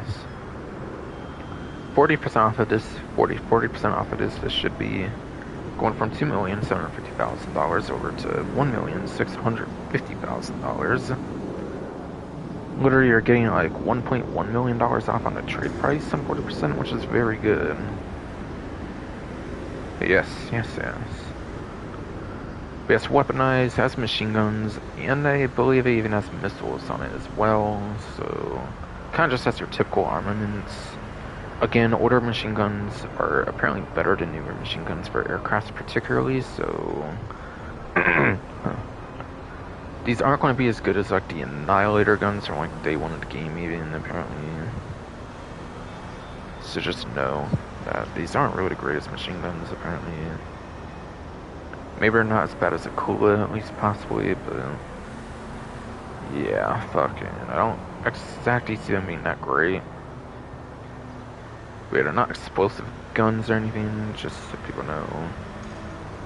And then yeah, missiles, I think you can spam the missiles, I think. Same with the Hunter, actually you can spam those missiles, and if I didn't say the Akula as well. It's kind of just a ride you, I think, for the ones on discount you cannot. Because they actually kind of took more balanced approach with Dangerous Mercenaries, especially being a fighter jet and stealth fight. I can see why they would do that, obviously. Obviously.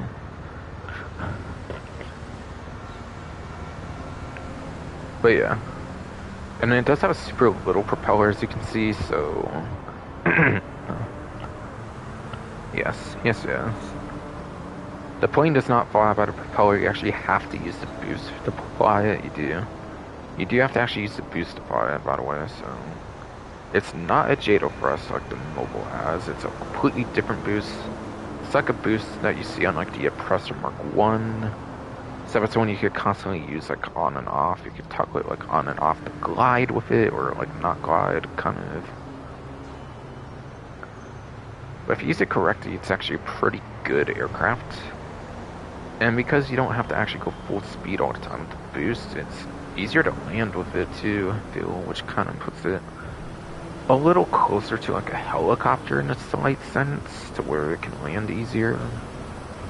Which yeah, could help you grind certain missions a bit easier compared to other aircrafts, which could help if you also want the speed of a true aircraft compared to like a helicopter, which tends to be a bit more slower per usual. In like a usual case at least. So I feel this is an airplane you can actually grind surprisingly well with. For what it is at least, so that's pretty good. Pretty good. Definitely kept mine, definitely. I definitely did keep mine. It's not one of those, it's not one of the ones I would consider a throwaway slot, even with the original 20 slots of the hangar, definitely not.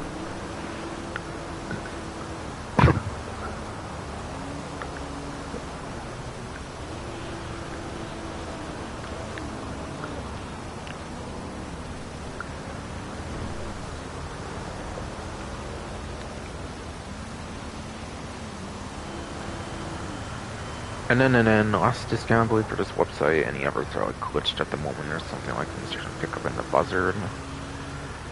Because I already had them before they became free or something.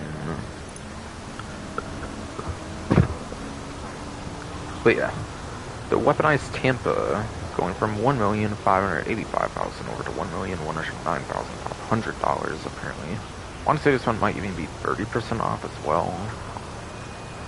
Yes, indeed it is only 30% off on this one. Compared to like all the plain ones, besides for the ride sheet being 40, which ride sheet was even 20 as well.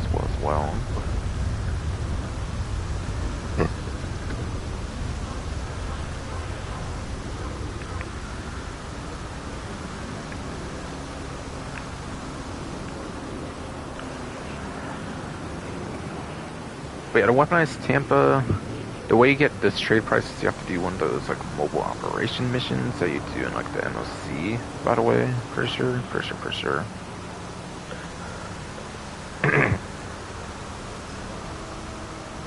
So that's how you can get the trade price. You get this price I have right now, just like the 1.5 to 1.1.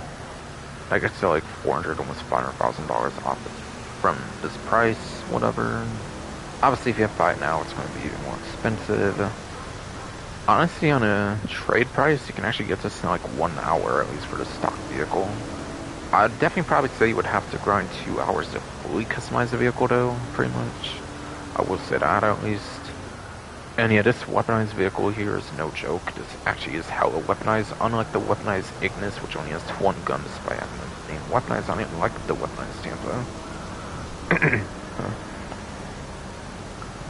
So this thing, it has missiles that are non-homing that you can have on the front, so you cannot home them. They're only non-homing on those missiles, unfortunately. But, I mean, it's better than no missiles at all, at least, so that's pretty good. But I'm pretty sure there's something missiles in front of us, which is good. It might be limited to 20 or 30, I'm not really sure which one. I'm kind of thinking 20 on this one.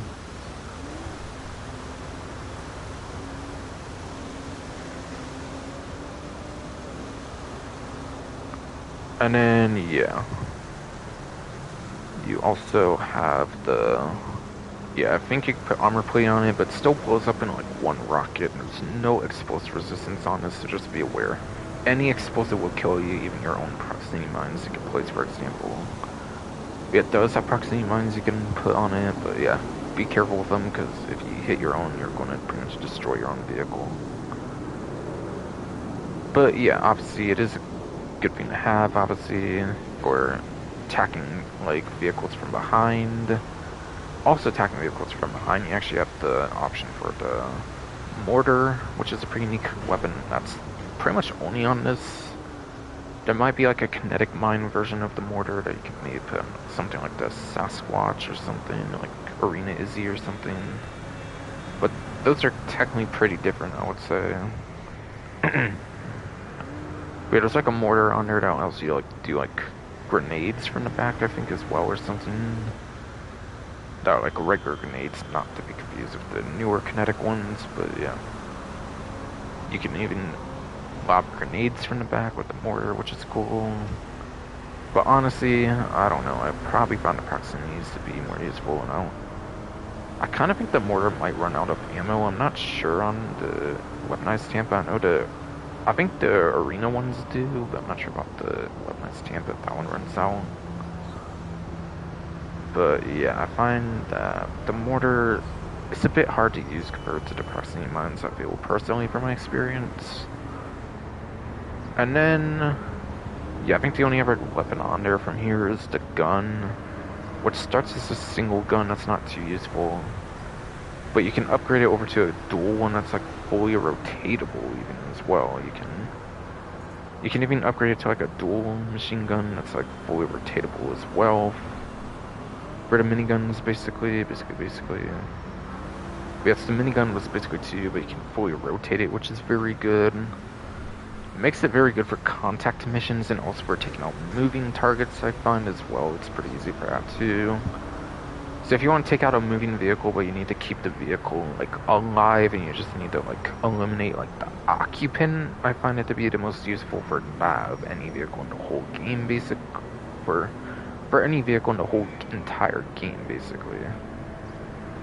So this is actually pretty good for contact missions, especially. Or any case where you need to take an enemy out of a vehicle, but you need to keep the vehicle, like, alive, basically. I find this to be the best for that circumstance, basically.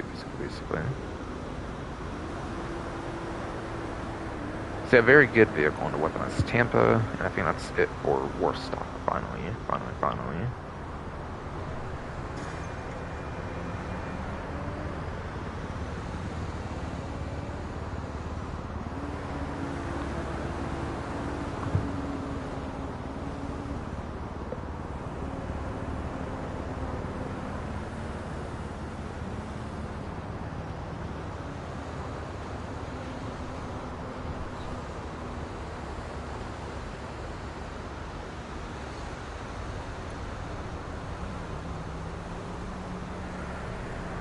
And then I think it's just 2 on like Southern. 2 are free, but I think 2. And I think that does it for vehicle discounts from here.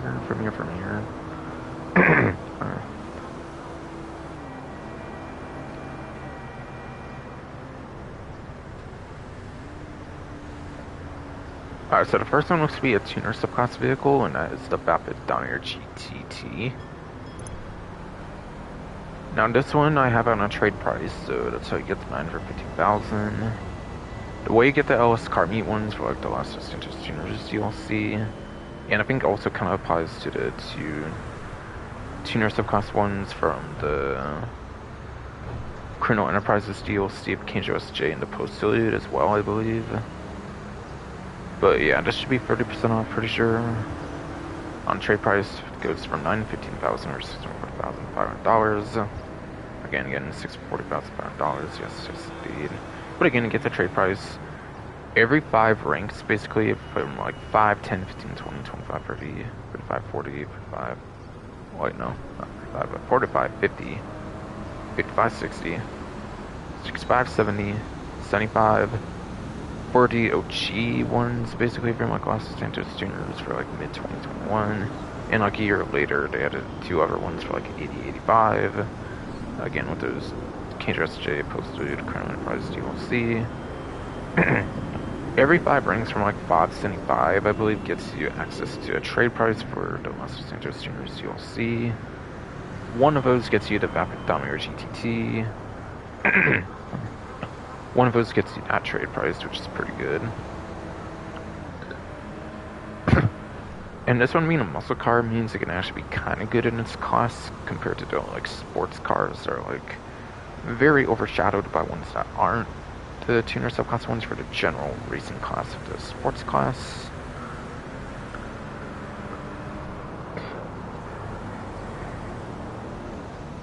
But yeah.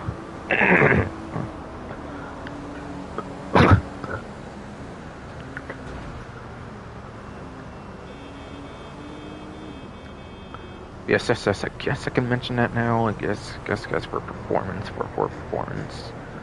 I want to talk more about capabilities being a tuner subclass vehicle. It does have some actual surprisingly good capabilities for money making. For money making.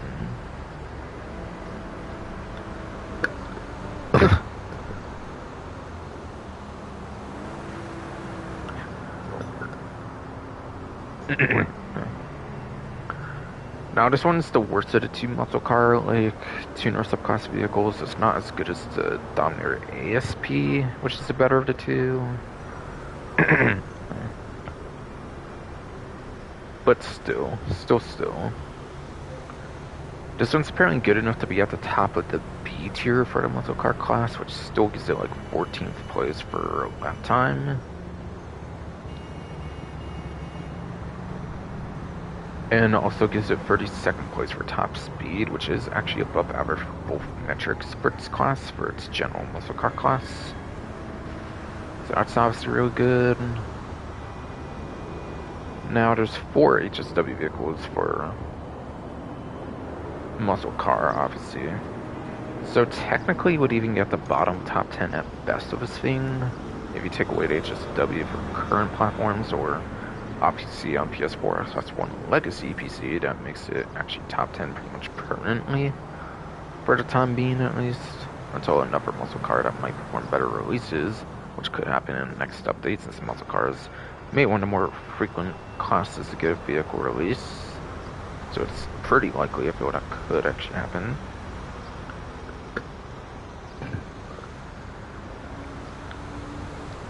But yes. Yeah, top of B tier, being able to be up to 10th basically without HSW is pretty good. Pretty respectable for the class. Obviously, again, not as good as the ASP though, which does suck, obviously. But yeah. Again, still be within top 10. It's pretty impressive. And then yeah, Diner ASP.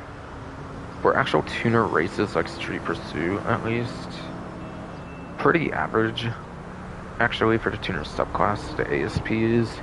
So that means the GTT is kind of like below average, I would say, pretty much. So don't use it for Street Pursuit races, I would say. Just don't. Probably not drag races either, I'm guessing. Probably not drag races either, I'm guessing. Sadly. Still.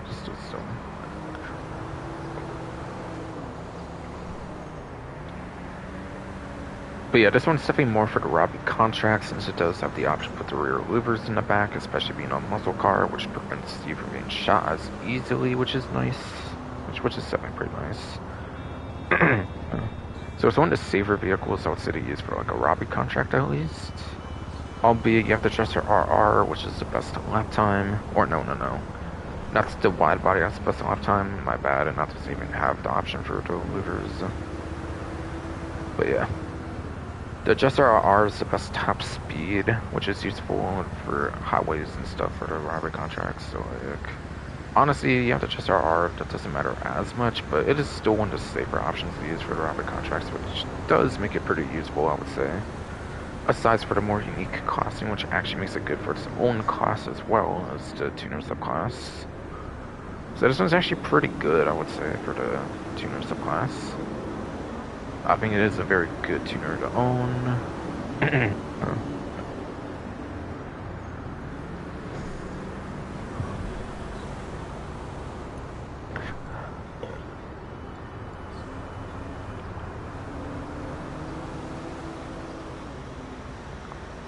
And then I think the other one's in another section. I'm just going to check the whole thing here, just in case, obviously. Just in case, obviously.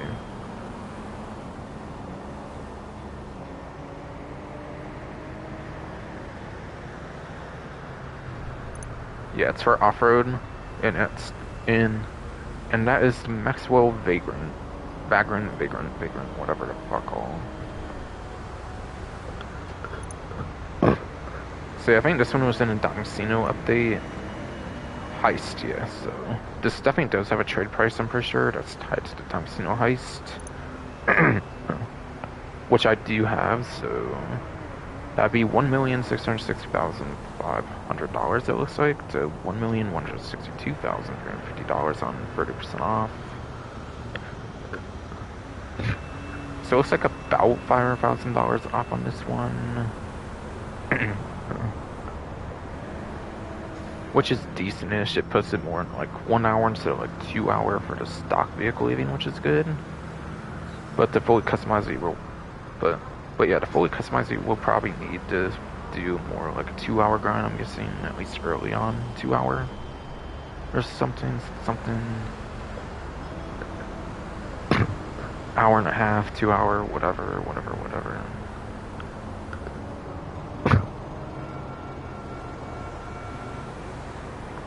I said maybe like 2 hours for sure for like the fully customized vehicle or something.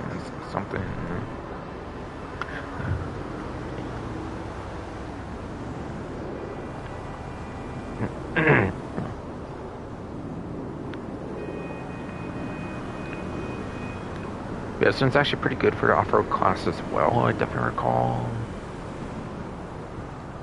Yes.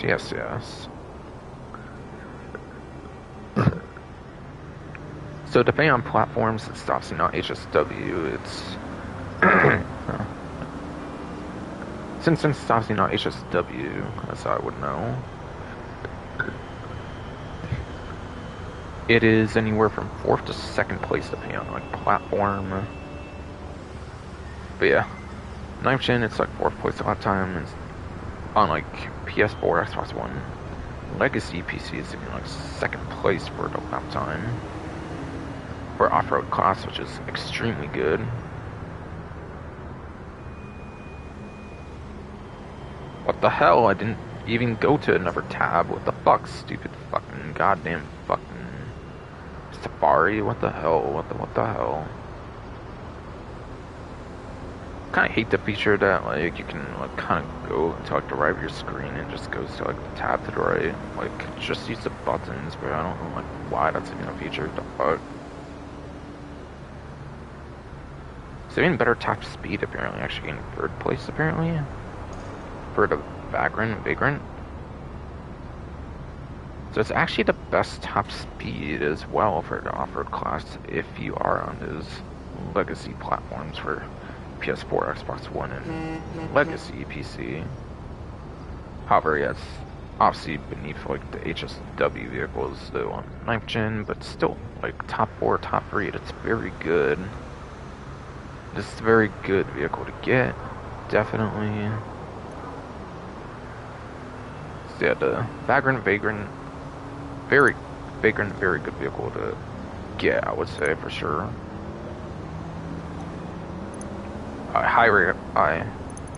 I highly do recommend picking that one up, no doubt, no doubt, no doubt. Yeah, that's right, obviously one did deliver. Didn't forget about one, obviously, but still.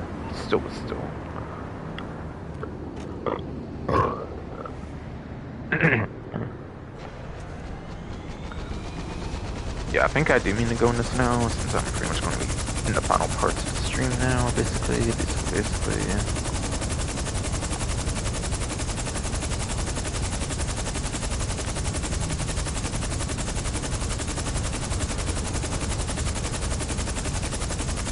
There's Raiju, Mogul, Starling, obviously one, Akula, Hunter, Vagrant.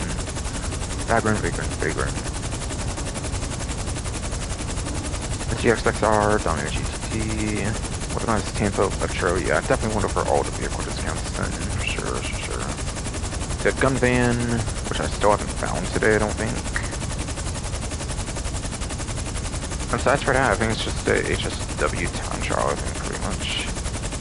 So, not too much longer this stream should be, which is good, because I actually almost have to go here soon.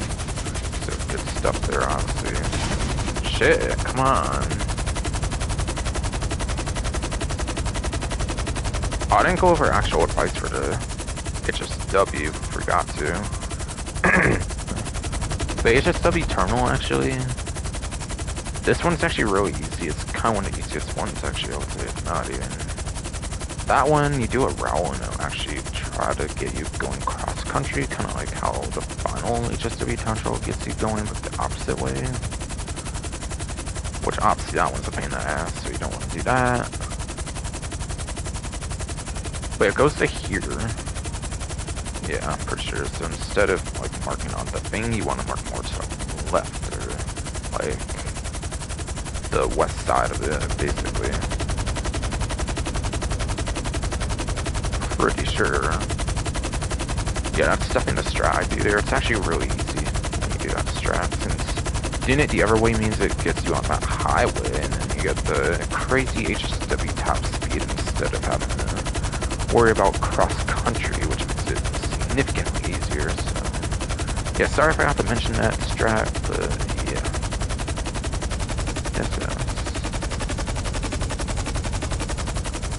So yeah, before I do the HSW town trial, by the way, I'm going to actually go over the weapons for the gun van and things. I didn't seem to find it any time. I don't believe I did.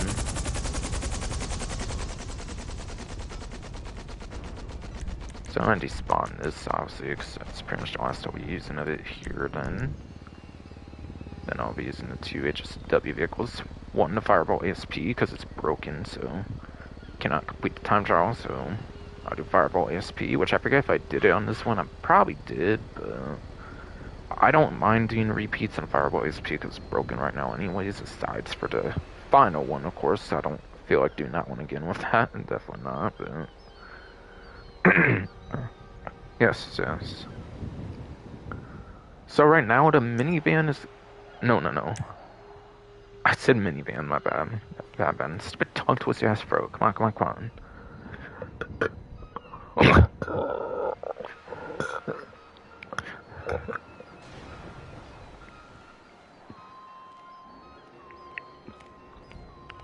Yes,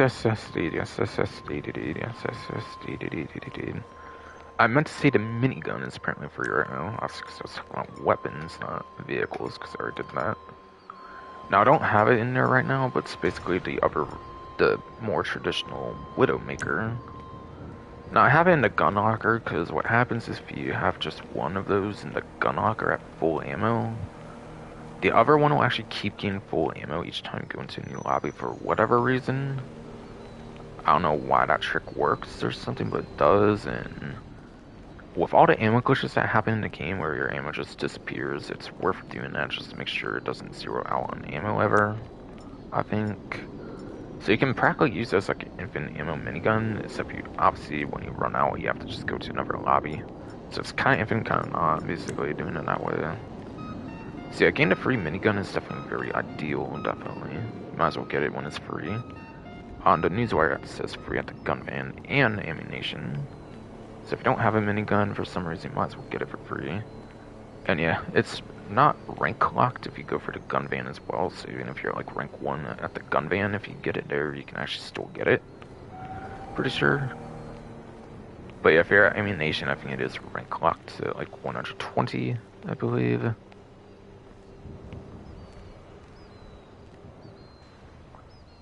Dun. So yeah, I figured I would mention minigun. They put at top and it's actually free apparently.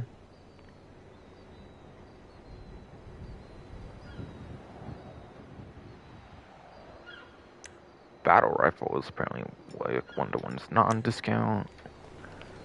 People criticize this a lot for only having 30 rounds, which yeah, it does suck.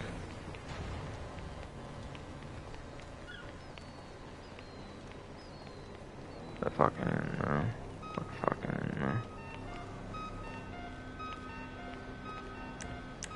Yeah, I'm trying to make sure nobody's in my way right now or something. But yeah. There is an interesting gimmick with this that's not really explained in the game, and I have tested and it does actually work from what people have said in like a comment section or something. Yeah, if you do a 2-bird, 1-stone headshot with this, like you kinda can with like a sniper rifle, will actually kill both enemies, which this is the only assault rifle that apparently does that apparently, so it's actually the best assault rifle for a stealth mission. It is apparently the best assault rifle for a stealth mission on the battle rifle. So it has that going for it, even though it does have the lower capacity of 30. Which I guess kind of balances it, since it is good for stealth missions. But yeah, fucking... For actual combat assault rifle, for anything that's not a stealth mission, definitely go with a different gun. For sure.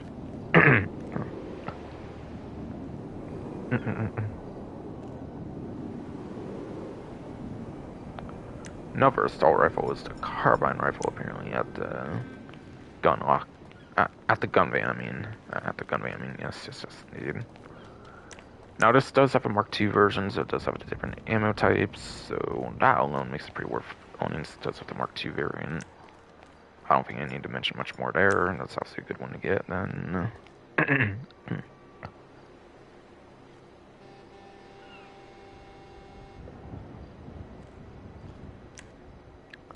For the melee weapon, it seems this time, you have the battle axe. Yeah, battle axe, fucking. You can use it as a biker melee weapon, but not really useful stats for that too much, or interesting, I mean, I guess that's for that. It's a melee weapon, it's not gonna be that useful.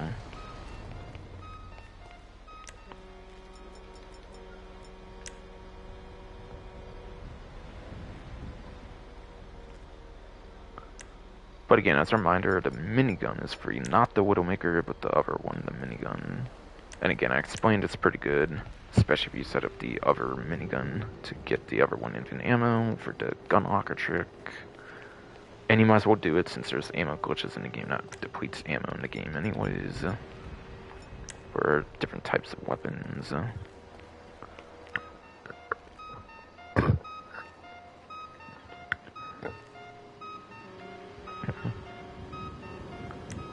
But yeah, Striker military rifle is still available. It's been available since the start.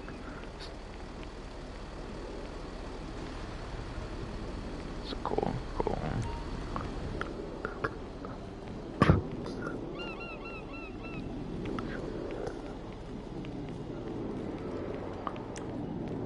It has the tracer rounds, which are every shot instead of every shot, like the Mark IIs. Instead of 60 meter, it gets like 70 meter lock on range, so it actually locks on for another assault rifles too, apparently. Blue flashlight, which is pretty unique. Only major downside I can think of is, yeah, fucking no suppressor, obviously, for stealth combat. Just can't use the tracers in stealth, pretty much, which is unfortunate, but yeah. So that would maybe one of the better, more useful circumstances of those tracers. If you could use it for like a stealth mission, but if you want that, you have to use Mark II stealth stuff, it seems. Which again is only like every third shot, apparently, anyways.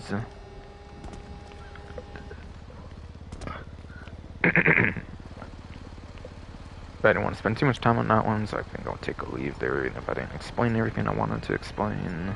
Possibly. But I might have got all the big points on that.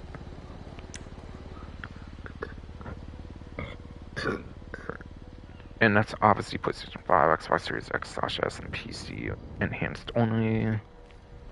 For that one, by the way, on Dallas Strickler.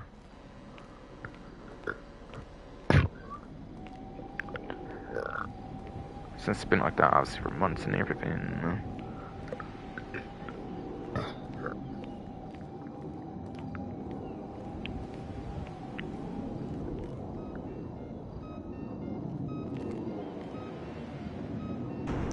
And then for the general half-off weapon this time is actually the heavy rifle, it seems.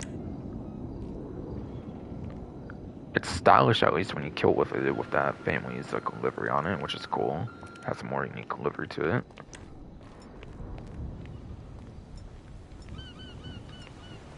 But yeah, aside for that with Strickler, it's one of the later editions that has a scope on it as well, so if you miss having a scope on like the service carbine, which is pretty good.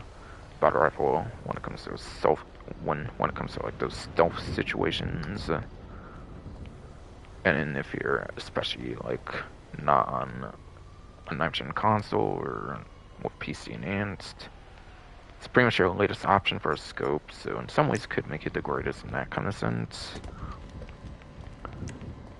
Otherwise, I think it has like a slight bit more damage, but the fire rate kind of falls off compared to other assault rifles that might make it not as usable compared to other ones in certain degrees. It's kind of a mixed bag on this one from what I hear, really from the community.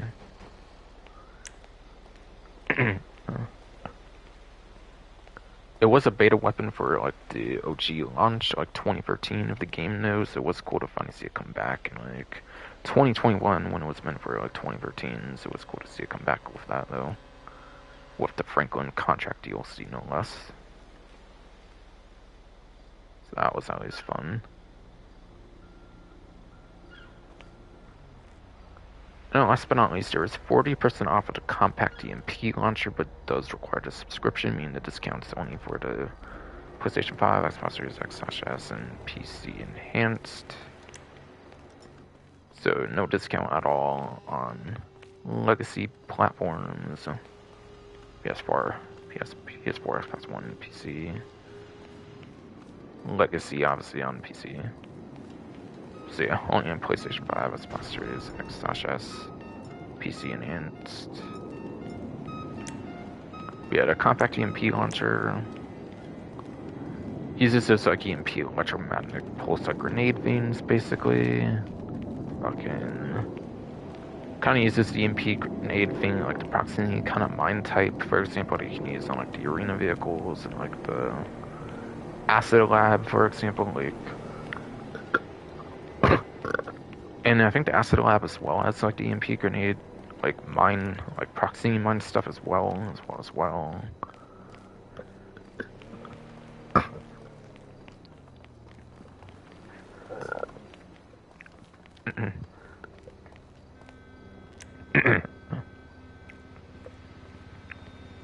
So it's pretty good. So it is pretty good.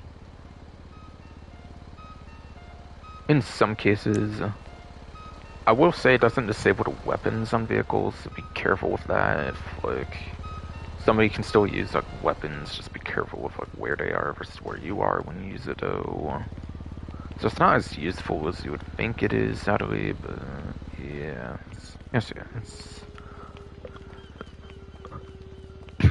It is a nice utility weapon nevertheless, I mean if it does have its flaws. Like, for example, you can use it on, like, a motorcycle and even a boat, I think, as well. Much more useful, obviously, on a motorcycle, surely, than a boat, but. does give it some extreme good utility on a motorcycle, like the HSW Octa Drag or like the Power Surge for other platforms, obviously. Alright, I think that does it for the actual weapons. Now onto the rollables.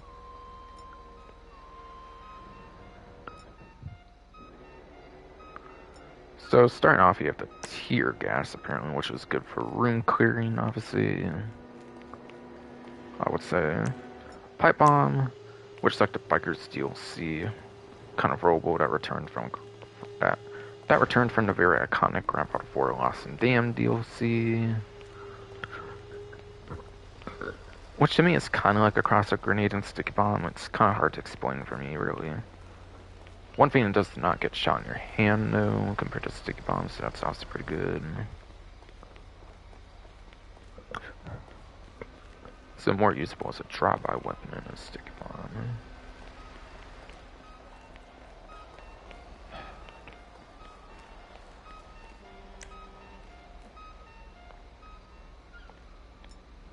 And proximity mine, as the name suggests, blows up within proximity, so also that's super good. It can be useful in certain situations against creepers and stuff.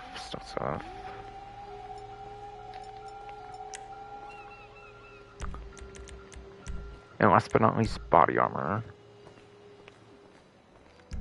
Like per usual. Alright, so now I really gotta wrap up the stream here, kind of. Time travel is not too difficult, like I said, so hopefully it shouldn't be too problematic, but What you need, boss? with Some the other wheels? GT I can kind of bring 'em handling around. on its own sometimes, fucking, who knows, really?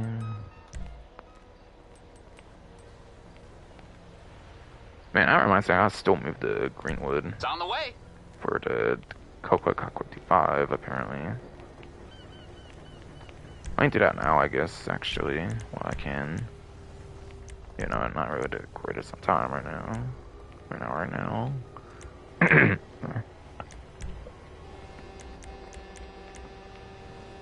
So I'll move the Greenwood over Agency or Coco 5, the bulletproof shit with the lock-on jammer, apparently. Classic Rockstar moment, make it bulletproof by accident, and it has the lock-on jammer. Holy shit, though.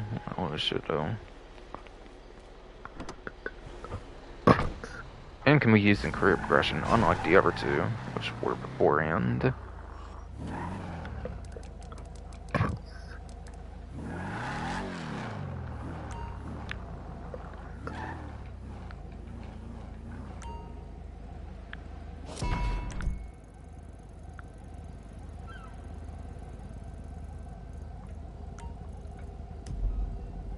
So again, kind of unfortunately I have to show it, but if due to actual GPS routes cross country, do more to the west of the map and in like left basically, and that will give you that instead, which gives you a highway route, which is much better for taking advantage, for getting very good advantage of the HSW top speed, possibly the most you can get to use it out of any of the HSW time trials, maybe even.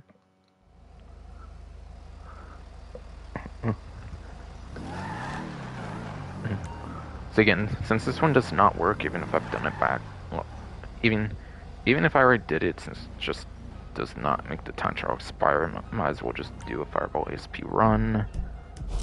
Oops, I did not mean to pause there.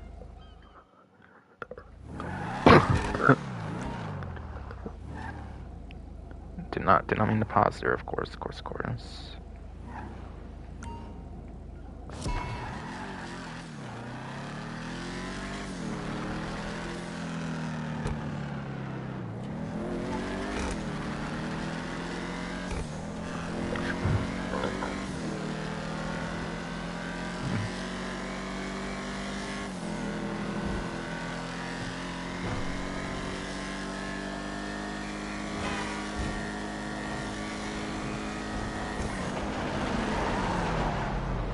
Alright, pretty good. I even used a little bit of handbrake just in case. Though I don't know, generally I might just be better just use main brake. I kind of forget bird a game when it comes to like racing situations and shit, but time trial could be a bit different anyways, to be fair. Not having us anywhere near as much pressure being like a solo, picking up content obviously. Obviously.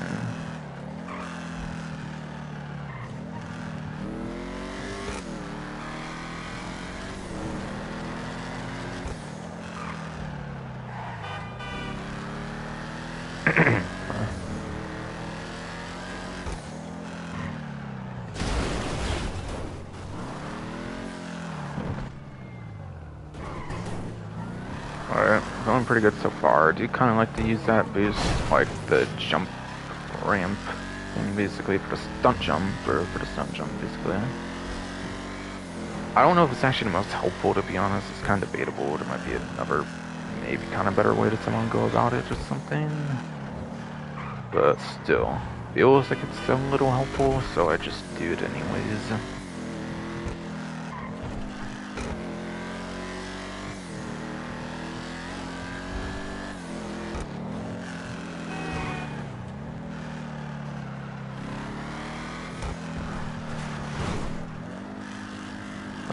Shit.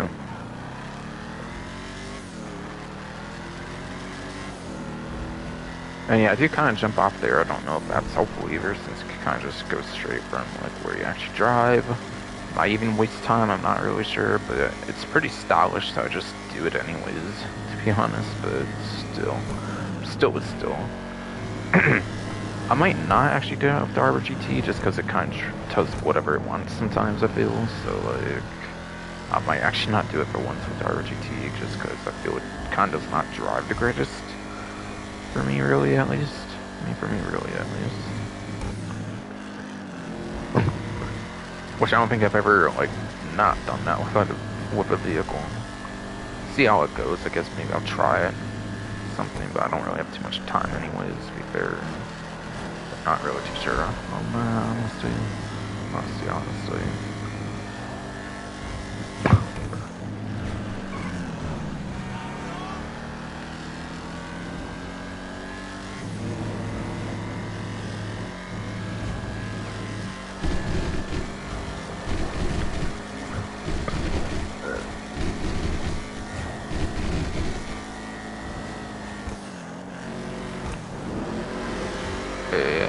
Actually, I should not get hit there, and that was awesome. That was awesome. Oh shit, jeez.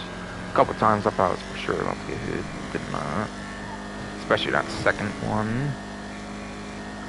Within like the tunnel area, basically. Oh shit, okay. Thought like popped the headlight for a second or something. Nope.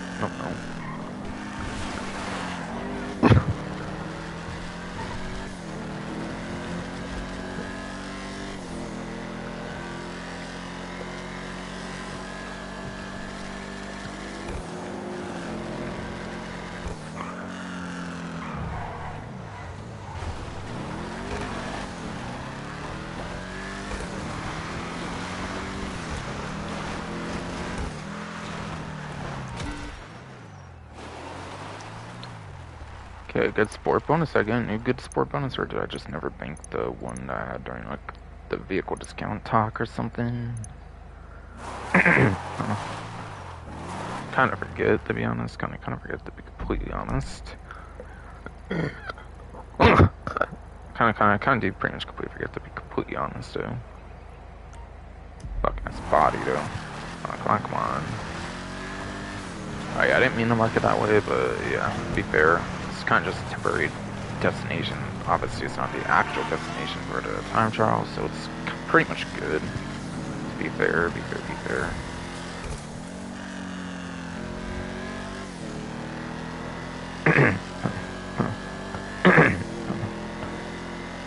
Yeah, I'm really concerned how the Arbor GT actually want to do on this one, to be honest. But, yeah. Since there's a tunnel, and I do usually do like kind of going between traffic and shit to try to get through quicker, obviously, which worked pretty good in this case, at least, obviously. Yeah, this vehicle actually drives sane. Arbor GT is anything but driving sane as hell when it has kind of a mind of its own sometimes.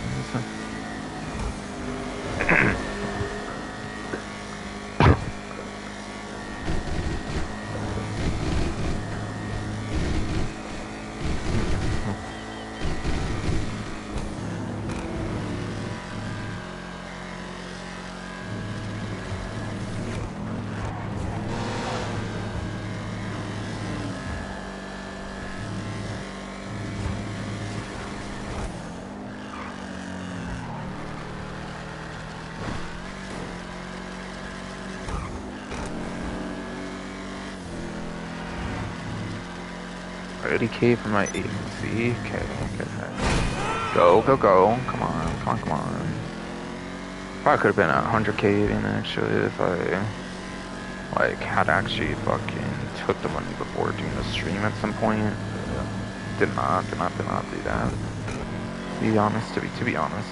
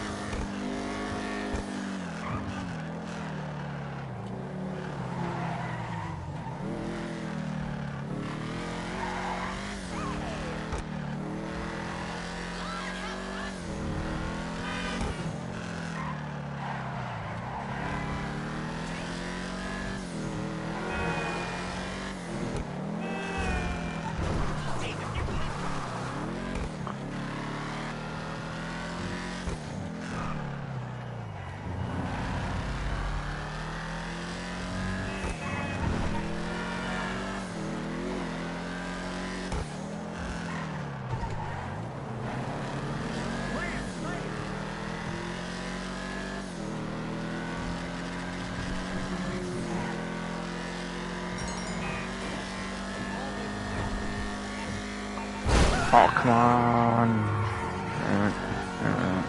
Fucking crashed out, man.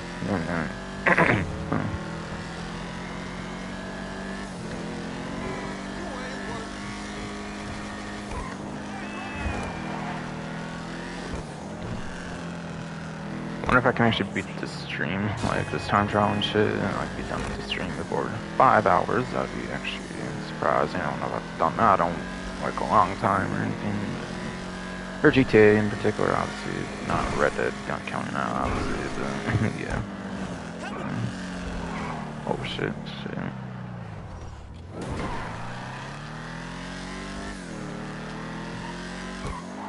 Yeah, right over here, not down there. I mean, she's going down over export vehicles, though, I feel.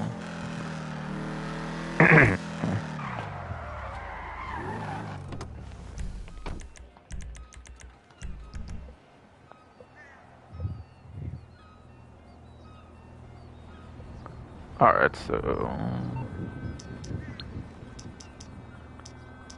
facing my wild oats, if I remember right, for my apartment for RGT. You calling for some wheels? I'm Johnny on the spot. I'll hook you up. Yes. I'll bring it by.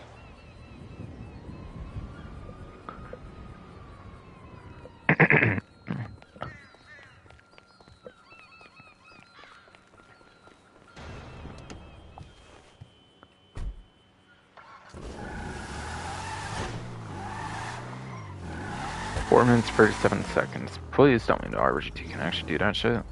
With how it drives sometimes. With how it actually drives sometimes.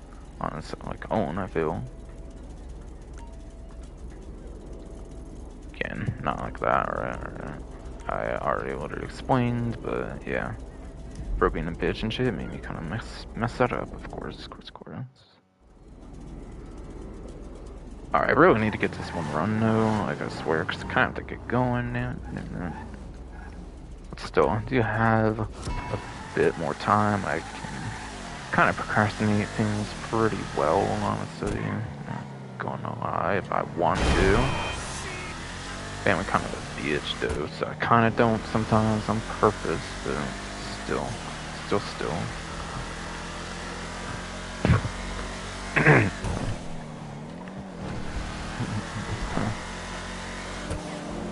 Like, it's still far, but this is all the easy parts, so like, I'm not so sure about later, obviously.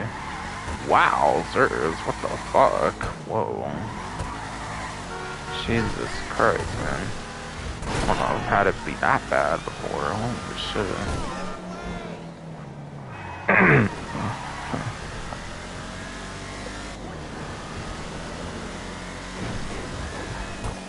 Oh shit. Wow. Go. Go. Come on.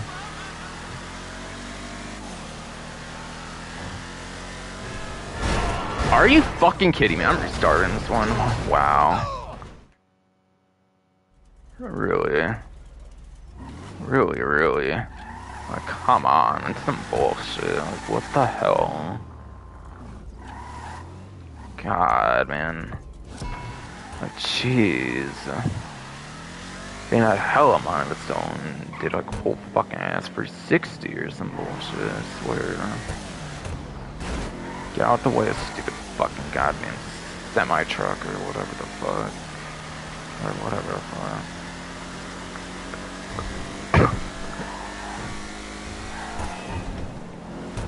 God, there has to be a car in the way, parked and everything. Are you kidding me? God damn it. Alright, that part went much better at least, okay. And the mistake from before was not like that mistake, at least in the first run. So I'm still going with it. Fuck it. Fuck it.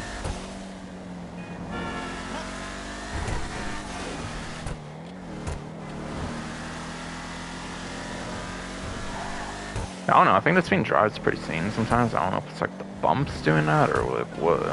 I know some vehicles actually don't like the bumps, I think, so it could be why it acts that way sometimes. So maybe it won't be so bad at Forcing Kudo, maybe if it can drive more sane there, actually. Bumps might be more in the city, to be fair, than the actual countryside, so that might be a possibility or something. Not actually going too bad, aside for that one moment, at least, I feel. So far, anyways. So far, anyways. Oh my god, this fucking rain ran me doing the corner. Are you kidding me? Made me do a whole 360 again. God damn. Ah, man, that's annoying.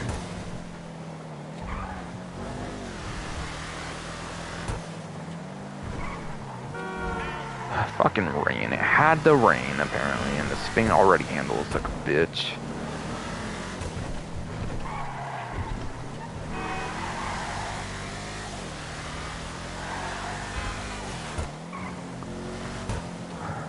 God, man, like, I don't even know if I want to do that. Fuck it, I'm just going to anyways. Fuck it. Feel the need to when every other vehicle pretty much does it. Honestly.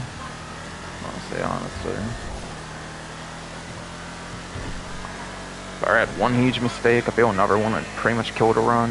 If not already, even. Oh my god, that felt ridiculously close to like my end getting hit and me getting pit maneuvered or some shit. But yeah, I don't think the first one is obviously a pit maneuver, so it's more of my own doing, with like a corner.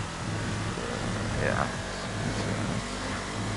Can I even take a corner of this vehicle unless it's like fucking like that one and that last time trial, for example? That was the only reason I was doing would get within part-time, I think. The one that like went down to the fucking bottom of the map pretty much. From like the fucking desert, I think it was. That one, like, on alternate one, whatever the fuck. Kind of was over there. Or pretty much is over there. Even. Are you kidding me? God damn it. God fucking damn it. This fucking game. Like, are you fucking serious? Okay.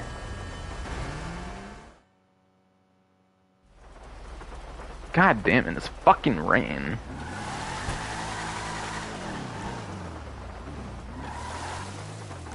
Blame the rain for that shit, what the hell?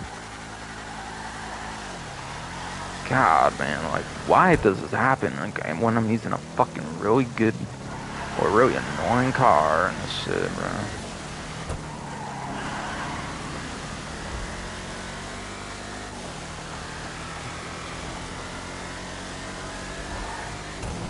I swear this has been like the most frustrating vehicle in any of these time trials. I swear, man. I swear, man.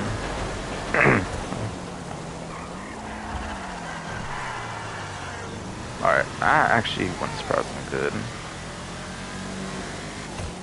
Not even hitting up the little car with the one time. But I really need this the last one to go good. It's like 6 fucking 20 pretty much. Like, oh my god, are you kidding me? Really? Really? How the fuck, man?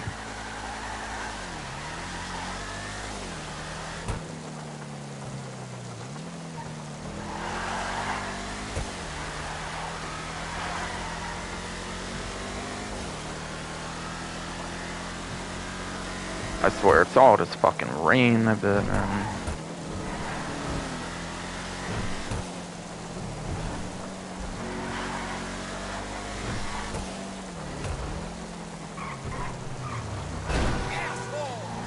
Oh, yeah, and the car almost got in my way, of course, too, pretty heavily. Feel there's less parked vehicles this time there, so it's good. I think there was hella parked vehicles there the last time, at least. Okay, managed to brake good there, so good. Didn't really fuck me up, as far as I know. Besides for losing a small bit of speed, but it's HSW's top speed's crazy on this shit. Yeah, breaking through that shit might be able to save time for that corner and shit. As long as it doesn't 360 like that one fucking corner.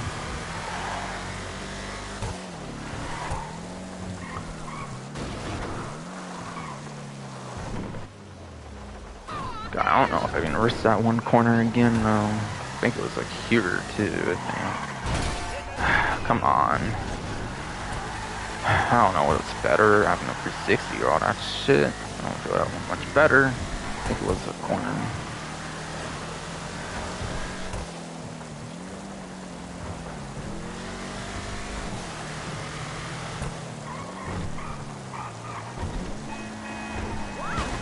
God damn. And then car would have been killing somebody for fucking sakes or injuring some. Move, stupid! Come on. Ah, that was some bullshit. How the fuck? Fucking, I didn't press the home button. What the fuck, man? Alright, well, god damn. I don't think that ruined shit, as far as I can tell, at least. Fuck. Something else ruined shit. Oh my god. Fuck is this fucking run?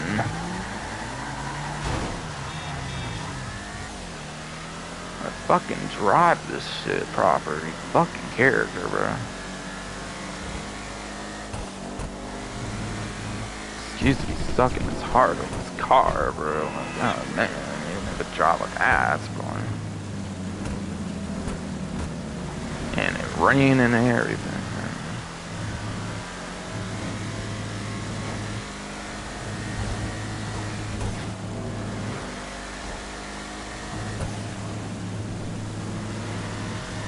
All that shit real gonna ruin this run though. I think it's already fucking ruined basically, isn't it, man?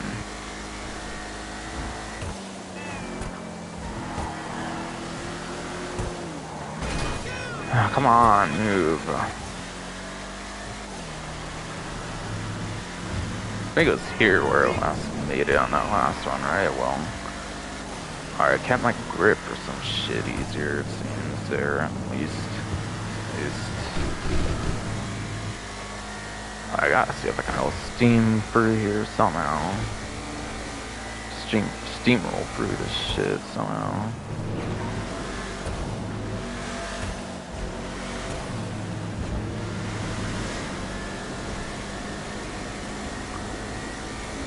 Okay, please tell me there's even hope. That this even goes anywhere.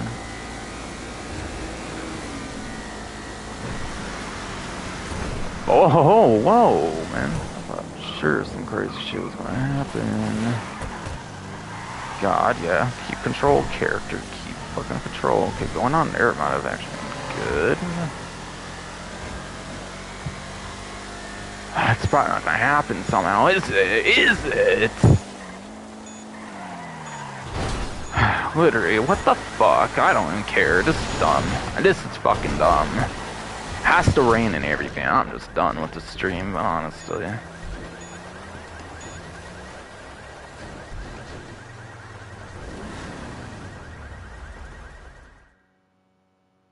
Like, honestly, without the rain, I would have done it, no problem. I'm fucking sure of it. I'm not even wasting my time anymore when it's like 6:18 p.m. I have to get hella going and shit here. Yeah, it's fine gonna be it for this fucking stream. Fucking shitty fucking rain. At the worst fucking time possible. Worst fucking vehicle, basically, in this time trial.